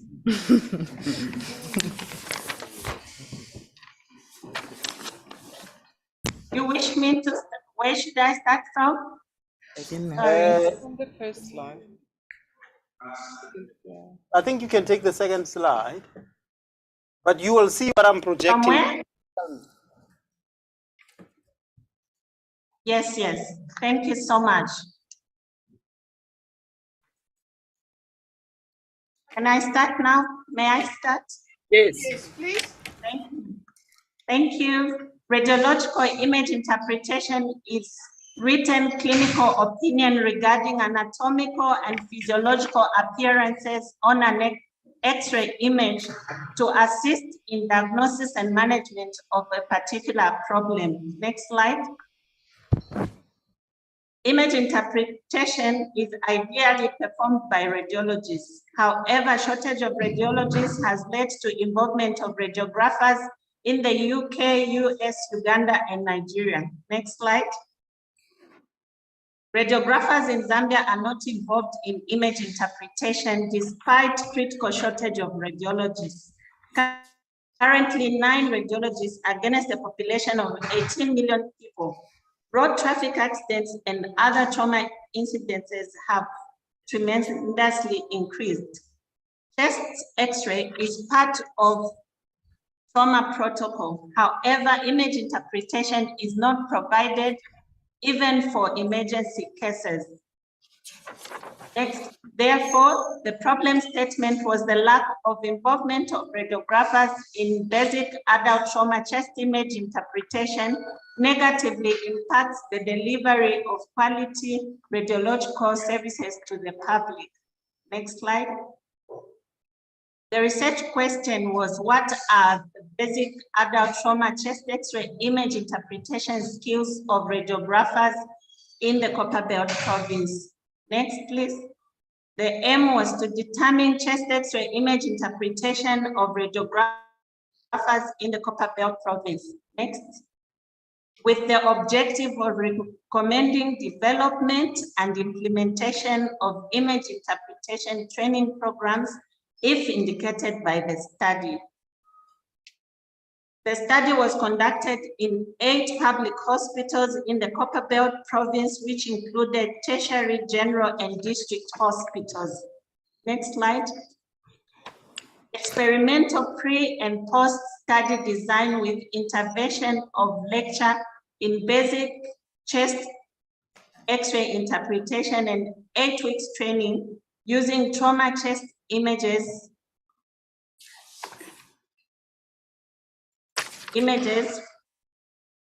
were used. We used convenience sampling, and 27 radiographers participated out of the population of 60 radiographers. Next slide. The intervention included the lecture in basic trauma chest interpretation. Next slide. We conducted the pre-test and assessed radiographers' skills acquired during radiography training and work experience. Next, please. After the pre-test, basic trauma chest interpretation training was conducted using WhatsApp group that was created strictly for the same purpose.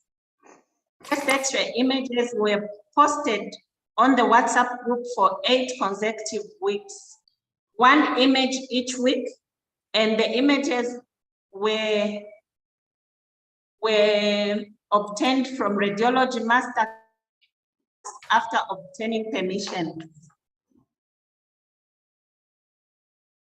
A Zoom meeting was conducted to attend to the queries and questions that arose during the training. Next slide. The procedure included 20 trauma chest X-ray image interpretation for the pre and post tests, and the images were marked A to T. Each X-ray image had a radiologist report. Radiographers viewed the 20 images using the image interpretation test score, and each radiographer had a unique ID, and the images were already marked as well. Next slide. Data, next slide. Data was verified by the researcher, and all of it was captured in Excel in pre and post test categories. Results were compared with radiologist's report for each image. Further analysis was conducted by the statistician. Normality test was conducted, which showed majority of radiographers did not follow normal distribution pattern. Therefore, median and interquartile range were utilized. There is the next slide. Next slide, please.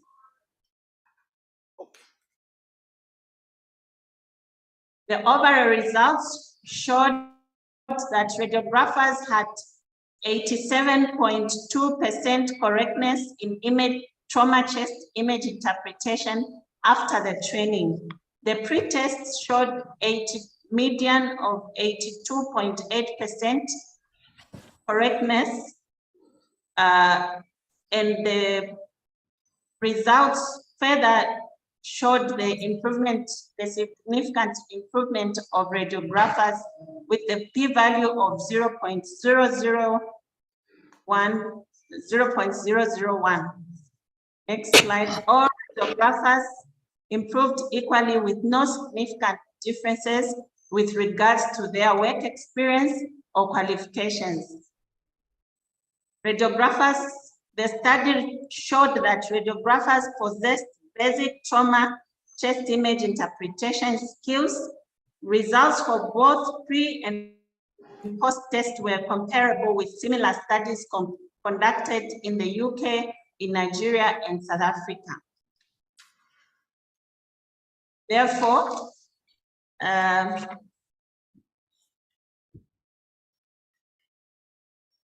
the study revealed that radiographers' skills further improves with training. Next slide. When we were conducting the study, we noticed some limitations. Only 27 radiographers participated because the study was conducted during the COVID pandemic, and only public hospitals were involved. However, public and private hospitals in Zambia have similar practice according to the level of hospital. Time for chest image interpretation was limited. The recommendations were developing and implementation of training programs to develop radiographer skills in image interpretation. Future studies to involve larger population and private hospitals. Therefore, the conclusion, next slide. The conclusion for this study is that radiographers working in public hospitals in the Copperbelt province of Zambia possess basic adult trauma chest image interpretation skills. Postgraduate training courses in image interpretation would build on radiographers' basic skills acquired during radiography and their work experience. Next slide. These are some of the references that were used during the study. Next slide. I wish to thank God. I wish to thank Dr. Mula, Dr. Duplessis, who were my study supervisors for walking this journey with me. And I wish to thank the Central University of Technology Free State Research Grants and Scholarship Committee for awarding me a grant for tuition fees and expenses for this project. I thank the CUT management and the sponsors for the organization of Hybrid Prestige Research Day for this year. I thank you all. These are my contact details. Thank you so much.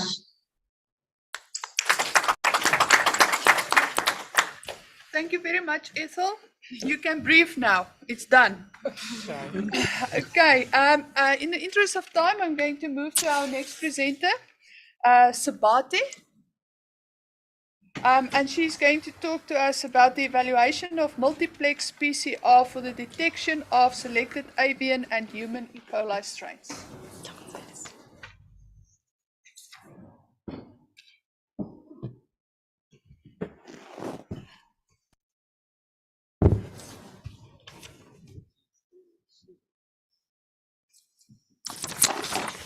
Good afternoon, everyone. My name is Esalai Spate. I'm currently a PhD student. The presentation today is based on my MTech findings under the supervision of Dr. Olga de Smet. The title of my presentation this afternoon is Evaluation of Multiplex PCR for the detection of selected avian and human E. coli strains. My presentation contains the following. Okay.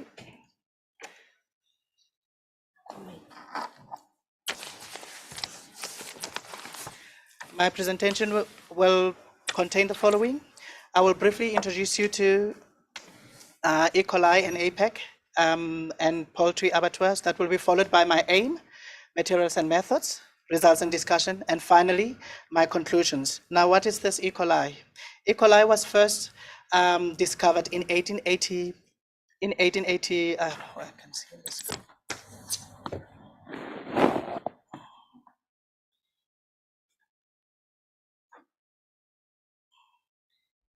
E. coli was first discovered in 1885 by Theodore Escherick, and he named this organism Bacterium colicominae. This is a gram-negative, non-sporulating, rod-shaped facultative anaerobe, which inhabits the lower mammalian intestines. And they play a role as a microflora, which helps with the prevention of colonization by the pathogens, also helping with the production of vitamin K2. E. coli also is a fecal.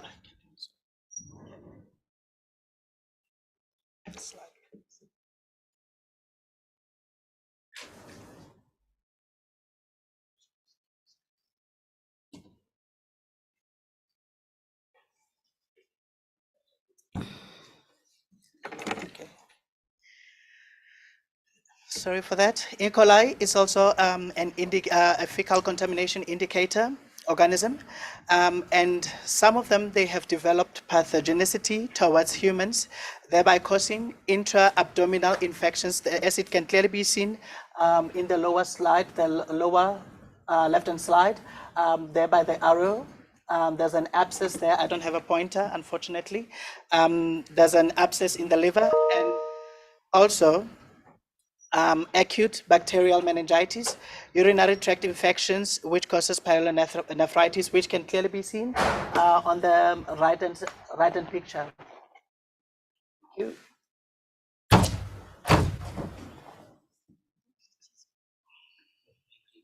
Okay, which can clearly be seen on the right-hand picture there. That kidney is deceased, as well as gastroenteritis. Now, this E. coli is divided into two groups. You find E. coli. You find E. coli that are normally associated with the abdominal area or the intestines themselves, or you find the E. coli outside the intestines. Those are called the extra-intestinal E. coli, which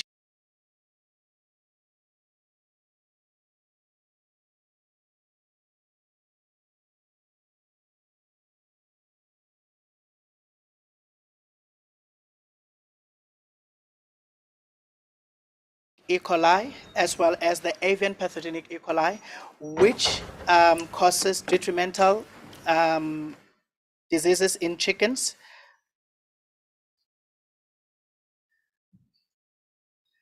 Colibacillosis, subacute pericarditis, and perihepatitis, as well as cellulitis of the face and head with symplepharon. All the sequenced E. coli are mostly from the human host, and various E. coli causes the disease in animals, including those that are used for consumption, for human consumption. And there is a link that exists between the human and animal disease, and this can clearly be seen where in the abattoir as an ideal environment to find such organisms. And in South Africa, we've got about 300 abattoirs with an average of 101 to 105 employees.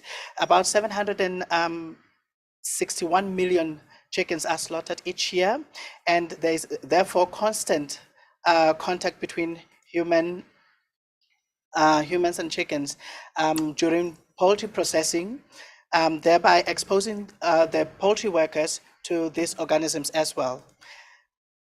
And also in the South African abattoirs, what do we find? We do find that only enumeration is performed in the poultry abattoirs, and serotyping of these organisms is found to be very laborious and quite expensive. This therefore led to the aim of my study, which is to evaluate the multiplex PCR as a rapid method to detect selected avian pathogenic E. coli serotypes. My materials and method are as follows. Firstly, there were 3 strains that were identified from literature, and they were supplied by Professor Johnson from Minneapolis, United States, which are O1, K1, and H1, O15, K2, K52 and H1, and lastly O18, K1 and H7. Those are represented by A, B, and C respectively. Immediately after that, DNA extraction was performed. From DNA extraction, there was a single primer pair amplification to detect, to help with the primer specificity. So the primers that were used were WZX1, which was targeting somatic antigen O1, WZX2, which was targeting O18, FHES targeting the strain of O15K52, H1, FLIC-C targeting H7, NU-C targeting K1, and lastly 16S RNA targeting the presence of E. coli as an internal control. That was followed by multiplex PCR. From multiplex PCR, the optimization was performed on the multiplex PCR. That was followed by the restriction enzyme digestion profiles to help with the one digestion step as a implementation of the restriction enzyme technique.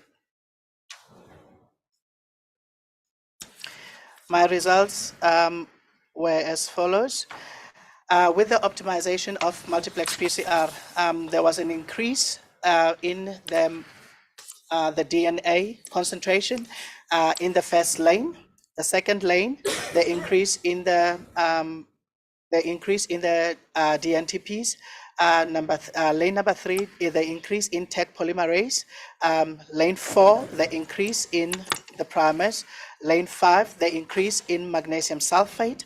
And all of these constituents were added together, and then they were amplified. And then that was followed as soon as we got the results of this optimized multiplex PCR. We performed a restriction digestion profile where we found that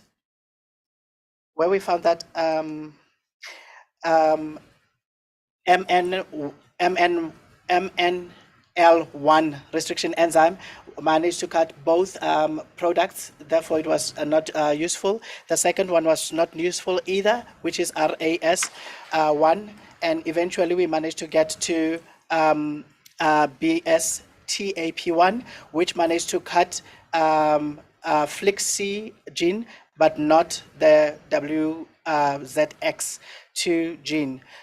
In conclusion, multiplex PCR managed to differentiate between the different species that were isolated from, that could be isolated from the environment, with the help of the restriction enzyme to ascertain the presence of O18 if there was an H7 antigen. And merci beaucoup. Okay.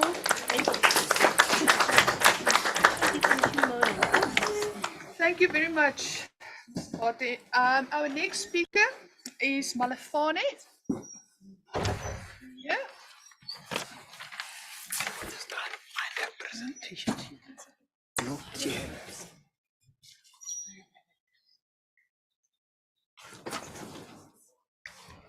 Malefane M.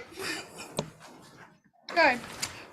She will share with us microbial function and genetic diversity characterization of soft drink effluent.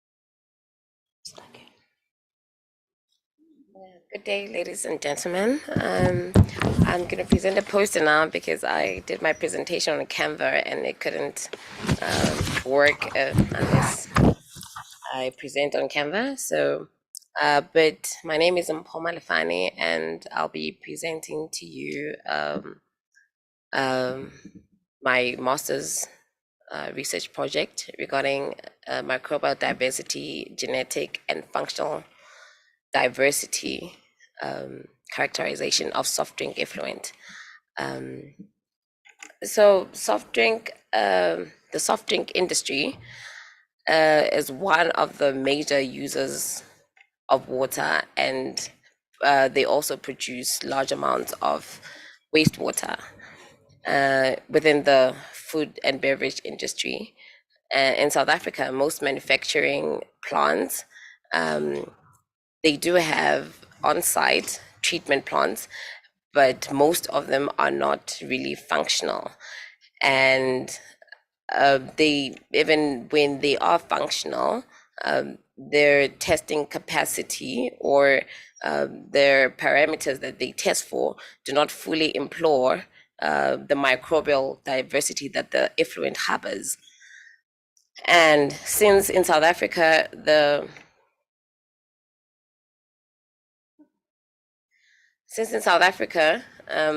municipality took over the burden of treating wastewater. If these plants do not employ treating their waste, it places a heavy burden on the wastewater treatment plants. And considering that this effluent is high in organic matter, this makes it a rich environment for microorganisms, like a wide range of microorganisms, to thrive. And it is very important to understand this, the microbial diversity in this effluent.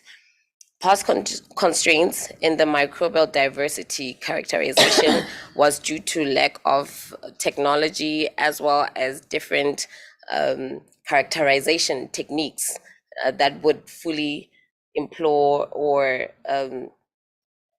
analyze the effluent effectively to profile specifically the effluent, what is in the effluent, how does it function, which nutrients does it feed on, and things like that. But this has been elucidated by community level physiological profiling, CLPP, as well as next generation sequencing. When you use these together to analyze these,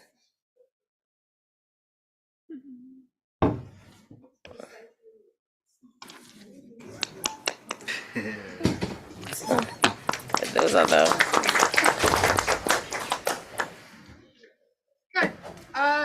Thank you, Ms. Malefane. It seems that soft drinks is not only harmful to our health, but also to the environment. Then our next speaker, Lucky, she's going to share with us pediatric chest diagnostic reference levels of 3 Northern Cape radiology departments. Thank you.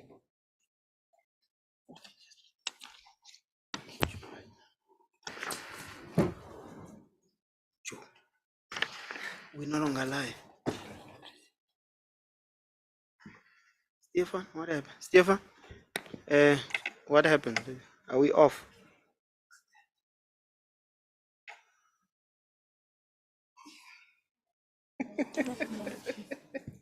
Can't live with it, we can't live without it. Stefan?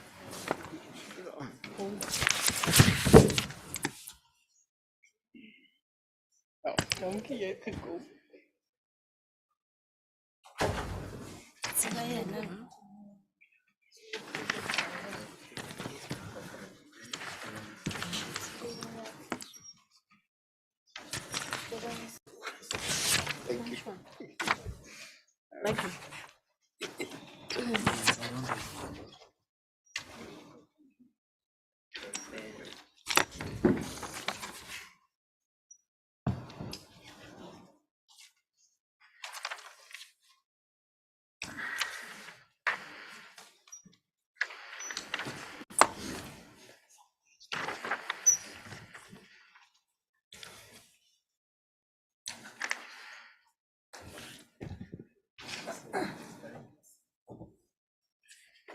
Good afternoon, everybody. My name is Olivia.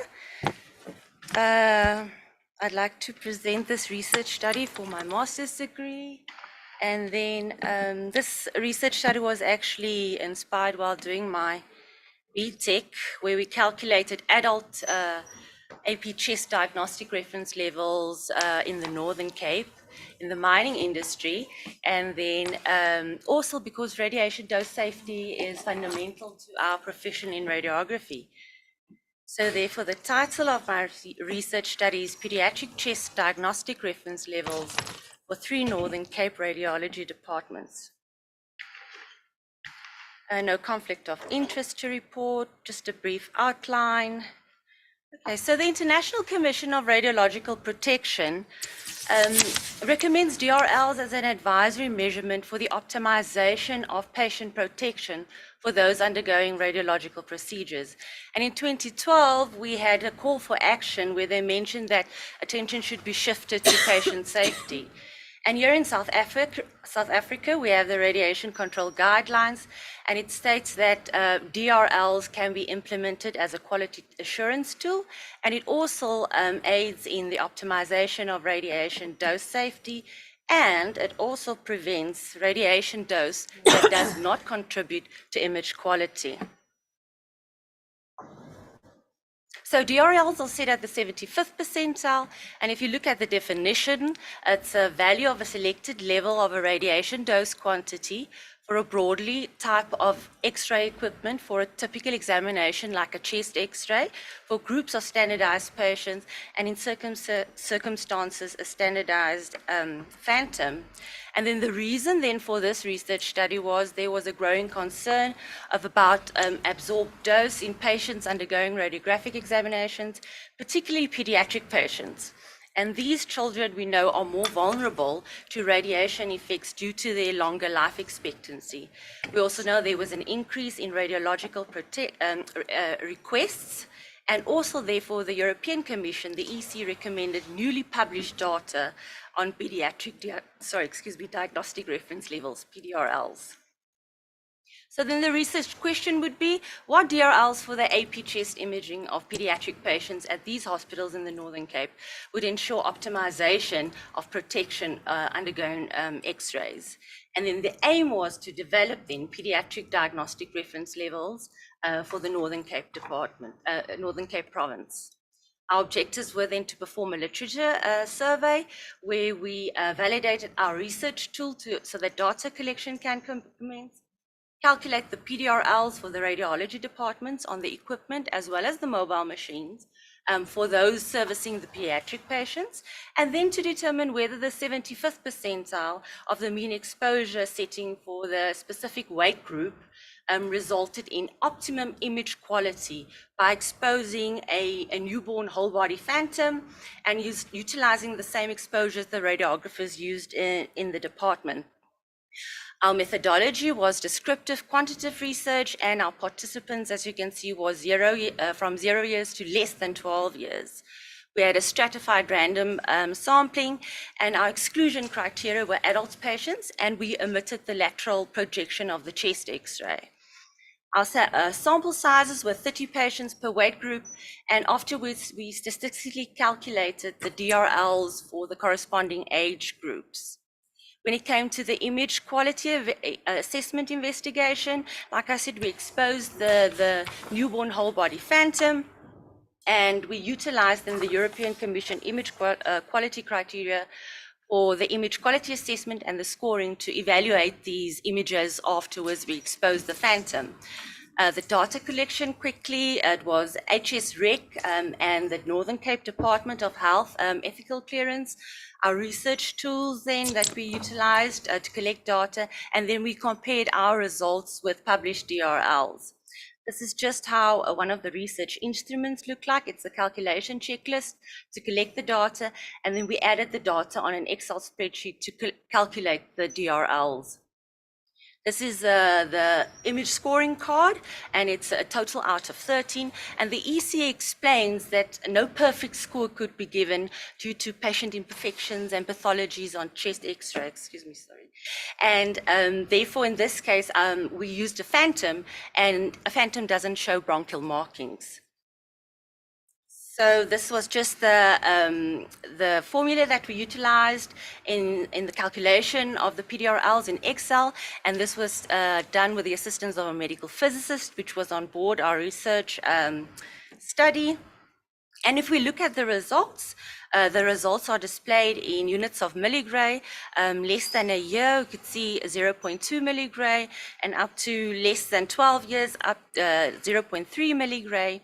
And this research results were lower in certain weight groups compared to the European pediatric diagnostic reference levels and the Nigerian diagnostic reference levels, but a bit higher than research study done in Austria.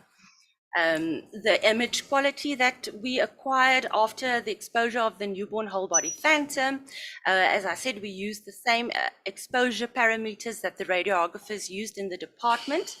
And as you can see, no bronchial markings on this image out here, and therefore a score of 10 out of 13, according to the EC image quality criteria assessment and the scoring card. So the limitations then of this research study was then during the early stages of the COVID-19 pandemic, we had negative influence on data collection. Patients' admissions were very low. Staff members contracted COVID-19, and those that were trained to assist in data collection could not help them. Then there was an influx of patients afterwards when the COVID pandemic, the restrictions were reduced, and the radiographers were overwhelmed with all these requests. So yes, it definitely had a negative influence. Another limitation is that PDRLs could not be calculated for mobile units because of time constraints. And we couldn't compare our results with published data in the Northern Cape because there weren't data to compare with local or regional PDRLs. So then the recommendations out of the study, rather use a standardized exposure chart than your own exposures that radiographers love to use. And we also recommend larger number of hospitals in the province should be included in future studies. And then regulatory authorities should actually implement DRLs as a mandatory quality assurance tool. Exposure parameters like KVP, MAS, source to image distances need to be added on the PAC system so that DRLs can be easily calculated. And if you have a medical physicist in the department, ask the medical physicist to train these radiographers to calculate the DRLs on that specific X-ray machine. So in conclusion, pediatric diagnostic reference levels were calculated for 3 radiology departments in the Northern Cape.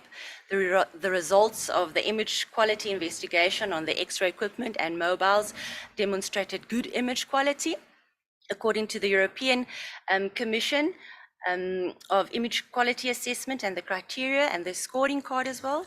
And DRLs were found to be on par with international studies, but in certain weight groups, we do recommend that the DRLs can be revised and lowered in certain weight groups. So I'd like to acknowledge my supervisors, Dr. Janine Horn-Ludewijk and Dr. Henry Miller, the radiology practice of the Northern Cape, the Central University of Technology of the Free State. References. Thank you very much. Thank you. Thank you, Olivia, for sharing with us important work on reference ranges using our own populations. Our next speaker, Dr. Malan. You can see the smiles because she's a newly qualified. I got married in the meantime. I'm Miller now. Maya! Sorry, I forgot. We were actually at school together, so I know her as Mala, not Mala. Okay, and she's going to share with us the critical anatomical reference points for the evaluation of craniomaxillofacial prosthesis stereolithography files. Okay, That's tongue a twister. mouthful. Good afternoon, ladies and gentlemen. I'm reporting on the first phase. Literally, due to time constraints, I cannot tell you everything.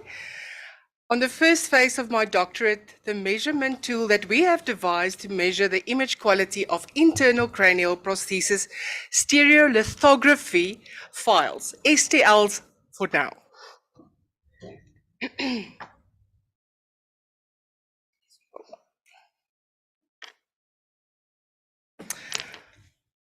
Okay, I'd like you to imagine this. Think of yourself looking in a mirror. Think of your reflection as it is now, and imagine that if something terrible happened to you, like a motor vehicle accident, an assault, cancer, or a burn wound, what would that image look like looking back at you? And we know many people like that. So facial deformities and disfigurements is a major issue in society, and it impacts that individual profoundly. Often such people are treated as, or they're perceived as abnormal, they're treated as outcasts, they receive social rejection, and they suffer much anxiety. Also, due to that, depression and poor self-esteem. All of these aspects contribute to them not being fully participating members of society, and often they also suffer getting employment. Facial deformities and disfigurements can either be congenital or acquired, and there are many genetic disorders such as the Treacher-Collins syndrome, and other deformities that are acquired are, like a previous speaker mentioned, cancer. In this image is an image of cancer of the mandible or the jawbone. And the statistics in South Africa show that facial trauma injuries mainly result from a high prevalence of motor vehicle accidents, assaults, and shack fires. These are typical events that happen in South Africa where we have serious motor vehicle accidents, and often houses in the rural areas are burned down caused by primer stoves that are left uncared for. Here an example to show you of a person who had a tumor in the upper jaw, and they literally had to excise the whole area and replace it with an internal cranial prosthesis.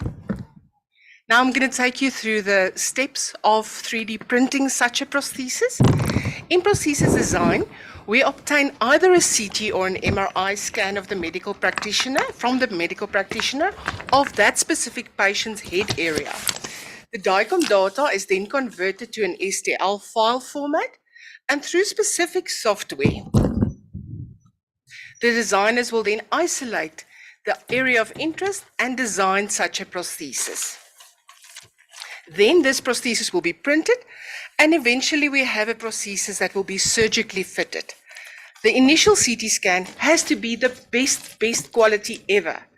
You can now imagine if there was a problem with the initial CT, it will have a knock-on effect. In prosthesis design, as stated, the quality needs to be perfect, as it is used to plan and print an implant unique to that specific individual. The accuracy of the 3D printed device will reflect the patient's anatomy and also the treatment options that this patient were to receive. When suboptimal images are used for reconstructive model design and manufacturing, it could result in an incorrectly fitted prosthesis, more surgery, rescanning, and ultimately have detrimental effects to that specific patient, as well as trauma. You can now imagine already being maimed and now having to go through this repeated process because the initial CT was not good. So that rescanning of the patient will add to the radiation burden of the patient's eyes specifically and their thyroid. All is not lost. There is hope. A mere 100 meters from where we stand is the Center for Rapid Prototyping and Manufacturing, proudly CUT.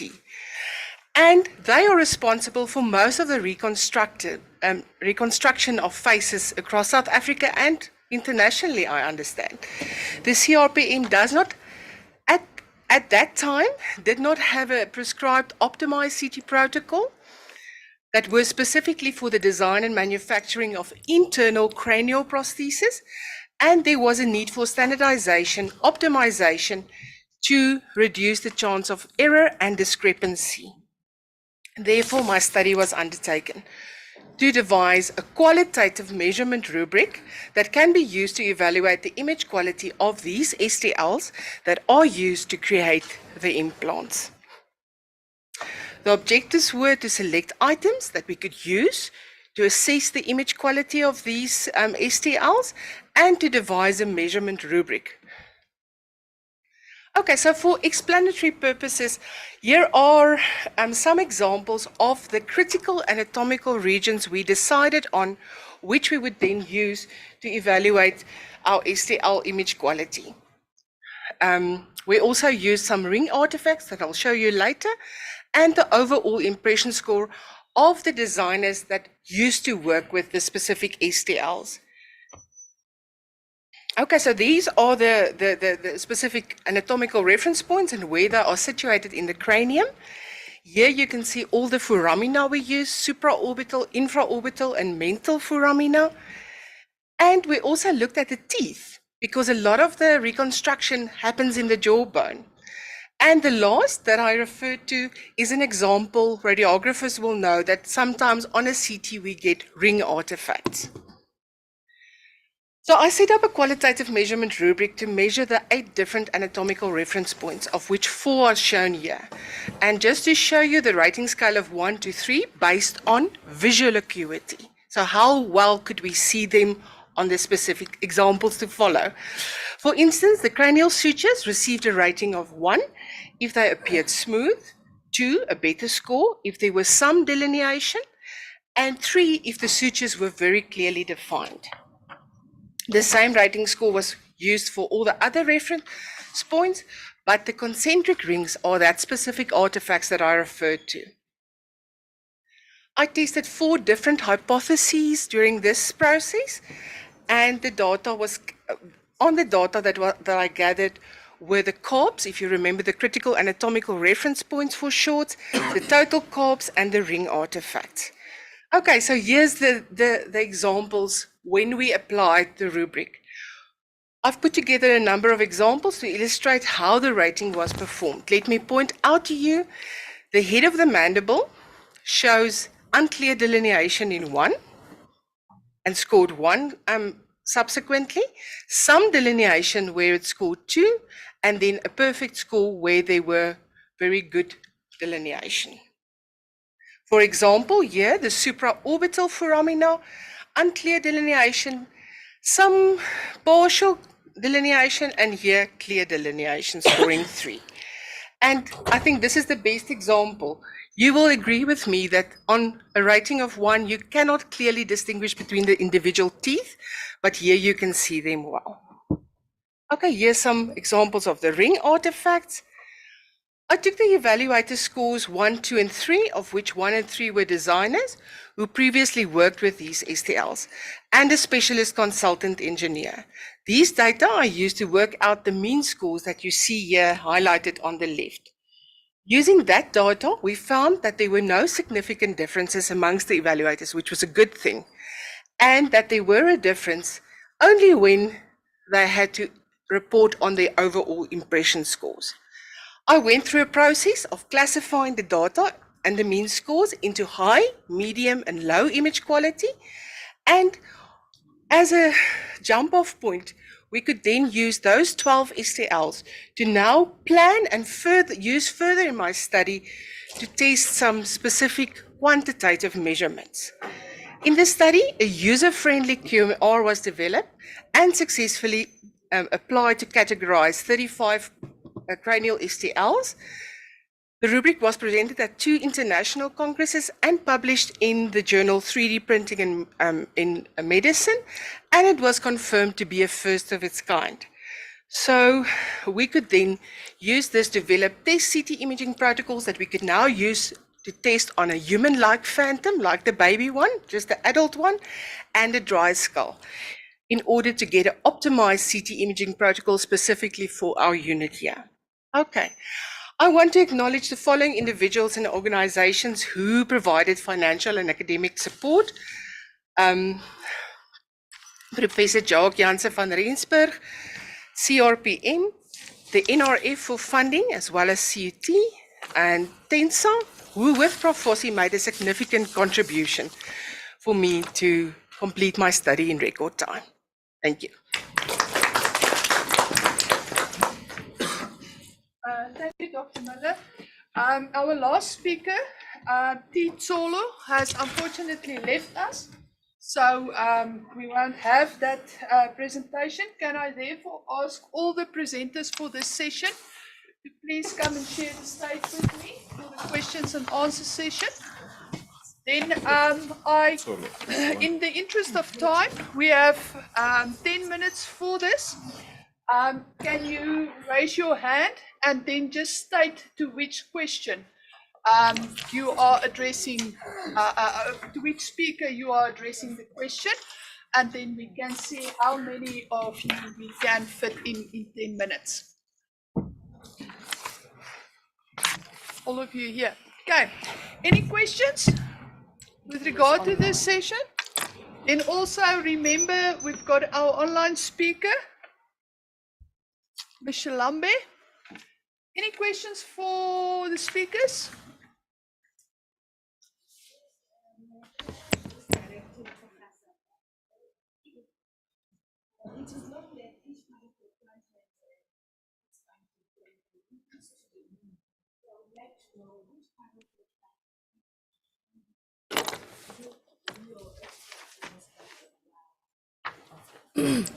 Thank you for the question. We use the roots. I'm sorry I didn't mention that. We use the roots for the plants because of the plant because from literature it was the most used part of the plant, specifically for cancer. Thank you. Prof, you had a hand? Yes, I had a hand also for, I think, Kasapane as well. Thank you for your presentation. But just I have two questions and a comment. Let me start with the comment. I thought there was some casual use of terminology, like, you know, that cancer is transmitted from generation to generation. That's a sweeping statement, which at the level of masters is kind of not acceptable. And also, there is now a question is to do with your methodology, because you had a control which was 0, I think, and then you had what you called a positive control with units of about 20, but then you were testing at strength of 10 and 100, and then you're trying to compare that data. Is that correct? My samples were sent off to Stellenbosch University, and that's the method they use. That's the protocol they use, different concentrations and all. So, because I was just wondering if your samples are being tested at 10 and 20, your candidate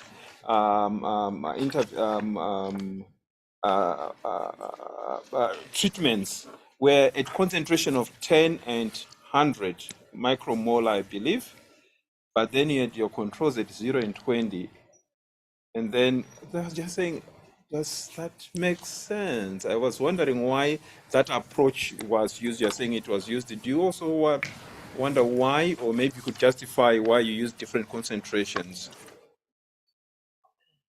With the negative control, the negative control was untreated cells.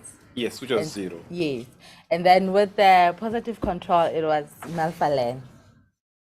That was used at 20 micrograms per milliliter. Yes. Like I mentioned, most of my essays were the extract was sent off. We outsourced. I did not do the the assays myself. So that's the standard way of, they do that way, that they do it that way, but I never questioned why. I'm sorry. I'll look into it. I'll further ask. Thank you, Prof. Anyone else for a question? There we go. It's for Ms. Mahasapana also. Sorry, sorry, unfortunately, I don't know. We are a few chemists in here. So I just want to highlight a few things. In your slide, be careful when you write your formulas. Most of them were not correctly done. Your chemical formulas, your solvents that we're using, they were not correctly done. Just go back and look into that. And the other thing that I realized is when you're talking about chemotherapy, trying to explain why it was not effective, the statement was incorrect, because you said something about, I can't remember what you said, but the reason why chemotherapy is not working and people are getting sick is not because of, I can't remember what you said, but it has to be due to the drugs that are used also affecting the cells that are not cancers. That's the reason for the people not getting sick while they're doing chemotherapy. So I tried to highlight that for you in that. Okay, so the question that I want is, how do you choose the type of solvent that you use for the extraction of your active compounds for your analysis? What basicity do you use in terms of choosing the type of solvent that you use? Okay, because this plant was is not largely explored to say, so I tried to cover all, because I use DCM and methanol, and then methanol and water to extract. So those all the four extracts are now sent in fact to for isolation of the active compounds. So we use the four solvents just to try and cover all the compounds of different polarities in that. Thanks. Can we have another question, but not poor Mrs. Pasipane? Can we have someone else? Yes, I think, I don't know whether I'm pronouncing the name correctly. It's Lucky. Lucky, yeah. Lucky, Okay. Yeah, I think that I don't know whether you said your sample size was 30. Is that correct? Sample size 30 per weight group and per hospital, yes. What was the basis for that selection of sample size of 30? We consulted a statistician to say that where we can get an ample sample size to validate our results, obviously, and to make the research more robust. So that's why we decided on 30 per weight group and for the hospitals. Okay. And then when you're presenting your results, I think that you try to categorize the results according to age. Yes, we statistically calculated the PDRLs afterwards from weight group to age. Yes, correct. Okay. So was that categorization within the 30 or it was? Yes, it was within the 30 patients. Okay. Didn't you risk maybe having very small numbers in each group? Yes, like we established 30 patients for these hospitals and per weight group. And like we said, we had lots of limitations in the COVID pandemic. So my total sample size were like less than half. It was like 375 that we had for all the hospitals included. Prof, if I might add, I'm sitting here with two chairs. Okay. Literature actually accepts DRLs being calculated with as little as 10 patients. I see. So we exceeded the 10 3 times. Okay. Thank you, Dr. Wille. Thank you very much. Any other questions? Yes, for Chilambe online. I don't know whether she can hear us. Ms. Shilambi, can you hear us? Yes, please. I can hear you. Yes, I just wanted to know, when you are doing your intervention, whether the training was was the same for the different, because they took, I think we had people with different qualifications and probably with also maybe different experiences in terms of years of practice. So when you did your analysis of the data, were those two in any way, did they impact, were they factors in terms of the outcome of your findings? Thank you so much. It was one of the things that we wanted to establish because we had in the study, as it was shown in the slides, we had radiographers with diploma qualifications and those with degree qualifications. So we really wanted to see will the results show any difference? So we subjected them to the same training and the same questions. And surprisingly, the results, because it's just because of time, so we couldn't show really everything, but we analyzed individual results. And surprisingly, there wasn't significant difference between radiographers with diploma qualifications and those with degree qualifications. Okay, interesting. I wonder whether both curricula for a diploma and degree did cover all that. So which would be nice because it works very nicely for you in this study where you're trying to task shift because there are no radiologists. So I think that's interesting. Thank you very much. Thank you. Thank you. I think that brings us to the end. We've exceeded by about 2 minutes. Thank you to all the speakers of this session. It was very informative and interesting. Then just the chair of the PRD just indicated to me, you are welcome to help yourself to lunch. Unfortunately, we do not have seating available, so you can get your plate of food and you can come and have a seat here and have a nice lunch. And then lunch will be approximately 35 minutes. So we will convene again at approximately 2:45. Thank you very much.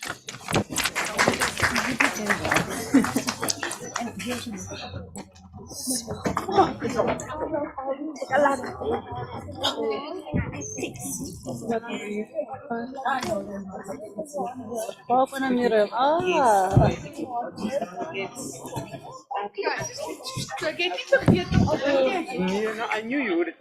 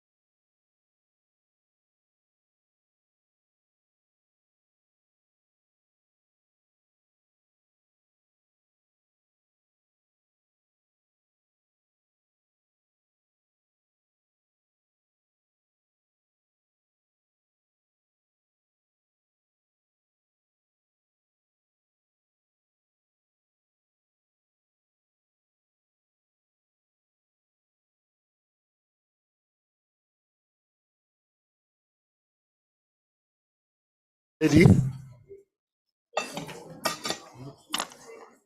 Oh, oh.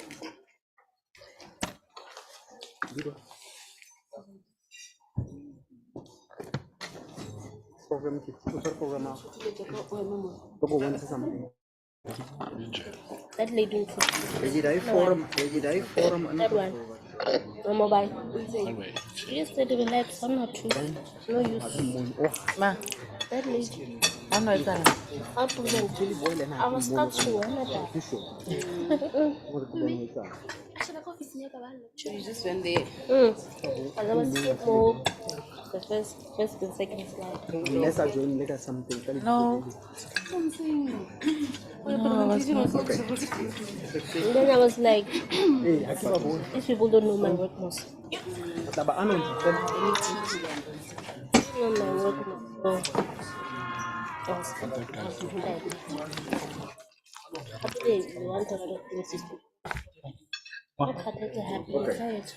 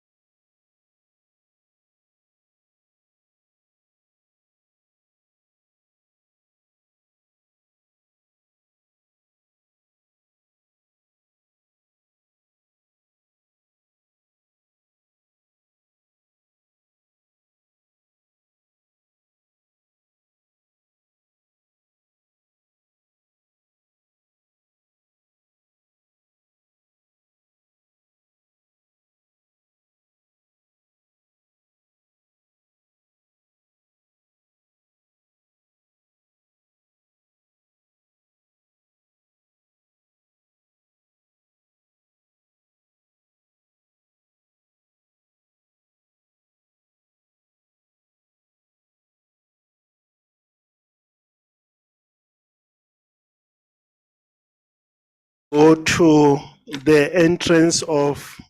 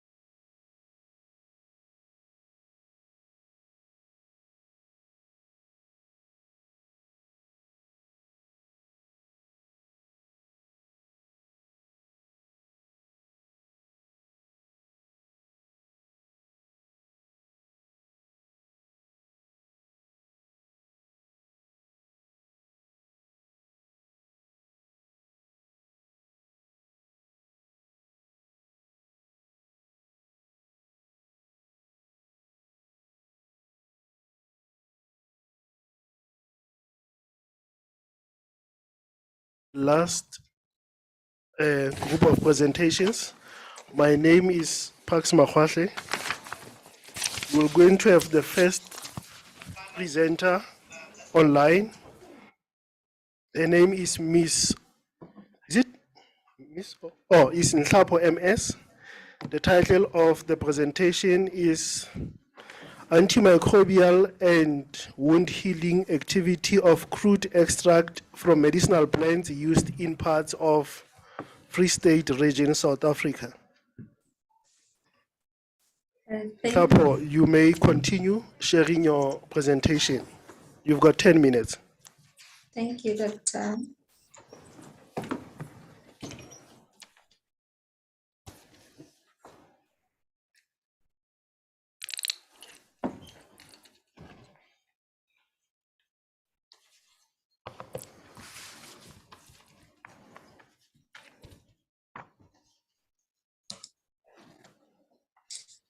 Good afternoon.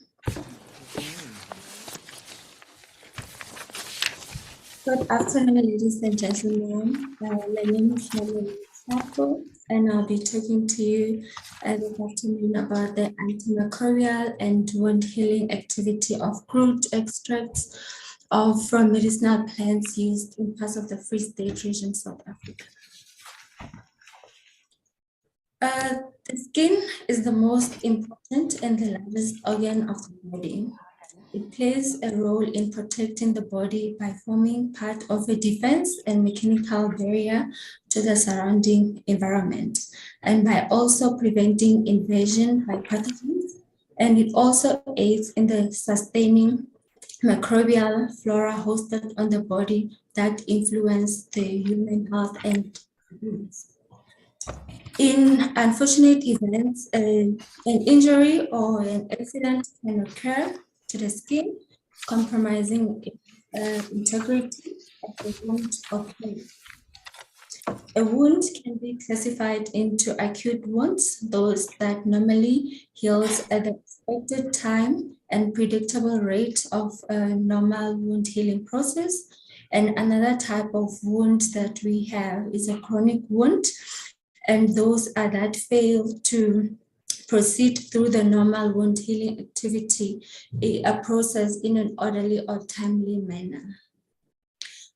Under normal circumstances, the wound healing process follows a complex but sequential and overlapping process that is characterized by 4 phases. The first phase is the homeostasis, second one is inflammation, proliferation, and the last stage is the remodeling. Briefly, during the homeostasis stage or phase, damaged blood cells constrict to slow the blood flow in the wound. Platelets aggregate at the injury site to stop the bleeding, and lymphocytes migrate to that area or the injury site to initiate the following phase, which is inflammation. In the inflammation phase, the neutrophils, which are very important, they secrete chemicals that fight off microbial infections and remove foreign substances from the wound area. And that is the job of the macrophages. And they also release substances to stimulate capillary growth and the granulation process. During the third stage of wound healing, which is the proliferation stage, there is proliferation of fibroblasts.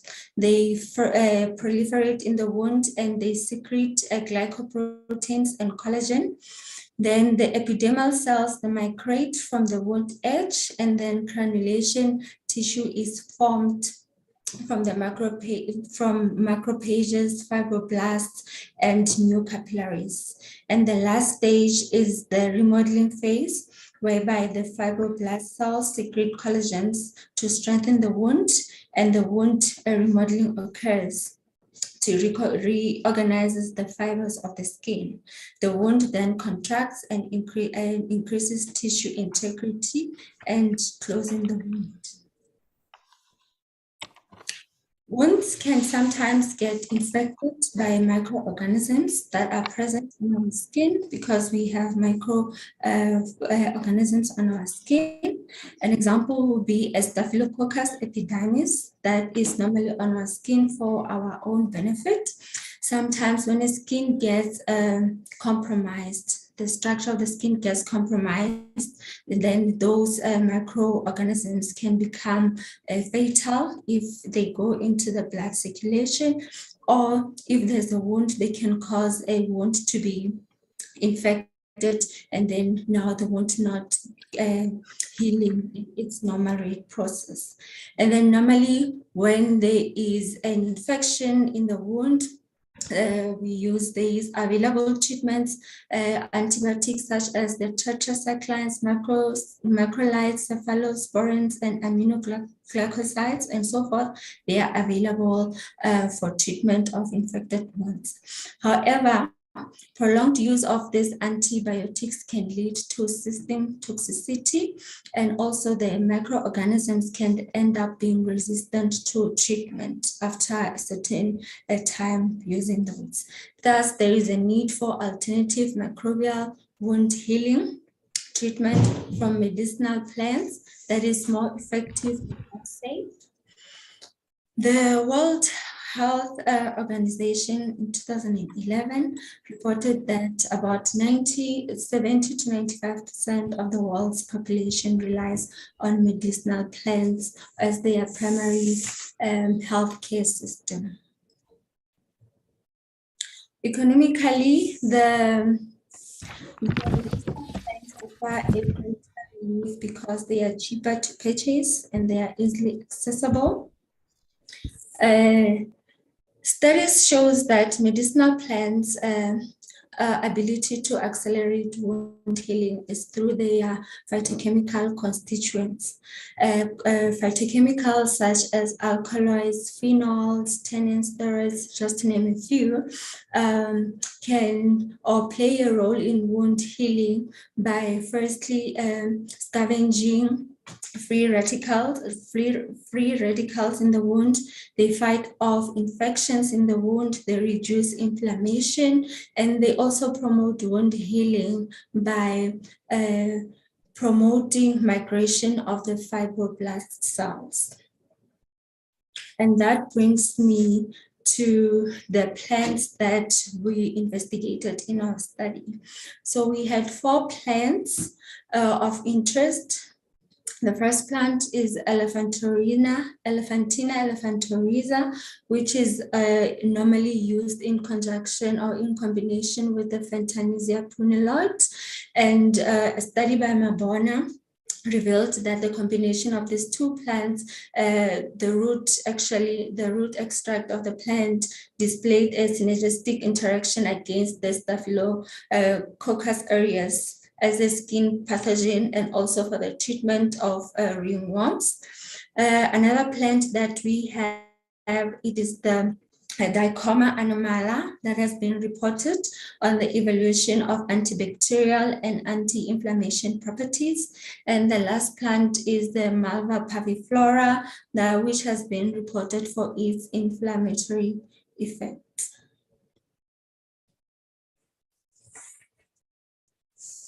So for coming out my problem statement, in as much as these plants have been researched before, there is not adequate study on the antimicrobial activity and wound healing mechanism of this plant in current research. I saw in 2016, I think in South Africa did research for Fentanisia prunelloide, but that's as far as I saw. So mostly these plants are researched in combination studies and for other treatments, not for wound, for other ailments such as the gastrobacterial infections or other treatments as I've mentioned. So there is a need for alternative treatment for wound healing, and this study would hopefully provide that for us.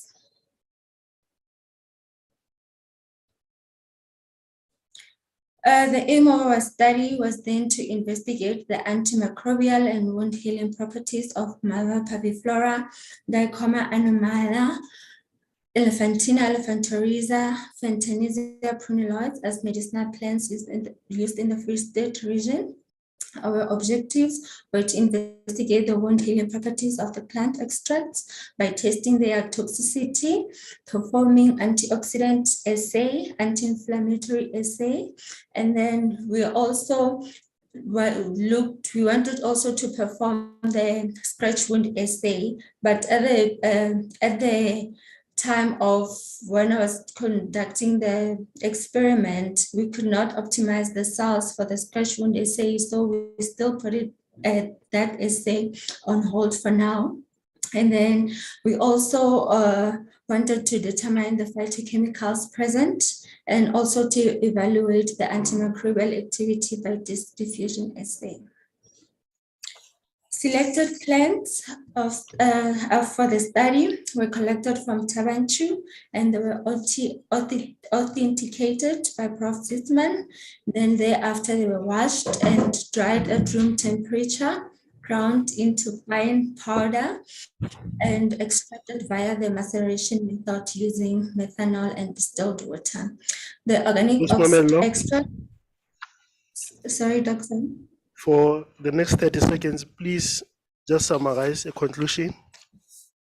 The time is up.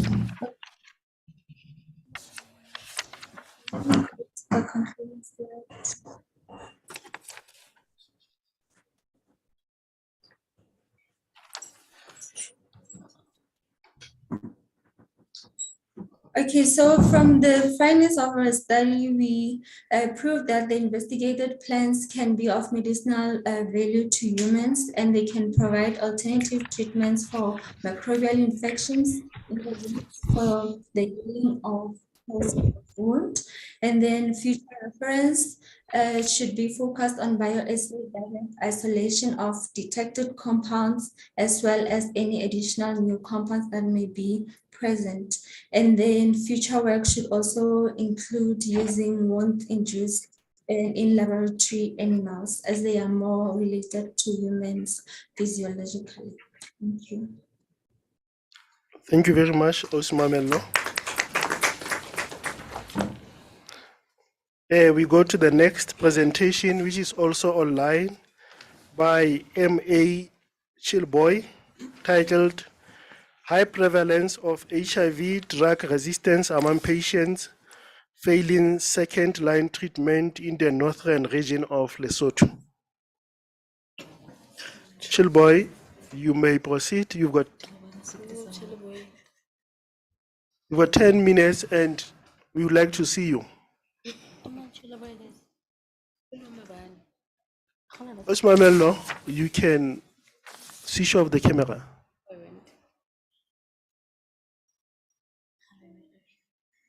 Good afternoon, ladies and gentlemen. My name is Mudisala Chileboy. I'm not sure if my screen is displayed there.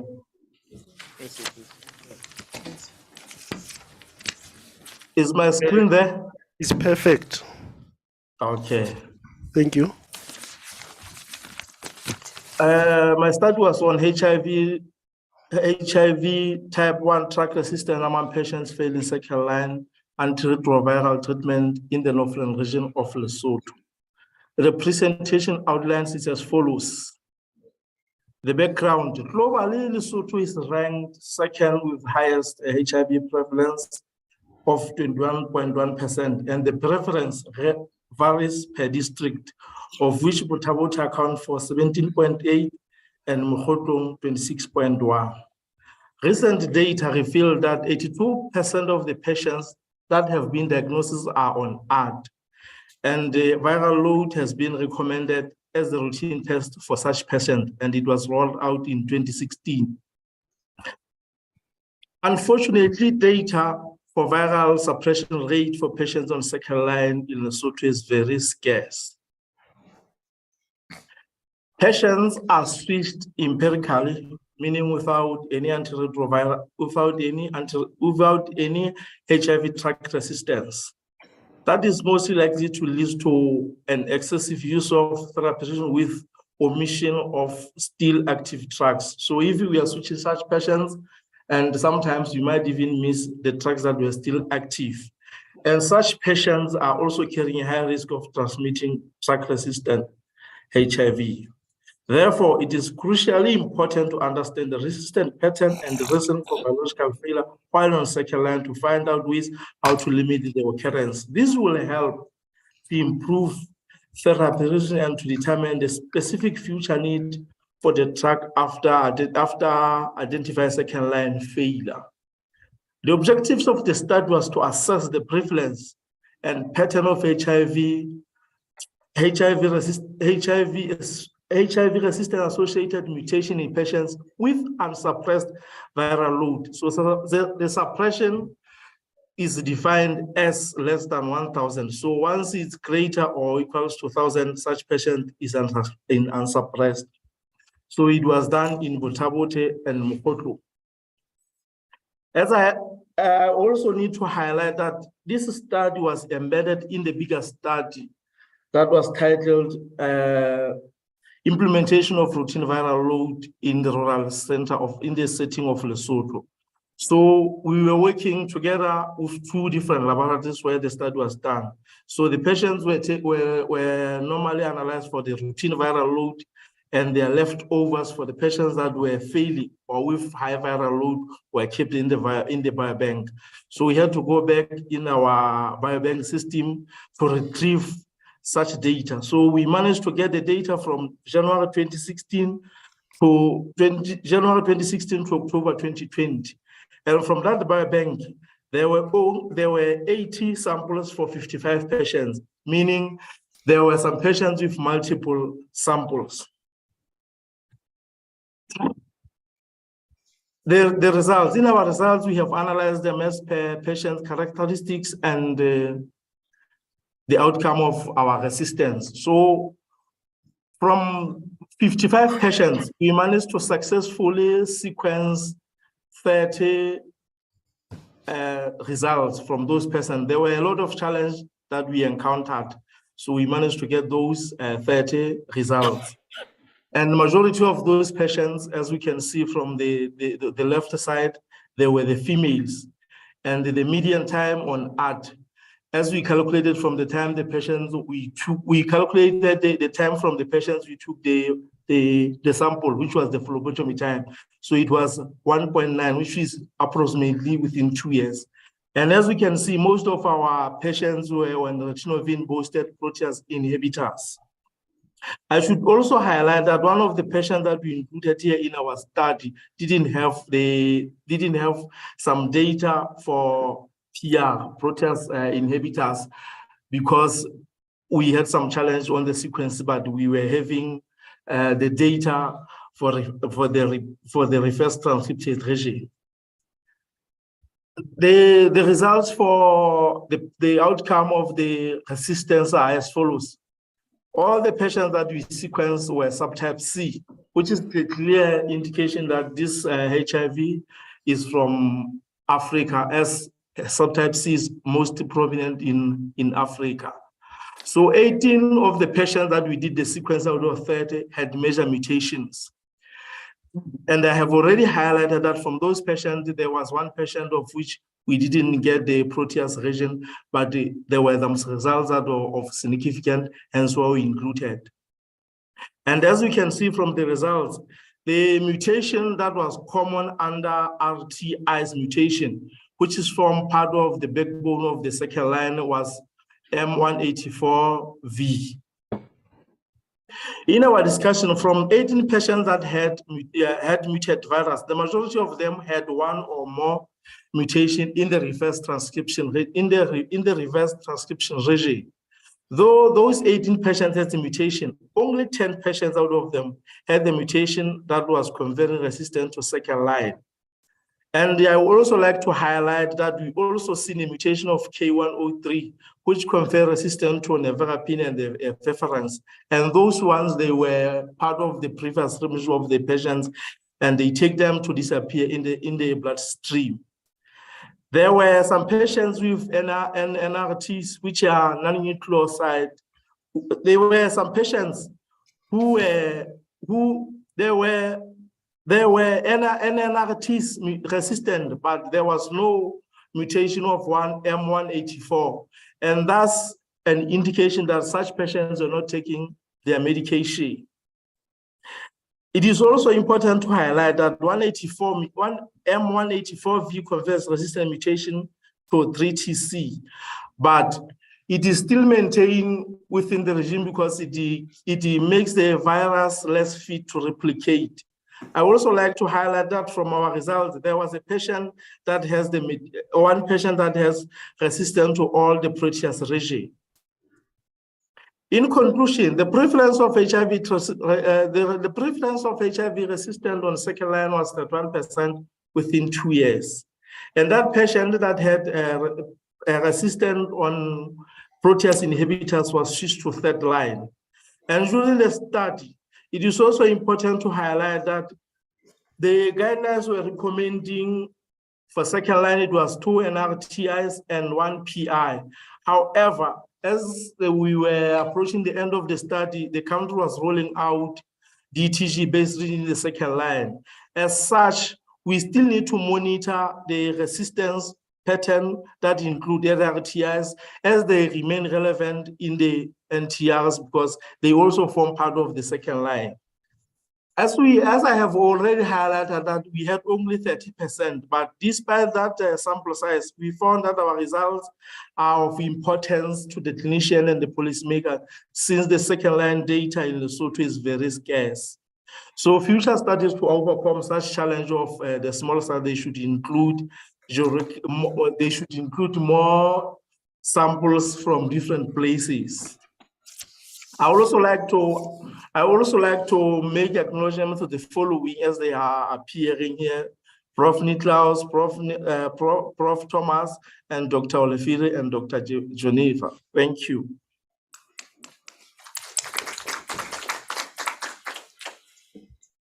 Thank you very much, Dr. Cheleboy. The next presentation is by L. Mokhoti, titled Microbial and Associated Contamination in South Africa Craft Ales.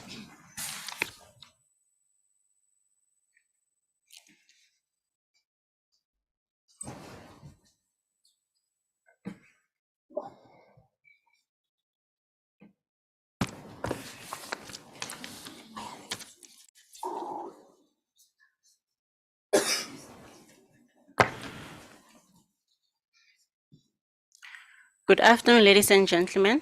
My name is Rata Mokhotsi, a PhD student under the leadership of Dr. De Smith. The title of my talk this morning is Microbial and Associated Contamination in South African Craft Ales.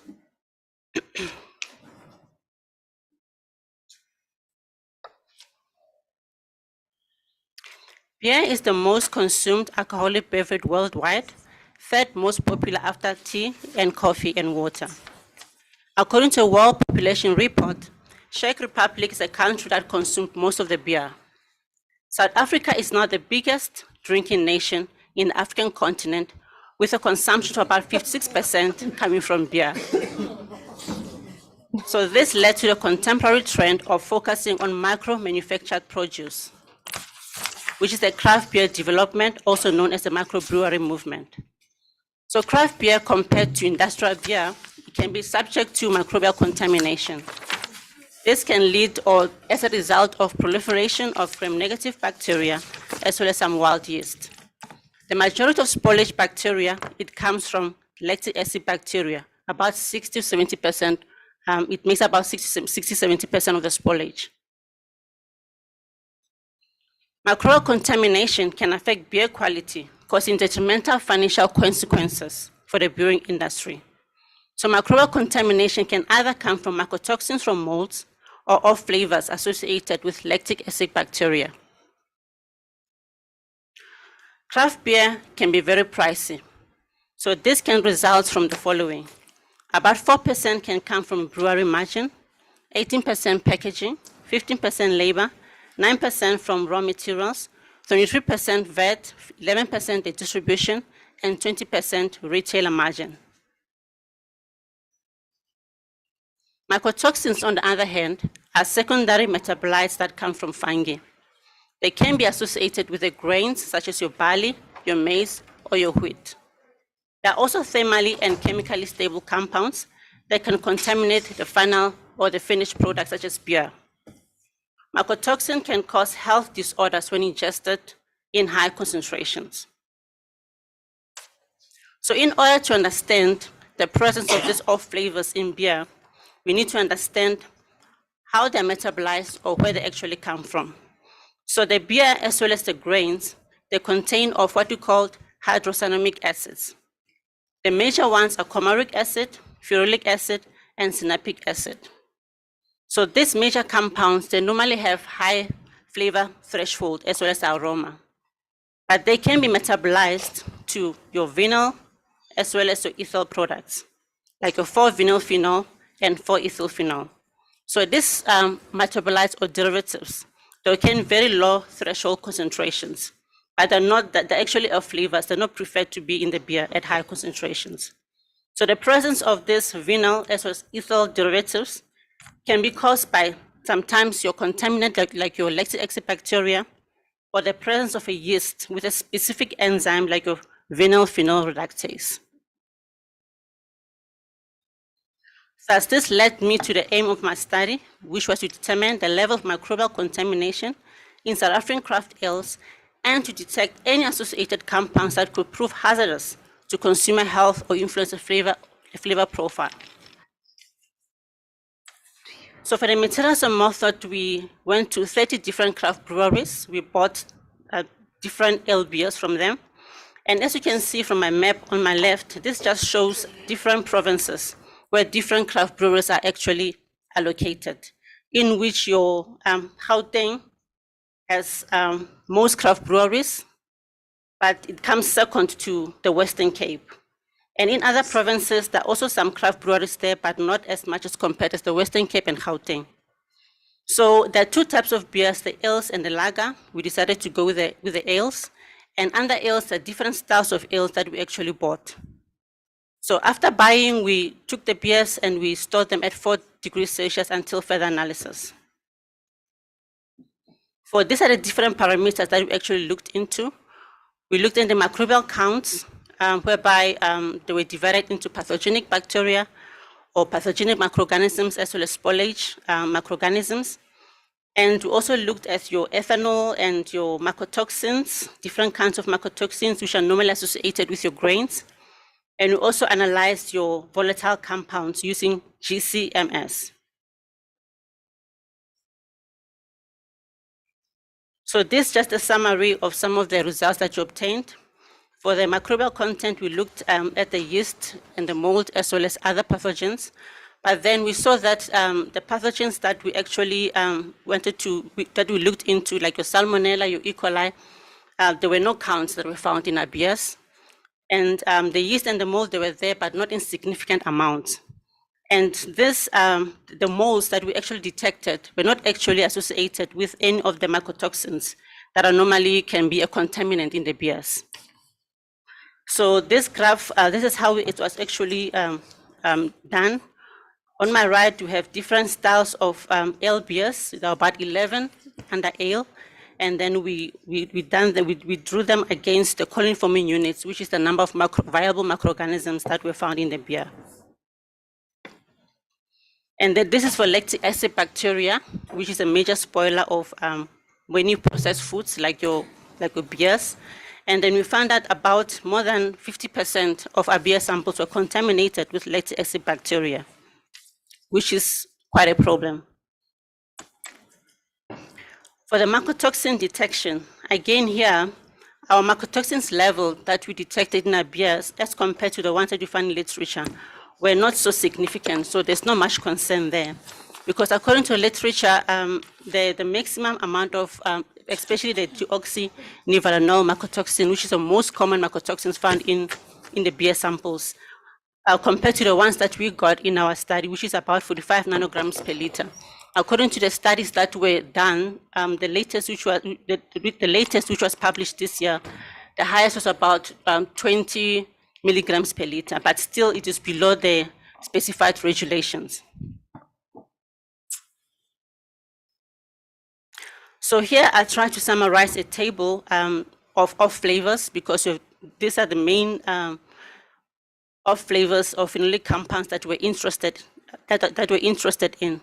So if you can see on my table here, for example, the 4,4-vinyl guaiacol, 0.3 milligrams per liter is just specified the threshold that is actually required in beer. So all these are the maximum threshold that's supposed to be in beer. So in my beers, the ones that are highlighted in red, they show that those are the threshold which were above what is required in beer, which is also a bit of a concern. So the same appears here. It continues with different beers. So now, after we saw that some of the beers had very high thresholds for the off flavors that were not actually needed in beer, we went further and do a statistical analysis to make sure what actually causes these off flavors. And then we saw that to see if there's any kind of correlation between the presence of lactic acid bacteria as well as those different off flavors. So if the blanks that you see here in the table, it means that there's no correlation at all. And then any correlation above 0.5, it was a concern. But according to what we got, lactic acid bacteria didn't have any correlation with any of these off flavors in beer. So in conclusion, microbial quality of South African craft ales needs attention. Mycotoxins levels according to literature are also within the allowed limits. And off flavors, they showed there's no correlation between them and lactic acid bacterial contamination. So for our future research, we're going to be looking at the next generation sequencing in order to understand the lab community profile and to detect the presence of wild yeast, because we couldn't relate lactic acid bacterial contamination to the off flavors. So we want to see if there's anything else in our beers that can correlate to that. And we're also looking at the chemical compounds which will be tested or that are already being tested, like your major volatiles, esters, and sugars. Thank you.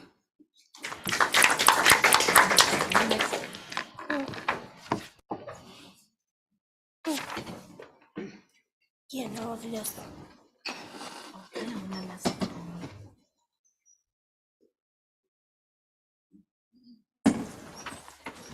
Oh.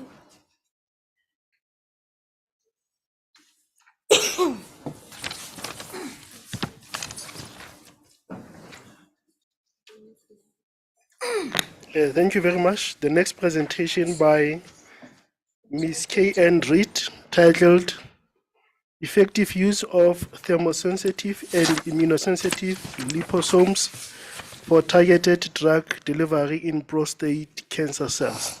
Thank you. Hi, everyone. I'm the last presenter, so I hope you're not tired. I'm Kiamogetsu Reed, and I will be presenting on the effective use of thermoimmunosensitive liposomes for targeted drug delivery in prostate cancer cells.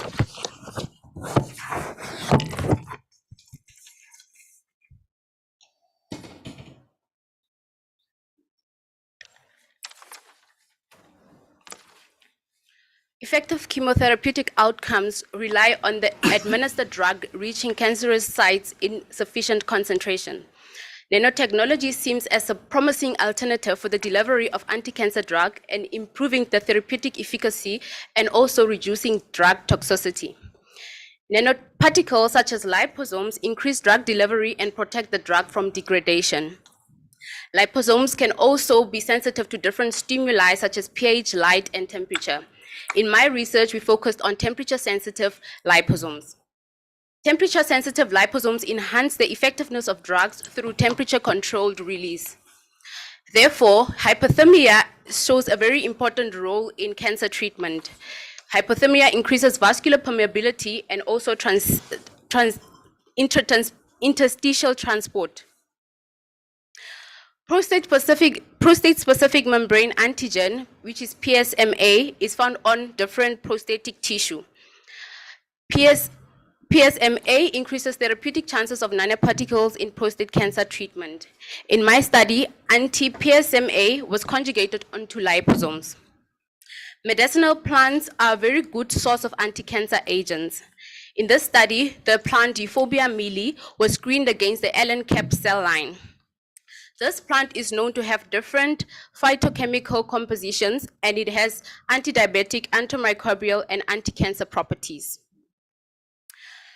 The Euphorbia mealy plant root stems and leaves were extracted using DCM, hexane, and methanol. These extracts were then screened in vitro using the LNCAP prostate cancer cell line. Only the DCM root extract showed activity. This DCM root extract was then encapsulated during the liposome synthesis.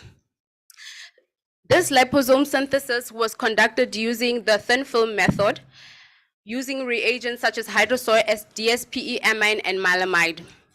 The doxorubicin and docetaxel prostate standard drugs were also encapsulated into these liposomes. After successful synthesis of the liposomes were then conjugated with the anti-PSMA antibody through the reaction of sulfhydryl residue on the C-terminal melamide groups of the PGE chains.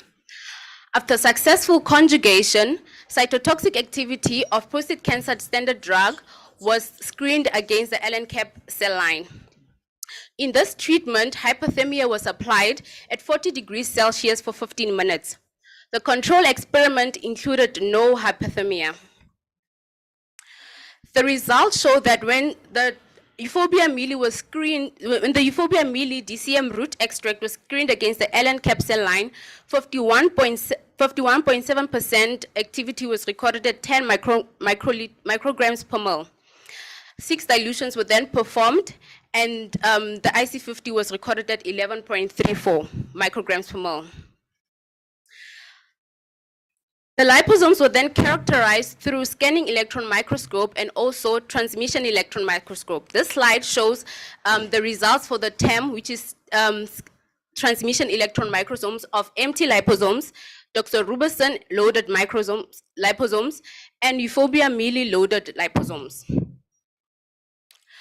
These are the SEM results, which is scanning electron microscope results of the empty liposomes, Euphorbia mealy loaded liposomes, as well as doxorubicin loaded liposomes. So because Euphorbia mealy is not a pure drug, it's an extract, the entrapment efficiency of the drug was determined using HPLC. However, it could not be quantified as a pure compound. So as you can see in this table, the Euphorbia mealy masses were analyzed, and a comparison or a reference drug was used, which is doxorubicin. So in this table, the largest peak of the masses was chosen to make the comparison to see if the drugs were really encapsulated inside the liposomes. So the area of the Euphorbia mealy mass 796, which was the largest peak that eluded, showed that there was 9.67 area counts, and then with the reference drugs it was 6.78. The height was also compared, and for the Euphorbia mealy mass 796 was 6.87, compared to the doxorubicin reference drug, it was 6.6. So this clearly shows that there was more Euphorbia mealy encapsulated into the liposomes than they were the standard drug. So the next figure shows the chromatogram of the mass 796 of the Euphorbia mealy extract. Figure 11C indicates the chromatogram of mass 754, which was also another mass that eluded into a big prominent peak of the Euphorbia mealy extract. So figure 11D indicates the chromatogram of prostate cancer standard drug docetaxel. So this is the cytotoxic activity results of the hypothermia applied experiment. So in figure 9, this shows that the liposomes encapsulating euphorbia mealy as well as the docetaxel showed significant activity. Significant activity of 51.34 was recorded for the euphorbia mealy encapsulated liposomes, and activity of 55.4 was recorded for the docetaxel encapsulating liposomes. Figure 10, however, shows the control experiment where no hypothermia was applied. So in this experiment, no significant activity was recorded for euphorbia mealy encapsulated into the drugs, encapsulated into the liposomes, as well as the docetaxel encapsulated into the liposomes. So TEM and SEM images clearly showed that the liposomes were spherical, stable, and opaque, as well as uniform in size. The LCMS and HPLC results shows that the drugs were successfully encapsulated inside the liposomes, and then the euphorbia mealy was more than the comparison or the reference drug. So there was also a chromatogram constructed of the docetaxel standard drug, which contained 839 micrograms per mole in a sample of 2 milligrams. So in order for us to determine if really the antibody was successfully conjugated onto the liposomes, we use the BCA protein assay. So this showed that the amount of protein conjugated into the liposomes of the euphorbia mealy entrapped liposomes was 9.0 micrograms per microliters, and the protein, which is the prostate-specific membrane antigen, conjugating the liposomes of the docetaxel entrapped liposomes was 12.8 micrograms per microliters. So cellular uptake of heat-sensitive liposomes by Allen Cap cell line showed that euphorbia mealy and the docetaxel drugs was successfully released from the drug when hypothermia of 40 degrees Celsius was applied for 15 minutes compared to the experiment where no hypothermia was applied. In conclusion, chemotherapy and other commonly used treatments have side effects. Therefore, recently developed drugs and also drug development procedures can reduce the systemic toxicity and become promising treatment alternatives achieved for local control of the disease. So in summary, this study has shown that there is significant scientific confirmation of the use of euphorbia mealy in treatment of prostate cancer, and also that the use of heat-sensitive liposomes the use of heat-sensitive liposomes showed a significant activity when exposed to heat. The heat-sensitive liposomes, the heat-sensitive anti-PSA liposomes are a great candidate for minimal side effects that we believe will enhance tumor-targeted drug accumulation and therefore increase tumor activity. These liposomes will also be further tested in vivo in male biopsy mice. Thank you.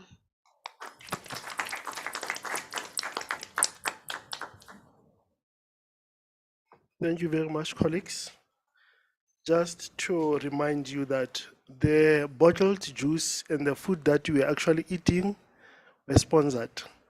Our sponsors are United Scientific, Pty Ltd, Separations, and it is only fair to give the last sponsor 10 minutes to do their presentation, which is Labotech. They are celebrating 60 years.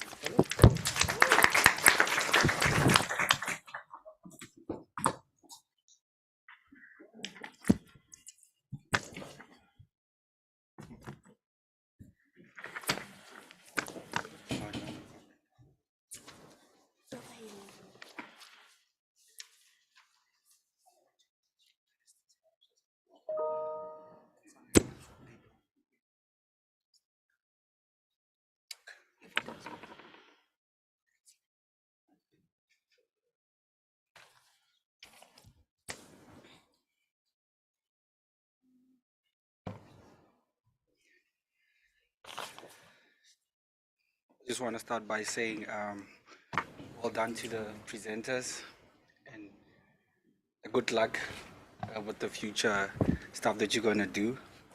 And to the assessors, may the Oprah effect be upon all you. Let them pass. And thank you to the organizers of these events for having us. I'm here to represent Labotech. I'm a product manager. My name is Lolly. So I'm gonna give you like an overview about our company.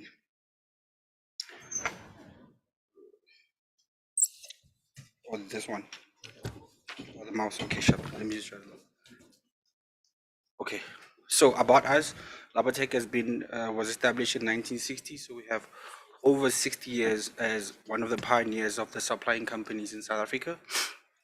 We've partnered with world-leading brands, bringing the best quality products, services to help empower laboratories and manufacturers across African continent.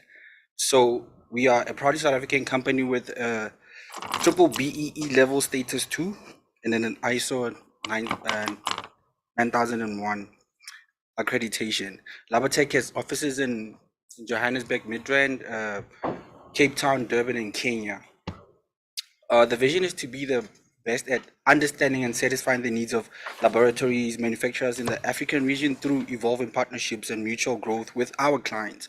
The mission is to supply turnkey solutions, innovative products, and services to the scientific community. Our products, professional advice, and technical support will empower laboratories and manufacturers to make accurate diagnostic decisions, advance research methods that result in improved production performance through our portfolio of world-class distributors, agreements that we offer international expertise and solutions. We supply a complete offering of high-quality products. Our people, Labatec has operated across different industries such as the mining, pathology, chemistry, electrochemistry, and bioproduction. With the expansion of our product portfolio, we are always looking for new ways in which we can expand our product portfolio to be relevant in the markets and in which we operate. So for people so what we do, like as Labatec, we take people from like the academia industries without any experience, and we empower them, like in the sales, like they'll still be working in the scientific or technology industry. We have transformed workforce consisting of 70 employees, with the majority of our staff complement based in Johannesburg. Our people are our biggest assets and are alive according to our Labatec values. Our strong values enable our teams to deliver on our promises and ensure you meet your objectives. Our people focus on creating value for the business through service excellence, trust, and integrity, bringing innovative products and services to you. So for the Labatec values, proactive, consistently striving to exceed expectations by delivering excellent customer service, accountability, accept responsibility for our product services performance, reliable, deliver on our promises by matching our client needs, efficient, provide excellent customer service through effective product management. Our offering is our diverse and transformed workforce consists of 70 employees, all qualified and equipped with knowledge to assist our customers to make accurate diagnostic decisions, advance research methods and results, improve production performance in diverse fields such as food and beverage, microbiology, chemistry, physics, medical, industrial, and pharmaceutical. Labatec Technical Support offers after-sales service on our products to ensure that the clients receive true value from their investment to operate effectively, efficiently, and economically. Labatec specializes in the supply and service of medical and general lab ranges of equipment. Our product range includes, in the medical, centrifuges, cold storage devices, ductless fume hoods, slides, microscopes, microtomes, and the anatomical pathology division. General, ovens, incubators, furnaces, pH meters, near infrared solutions, rotovapors, water purification system, fat extractors, glassware, and plasticware. Labatec does not manufacture and sell its own equipment, but pride ourselves on the quality of our supplier distributorship agreements of renowned world-class products. So our top suppliers are Thermo Fisher in the bioproduction industry, Elga, which is the water purification system, scientific laboratory equipment, which is like the general equipment, your ovens, hot plates, water baths.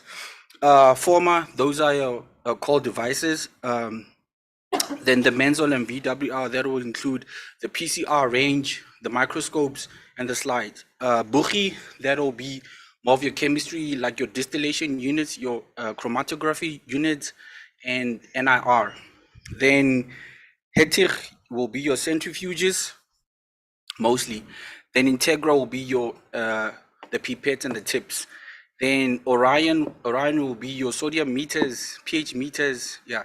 Then Techniplast will be more of your animal research, like in the clinical trials, yeah, field. Then, well, Labortech initiative stuff and customer events. We have the Gene Vantage portfolio where we sell the extraction kits. Gene Vantage is a local company or manufacturer based in Cape Town by Dr. Thompson. I don't remember saying name, sorry. Then we're running the summer sales, which are ending in end of December. So these are this is one of the links, interesting links where you can go through our website, navigate through all the products, consumables, molecular biology stuff, the brands, our technical support, and the contacts. Yes, I think I'm done. Thank you very much.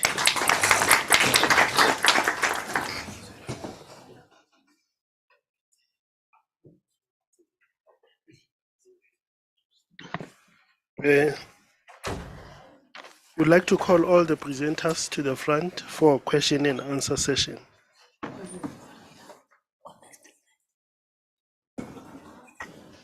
And I think our two online presenters will also be able to hear us.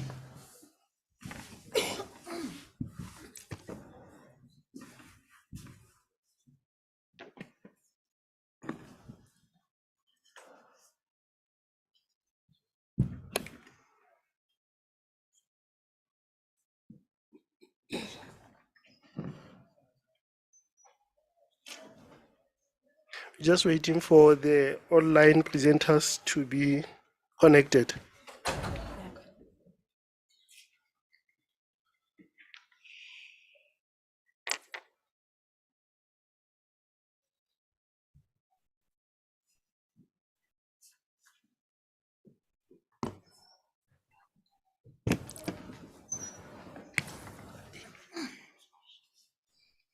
Thank you very much, Dr. Mokhonga.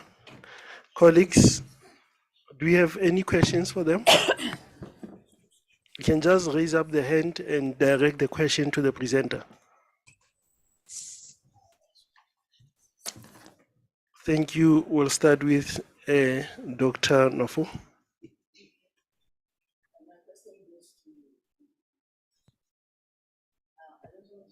What are the inherent health dangers of consuming beer? I'm asking on behalf of the beer drinkers. In terms of the lactobacillus, I haven't found any literature pertaining to that, but I'm sure in terms of the taste itself, because anything contaminated, you'll be able to taste it. So it can be the danger in that, because if you're selling something, a product, and then the taste is not okay, it's going to cost you as a brewer, even though maybe a person might not die out because of contamination. But mycotoxin is a thing. If you consume alcohol with a high amount of mycotoxin, that's the danger. Thank you. Next question. Yes, ma'am. Okay, my question goes to Ms. Nklapo. As you've mentioned, you said we have wound healing cascade.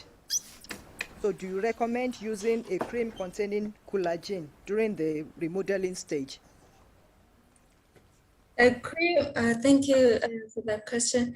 I think a cream should be used at the inflammation stage, because that's the stage whereby the neutrophils are being produced, so that it can also aid with the removal of any foreign particles on the wound area. Thank you.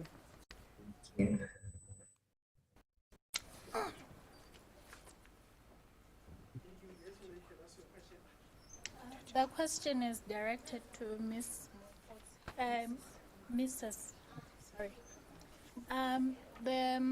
You said prior to testing, you kept your beer samples at 4 degrees Celsius, right? Why 4, and how did you maintain that constant temperature? 4 degrees, because if you put them at room temperature, then the rate of spoilage is going to become high. They're going to spoil much more quicker if you put them at the room temperature. So in order to deteriorate the level of contamination, like for them to be able to stay fresher longer, you have to put them in the fridge because it's a food product.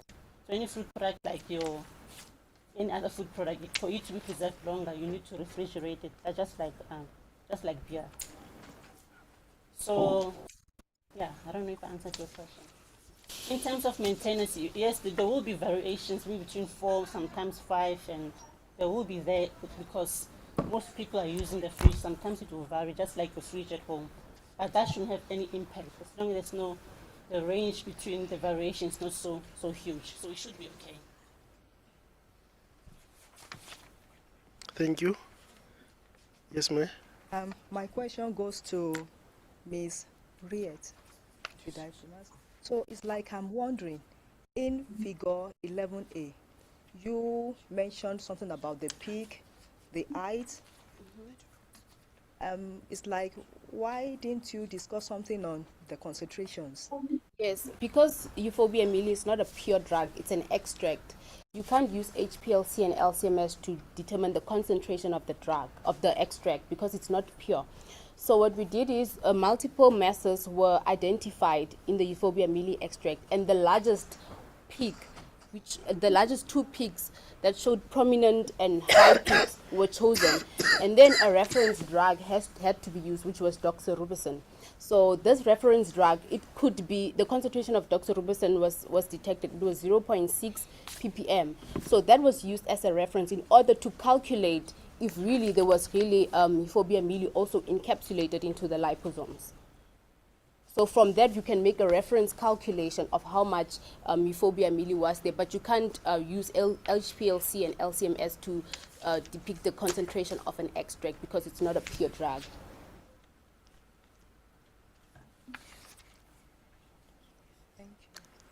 Thank you, Prof. Yes, mine is seeking to learn. They say that, learning is a lifelong venture. Yes, that is true. I'm directing my comment to you. There's an earlier presentation about beer, and there's another one now. And I heard the word craft beer. What is craft beer? We have what we call industrial beer, like your known lagers produced by big industries.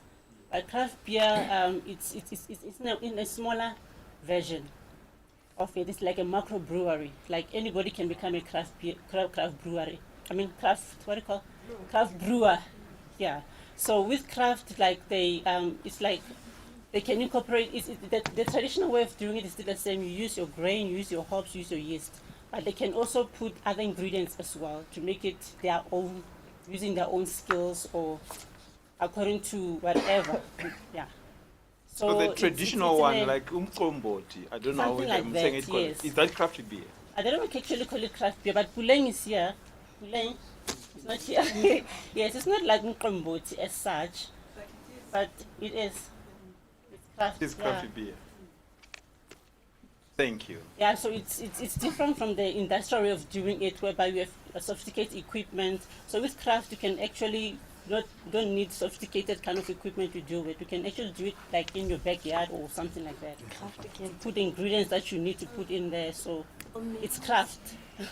It's innovative. Are they commercially available?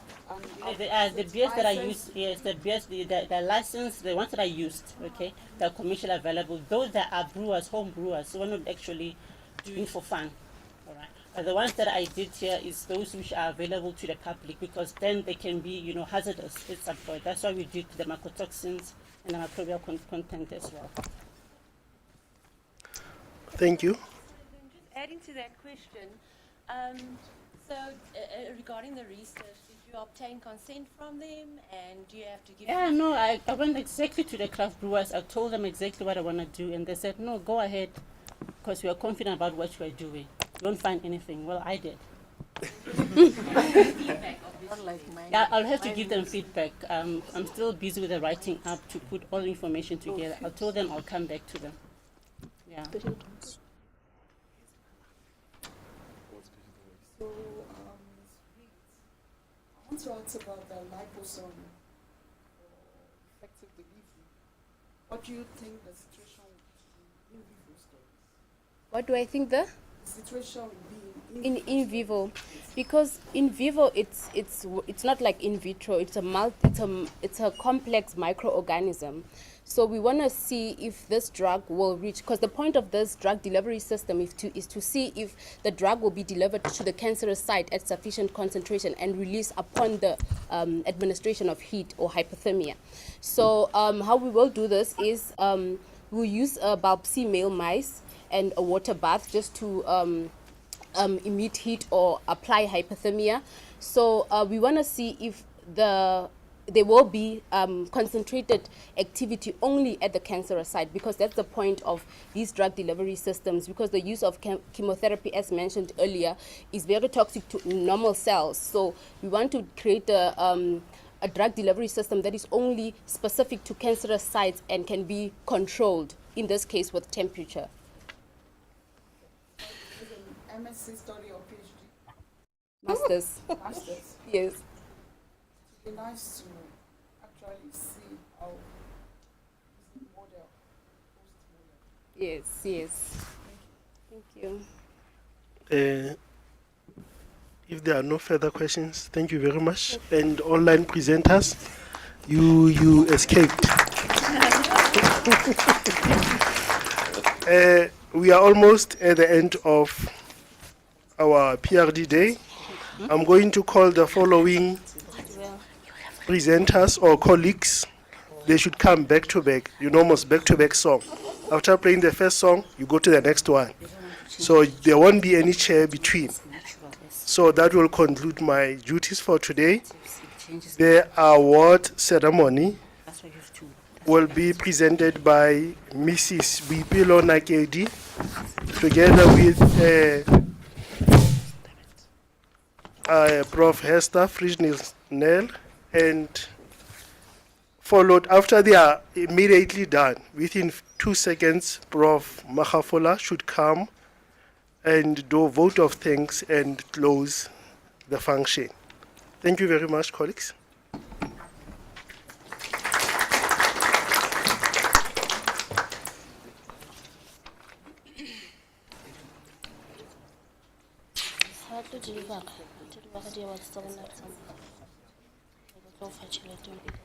Good morning, ladies and gentlemen.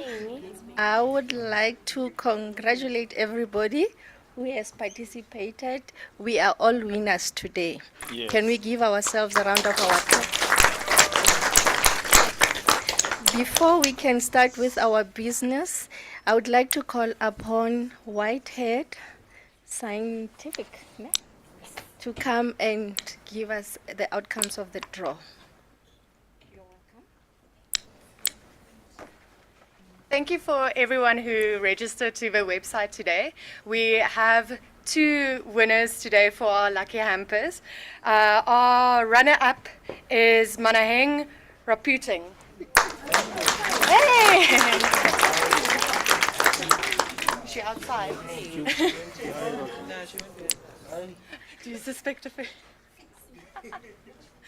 These results were drawn from Cape Town, guys, so...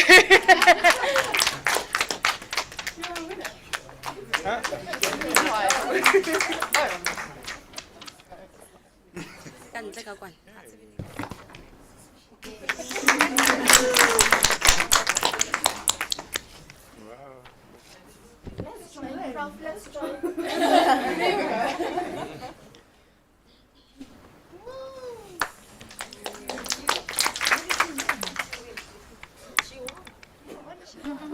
And then our big winner for the bigger prize today is Dr. Ida Manduna.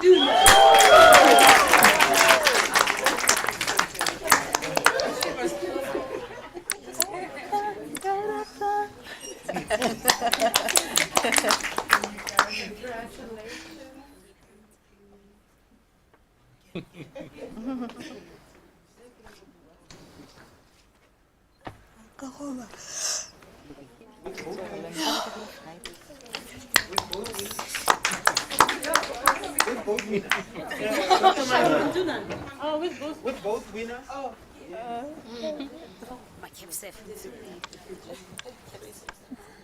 And she must join.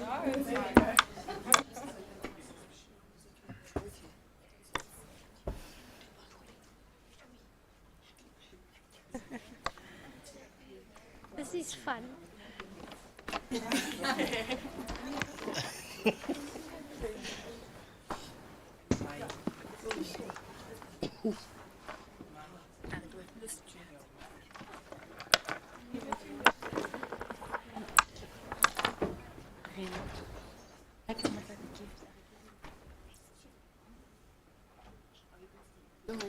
No. Okay. T-shirt looks like They say you can play a song so long, you can start singing. Noiple's got a beautiful voice, so she's going to start singing one call later on the mark. I was disqualified at the Standard Bank Wet Choral Society, so I can't sing. Of course you can.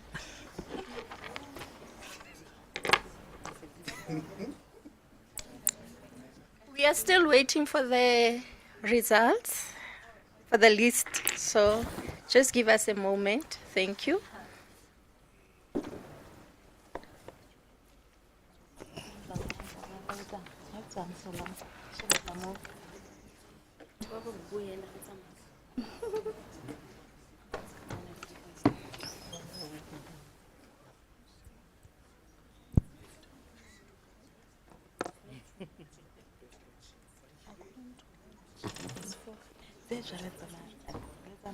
Yeah, it doesn't. It was all mixed up, yeah.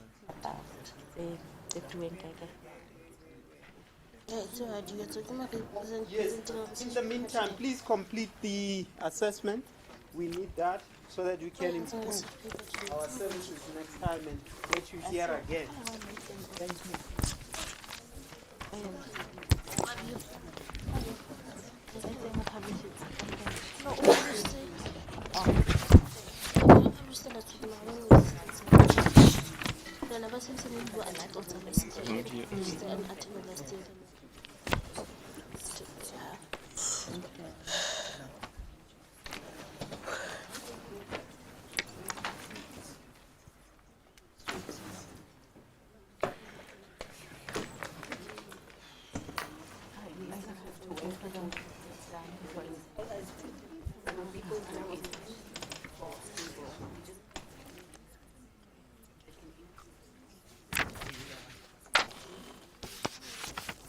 And you can live without it.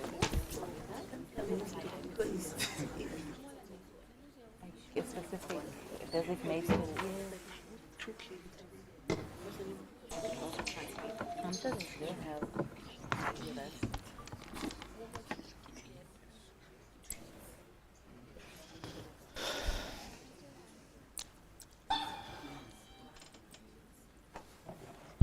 They're counting the votes.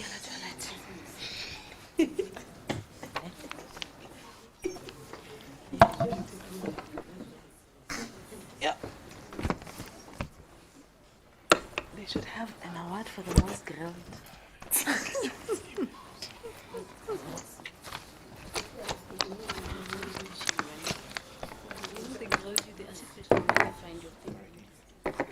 You're just trying to make me feel better, okay? Okay. Grilling is grilling. It doesn't have flowers on top of it.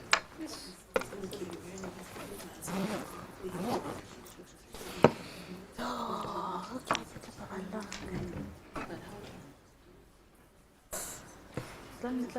Shoot.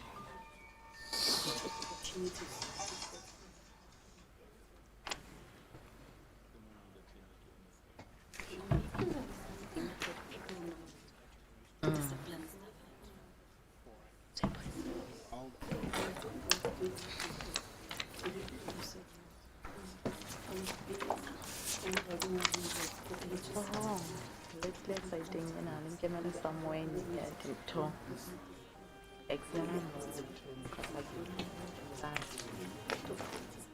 Okay. Wow.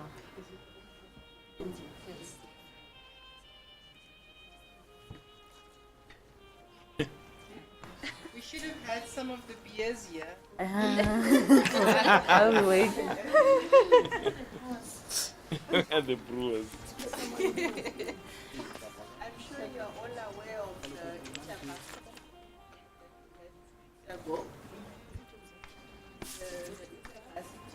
Come and tell them here. Oh, come tell them. They are.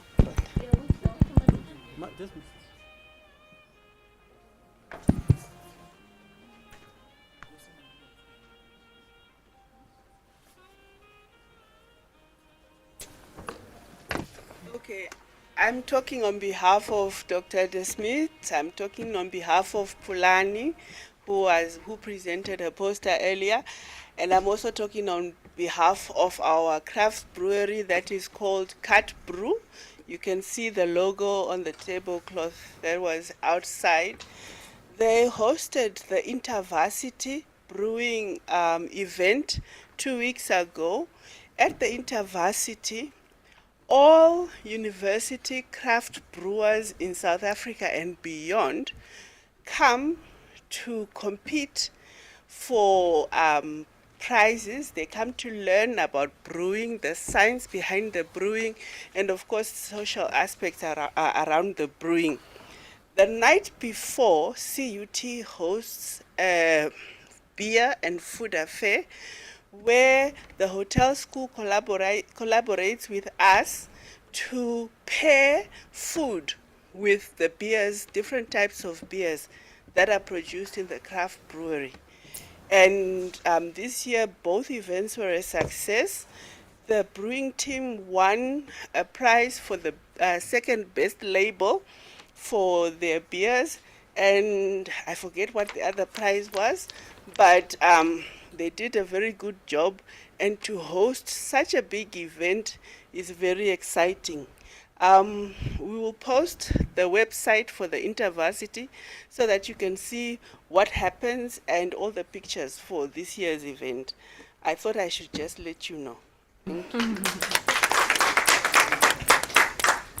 Hey, Doc, before you leave, what is the possibility of us joining you for one beer and now?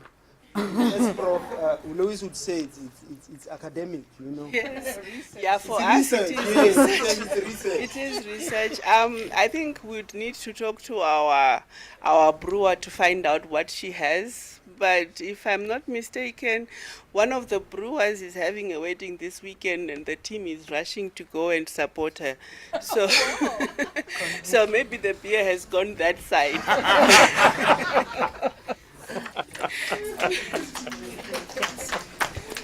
But I think we'll have that in mind so that maybe next year's PRD we might have some tasting as an academic event. Nice idea. Let's put it on our evaluation forms.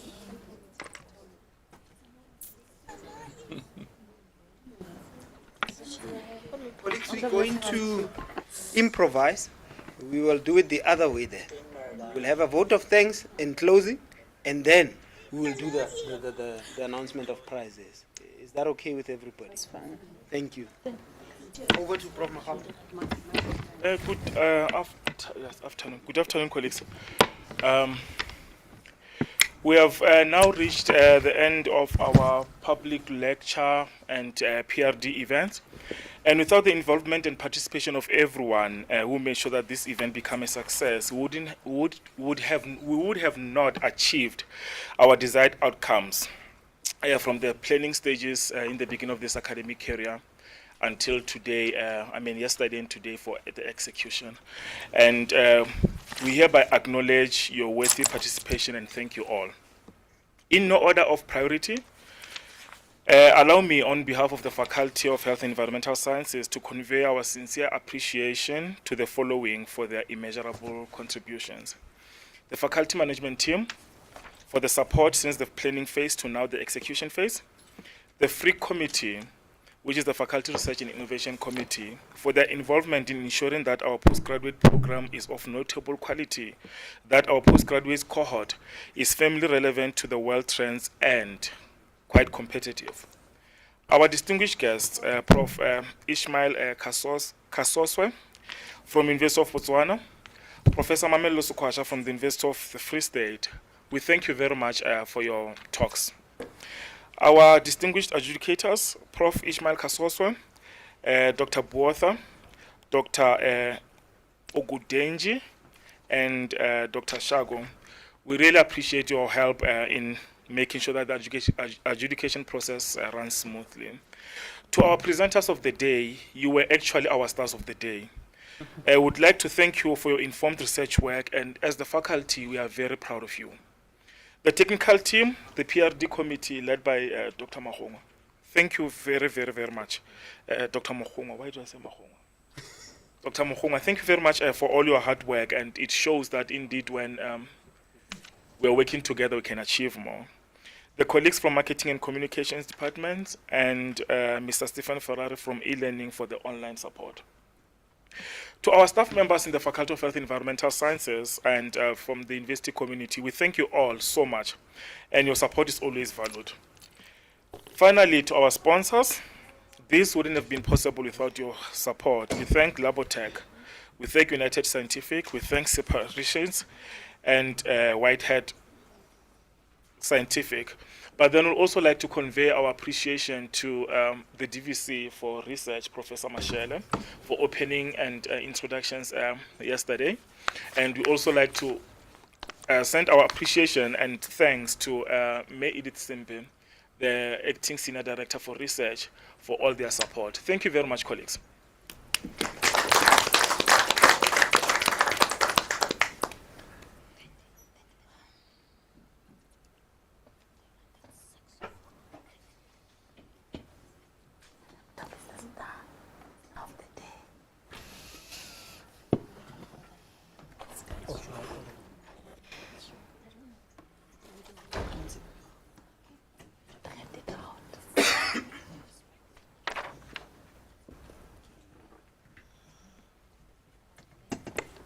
Sorry, I knew I was forgetting someone. Today's chairs, Dr. Mfengwana, Dr. Borders, Dr. Olifir. Thank you so much. I don't want them to chase me away. And Dr. Parks, Dr. Parks, thank you so much. I don't want them to chase me away for next year when I need help. Thank you.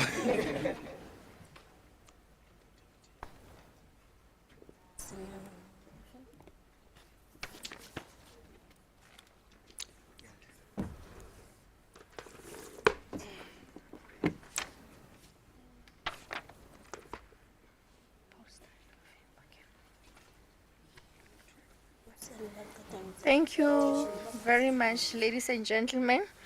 The moment we've all been waiting for, it's now here. Are we ready for the winners? The super winners. I guess we are all winners today. So we have super winners awaiting. Our poster, a doctoral poster. The winner is Lituka PJ.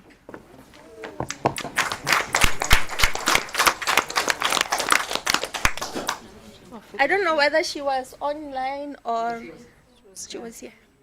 Okay.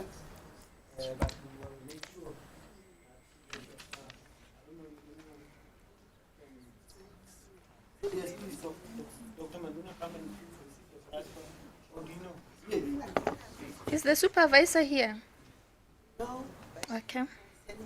Okay. Lituka PJ.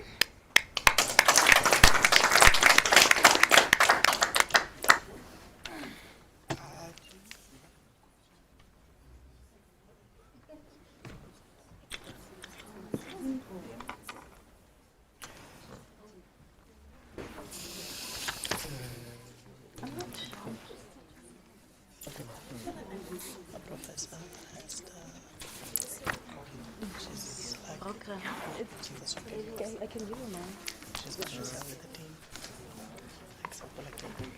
And the oral session, the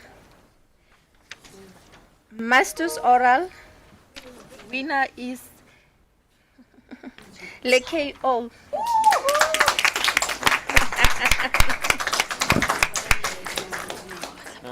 Congratulations.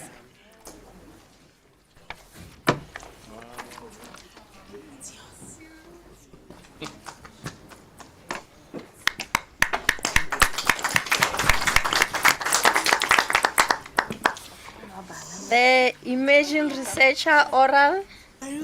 When I look this way, I see the winner. When I look that way, I see the winner. Henry Muller.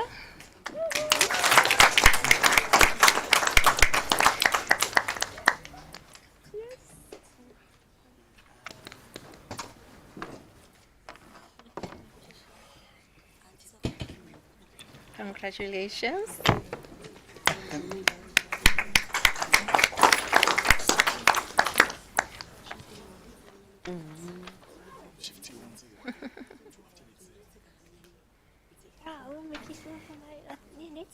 Oh. The winner doctoral oral is Mokgotsi L.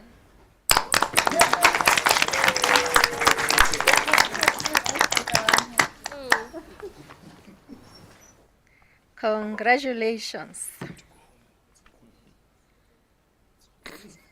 Maybe there's a tab in there. That will be all. Thank you very much, Program Director.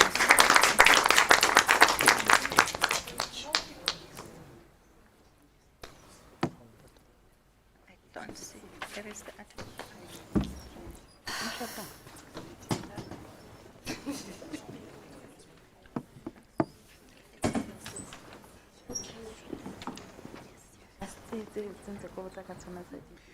Colleagues, just one important announcement. Usually, we kept this particular event by giving a prize to the best article that was published in the previous year. But due to unforeseen circumstances and our adjudicators having a bit of challenge to sort out what needs to happen, we are not going to announce the winner because then our process would not be fair.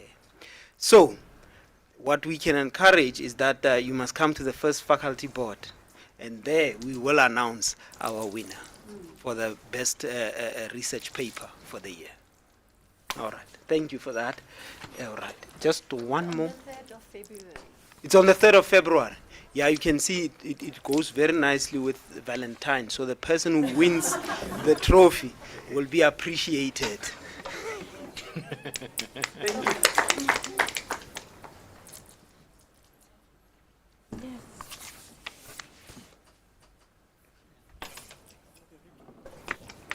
And then from there, we have something prepared for our adjudicators.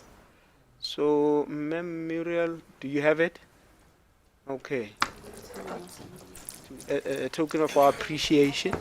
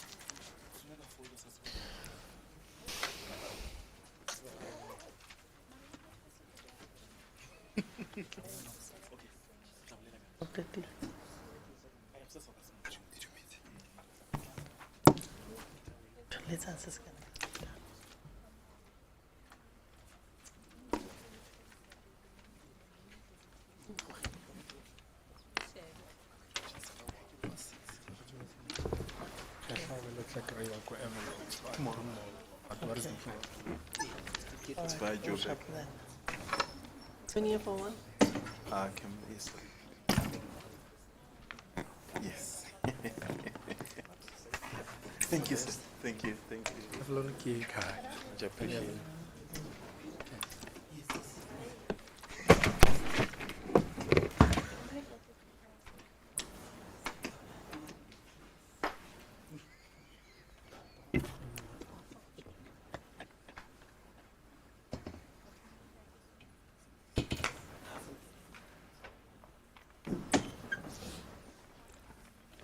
All right, and then from there, we'd like to thank our adjudicators, and we're going to start with Dr. Bueta.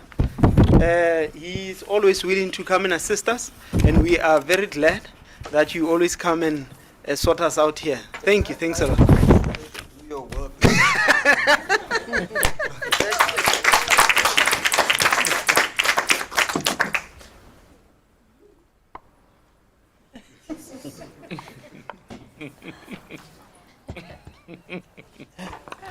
Dr. Bueta is one of us here.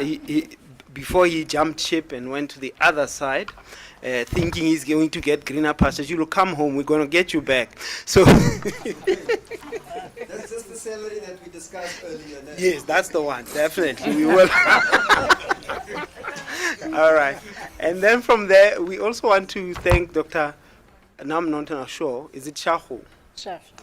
Yes, Dr. Shaho, please come forward to receive your prize. Thanks a million for assisting us with our dedication.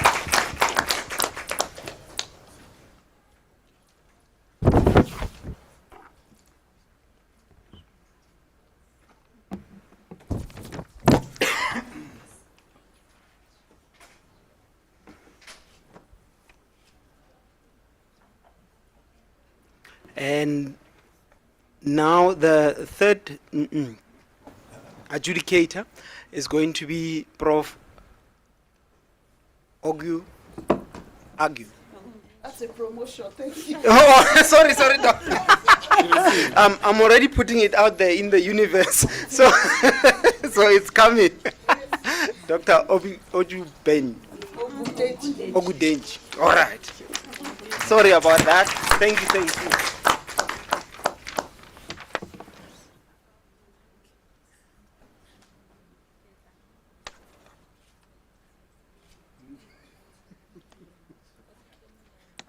Prof, ya gago yona re tla e dira maitsibu. So Prof comes from Botswana, so he's clear on what I'm saying now. Okay. So Prof will be acknowledged at tonight's event. Thank you. So he'll receive his there. But thank you a lot. Thanks a lot, Prof, for your willingness to participate in this. But come for a picture, Prof, please. Yeah, you can come with a new envelope, yeah, so time or something. No, that's okay. I'll play along. Thank you.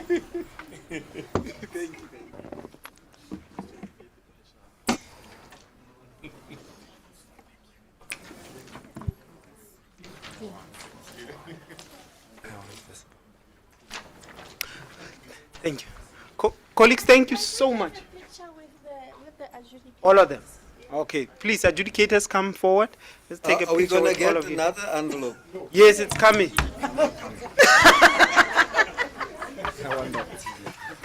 Time up.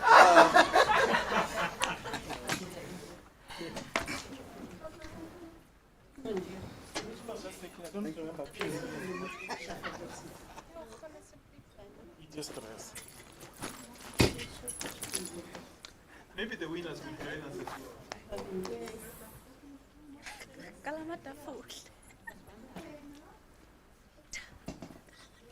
Craft beer.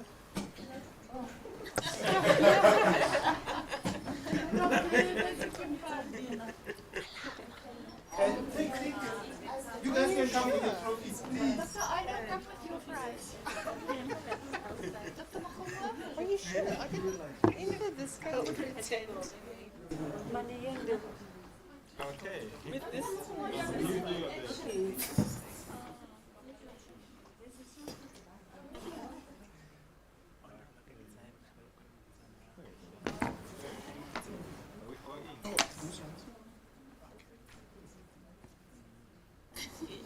Thank you.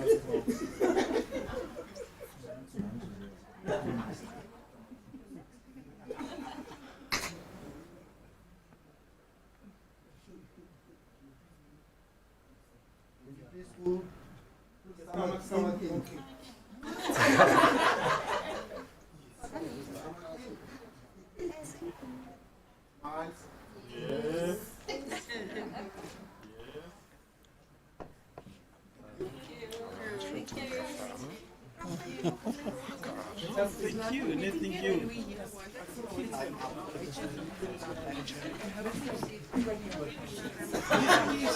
This is one of the things I need to find in books. Committee members.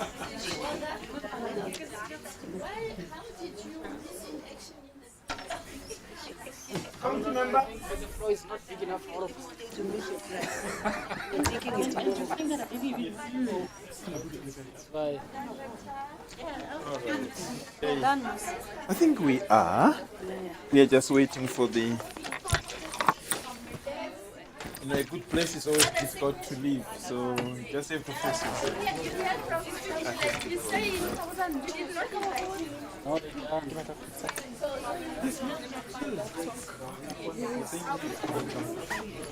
See you. Yes. See you around. See you from around. Thank you, Prof. Well, thank you. Nice to meet you. You say you are at UFS. Ah, yes. You can go well. You are here this evening. Where are you? Oh, you are also there. Still in the faculty are you? Oh. Yes, I'm at Law Sciences. French relative. Yeah. You didn't even ask which institution are you from?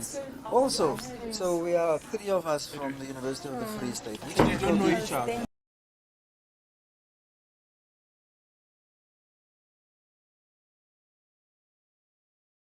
This is health sciences there.